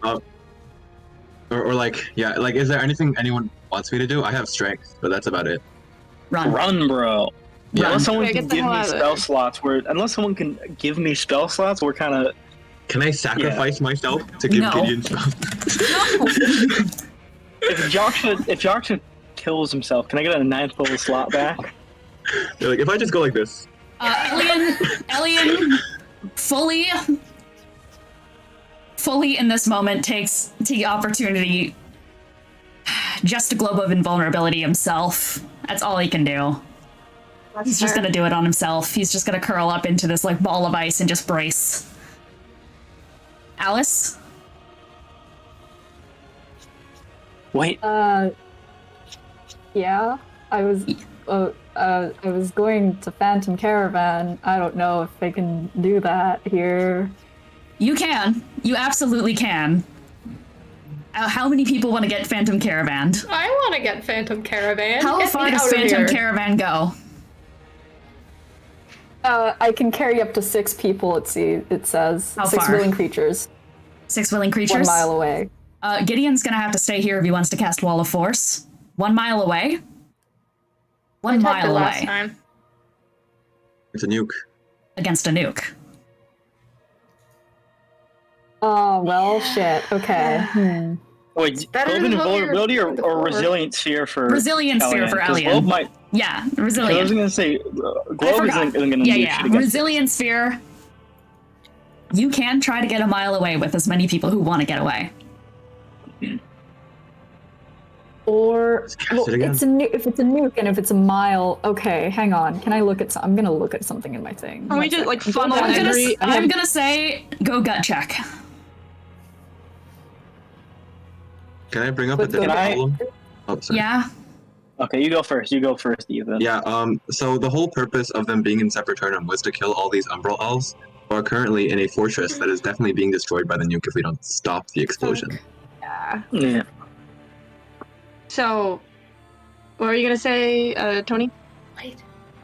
I was just gonna ask, since if I try to Odaluke resilient sphere instead of wall of force, if that would seal it better, since that's abjuration and not evocation. It would help. There's no way it's getting sealed surely by that. What if I'm really good at it though? I say what I say. You get what you get. Okay. Cool, All I right. get what I get, so I gotta be careful here. Okay. Would it be possible to nail to the sky this? Like nail to sky this as an attack? Unfortunately not. Put it in the park. Fuck. Why can I? Okay, here's final page crazy pitch. Do I think that if I use wall of force to make the wall segments into sort of like a cone, sort of like a volcano shape, if I could get the nuke to just shoot straight up, just redirect all the energy? The fallout and the general fallout. pressure. Are we supposed to counterspell the nuke? Can I counterspell the nuke? Counterspell the nuke? No. Can we counter? Can I dispel magic the nuke? Callie, what would you like to try, if anything? Bitch, I don't know.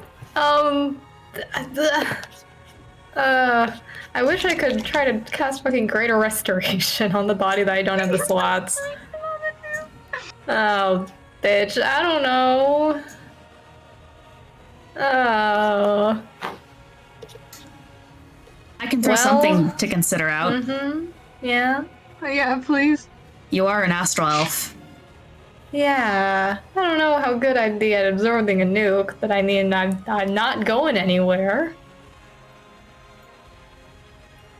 So you're gonna try that? It's either absorb it or get blown up.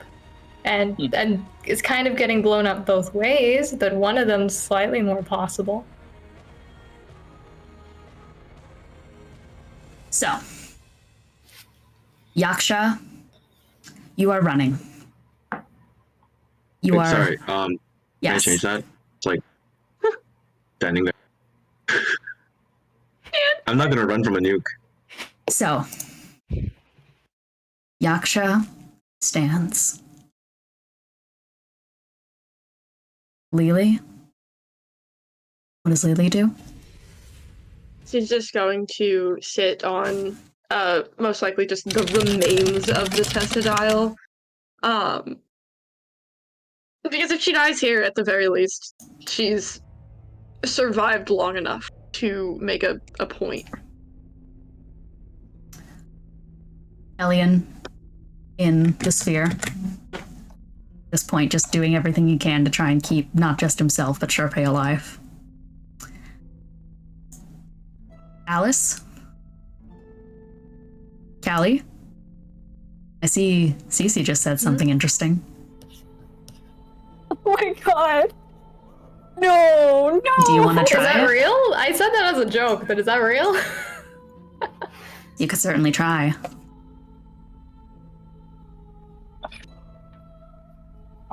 Is this like a 10-second telepathic exchange of just, are you sure you want to do this? There's nothing else we can do. I think so. Yeah. I think Are Callie. you ready for that? Oh God, no. But that's how it goes.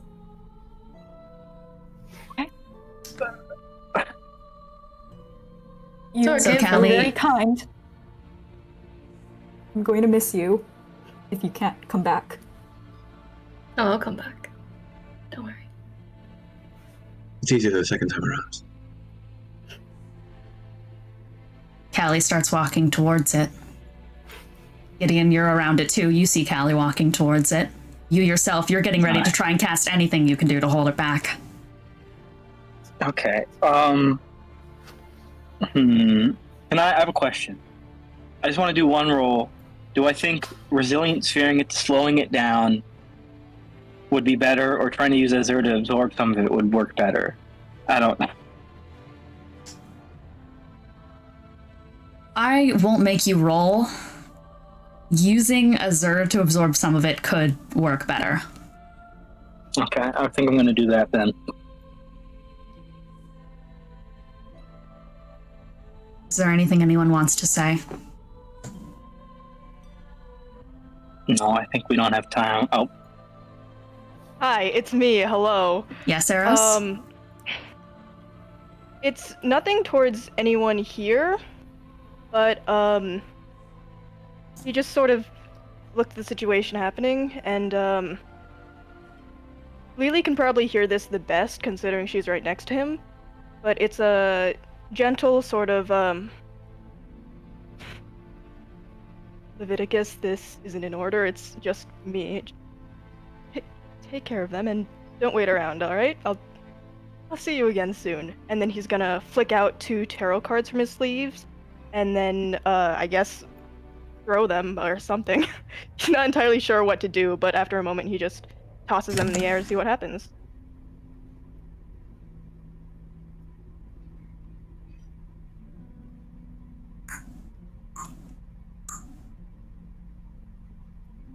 Time resumes.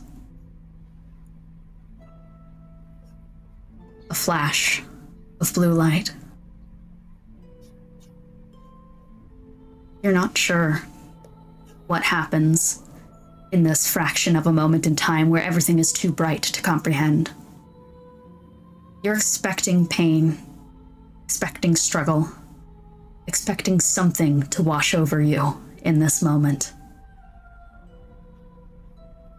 But all you hear, no eardrum rattling explosion, no bursting of your mind.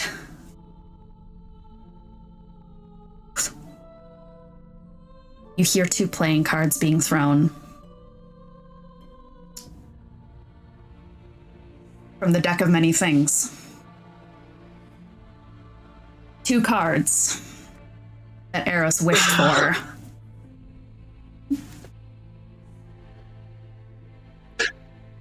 Spontaneum and Void. There is a moment of pure brightness around everything. A moment where everything is bathed in light. Where Callie, even in your unsureness, in your unreadiness, you are trying to prepare yourself to feel something over top of you. Everyone braces. None of you feel anything. Aros, would you like to tell everyone what your wish was? I wished for us to win.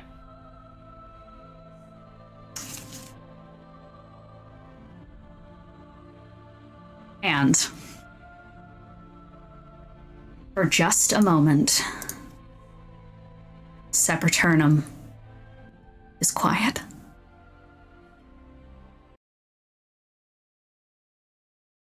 And you all find yourselves, and by all of you, I mean everyone besides Aros, find themselves surrounding a child on the ground. Get away from me! Get away from me! As little Xibalba starts stepping back from you all. What do they look like? What does it look like? Young Alice. With little horns, little deer antlers. Pick up by the scruff. Let me down! Let me down! Oh. Alice, I don't remember when you last looked like this. This doesn't make sense. None of you And if you casted anything, you were all supposed to be gone. Oblivion with you all! You like that feeling? The blood coursing through your veins? How does that feel? Let go of me. Oh, you've got 2 eyes now. Let go of me! Let go of me! How do you like it? I don't like it. It's too bad.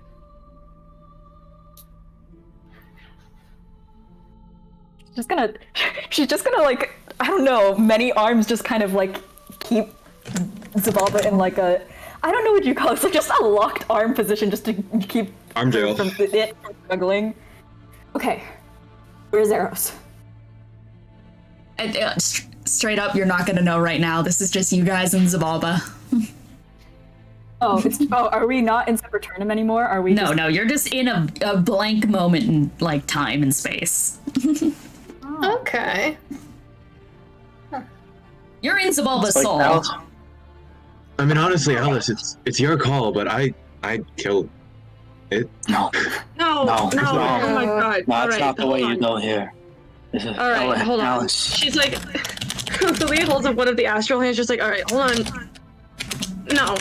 We're not gonna. No. Alright. What? We're in Xibalba's Gestures. being soul Huh? right now. What? It Alice. happened after all this time? Alice, it's a legit, it has to. It's how it functions. Alice. Alice, I don't know if we can kill Xibalba. I don't know if we can kill Xibalba, but maybe we don't have to. I hear you. You don't know what you're talking about. You've never known anything, you foolish boy. What? Oh no. He knows more than you. No, you don't. No, you don't. I raised you. That's the issue. You raised me. And whether they like it or not, every parent raises their child to feed them.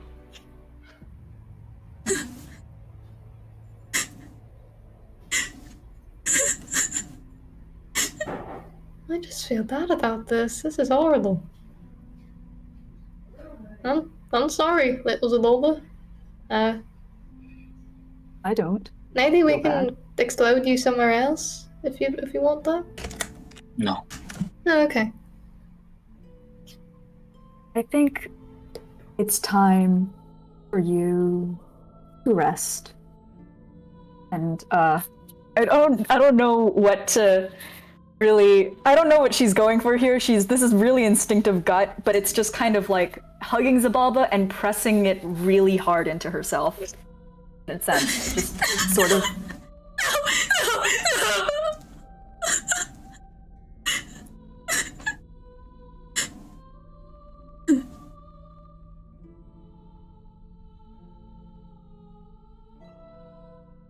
It's gone.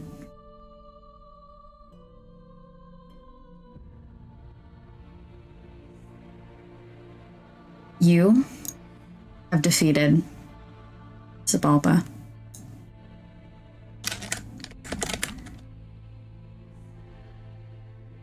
There's a moment in this space of quiet.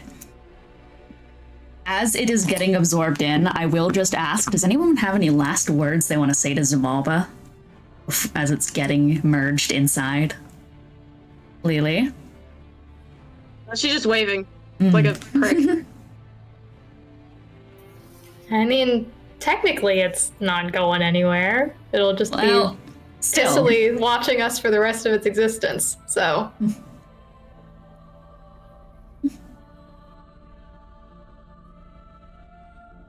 Goodbye, Xibalba. If it's any consolation, you will be known. You'll be known for some person who did awful things and then lost. And I suppose all you did really want was to be remembered, so I guess take solace in that.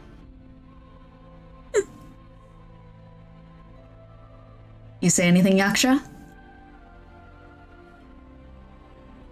Guess I was right. You were a child throwing a tantrum. And does Levi say anything to Xibalba? No, he just watches.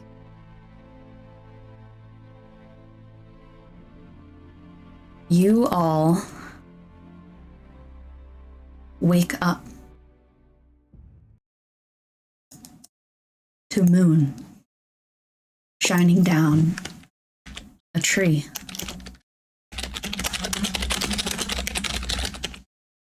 Shining through the leaves of 1,000 different roses, trunks swirling deep with umbra. There's a sound of bird song, and no snowfall, just what looks like stardust.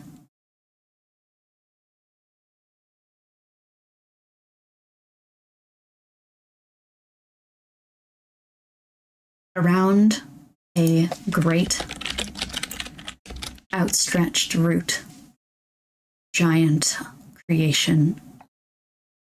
The roots bury and plug and fill every hole rendered in the surface of these lands. And you're left on a sepulchernum full of new flowers.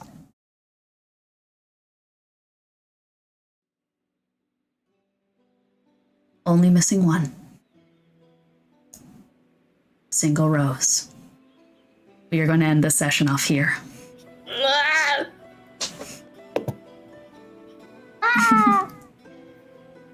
Yay! We won. We won D&D, Are guys. you missing my wedding? You How many cursed ones? fuck. In my defense, his body will still be there. It's just gonna be the wrong guy. I'm not having my wedding on Sepulchernum. We're taking that shit. Wait, we are taking that shit to Aros. Never mind, it's fine. Amazing. Yeah, it'll be in arrows. You're right. It doesn't matter. Okay, All right. fine. It's fine that you died. Let's go through our closing remarks, shall we? Starting us off, we're going to go in a weird order. We're going to go in a weird order here. We're going to start with Eve. Eve, what are your closing remarks for this arc? What is one thing you learned? What's one roleplay moment you like? Just arc moment. Arc moment. Just go for it. What stood out? Arc moment. Just our arc moment, just in general. Like Yeah. the whole arc. Yeah. God, you put me on the spot. Yeah, fucker. Lock in. What the hell? Arc moment. I'm gonna give it to Gideon, bringing Adalwulf back to from the Mad Wolf to Adalwulf, or back to Lens to Adalwulf. That was a very strong moment in this arc, and it really set the tone for. Hell yeah. The only solution is not the only solution. Is that what you learned? No, I didn't learn a thing. Oh god, alright, Cece! Oh, neat. Okay, hi. I learned that me and Kiki remember the Von Pharaoh arc. Nobody else does. I learned that we should have instilled, the fear of monkey's paw wishing into all of you. We fucked up by not telling you more about that. The paw has always been here. Yes, and you should have learned about it more. Fuck. Eros knew implicitly about Eros the has paw. paws. Eros has paws. True. Eros has two paws. Eros has two paws. And neither of them are monkeys. Oh, All right. God. Roleplay one I liked. Lelee in the void. Oh my god. Her talking to Gideon in the distance, and then her walking in the other direction. Fuck. Oh, I really liked that. All right. You have an arc moment? I'm sure that was arc moment. Lelee, Kiki, go. Me. One thing I learned is basically the same thing as Cece. Jesus Christ. Aros is exempt from this because, as stated previously, he knows the paw exists. But guys, we had a whole arc about why making wishes is a bad gamble. There was a whole apocalypse about it. Guys! That's what I'm saying. Only I was one dead. proper wish, and it was objectively good, so I don't care what you're saying. Yeah, I was reincarnating. shut up, Tony! Anyway, probably my biggest arc moment, predictably, I love Gideon Godbrand. Whoa! Who would have guessed this? I can't pick out a specific one. I just love the character progression that has happened throughout the arc. What can I say? I like it. I like Gideon Godbrand. He's transcendent in my mind. And Godbrand himself, Tony. Hey.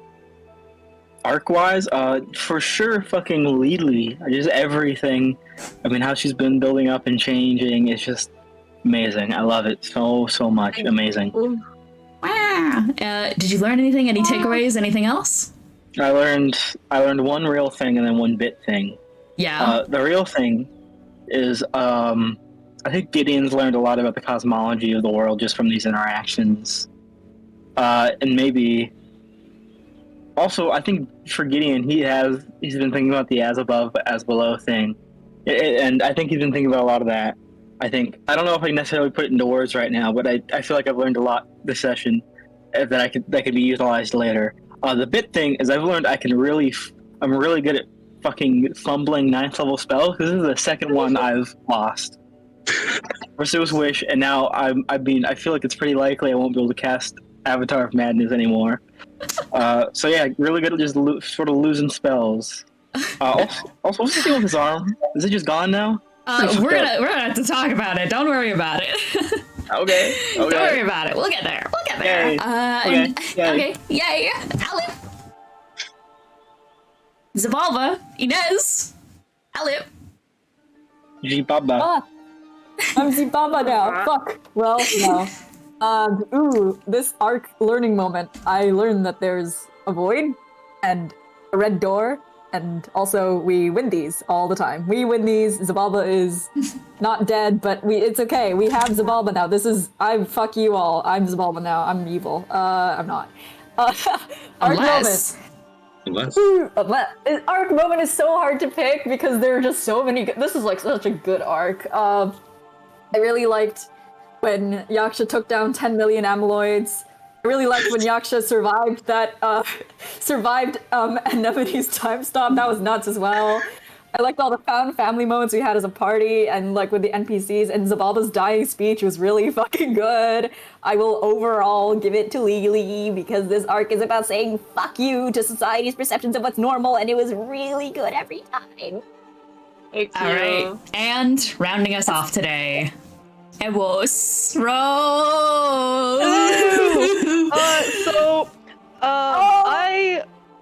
I learned that you don't have to think while using a wish spell. I'm gonna win. And look at that, we won, guys. I win. And then anything is possible if you believe. Here's something I will give for the party that only you understand. Anything is possible if you just seduce the two hot clowns.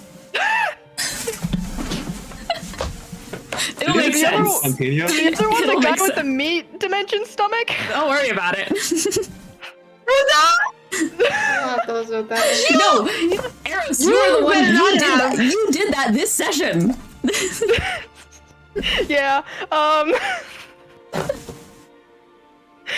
Anyways, moment I really liked. My memory is fucking bullshit. It could be from this session. This session, Yeah. This session, I believe I had two of them. One of them was your introduction of. It goes to you. It was your introduction of God Avatar guy when you turned off, specifically when you turned off your camera and then turned it back on and the lights were there. That was fucking terrifying. And then secondary, Yaksha, your comments at the end were fucking killing me. Just the whole I mean, I know it's a baby, but Oh, all right. Well, thank you all for tuning in to Star Children. We'll see you next time. Goodbye. Bye. Goodbye. I'll be back. Hi, Warbon.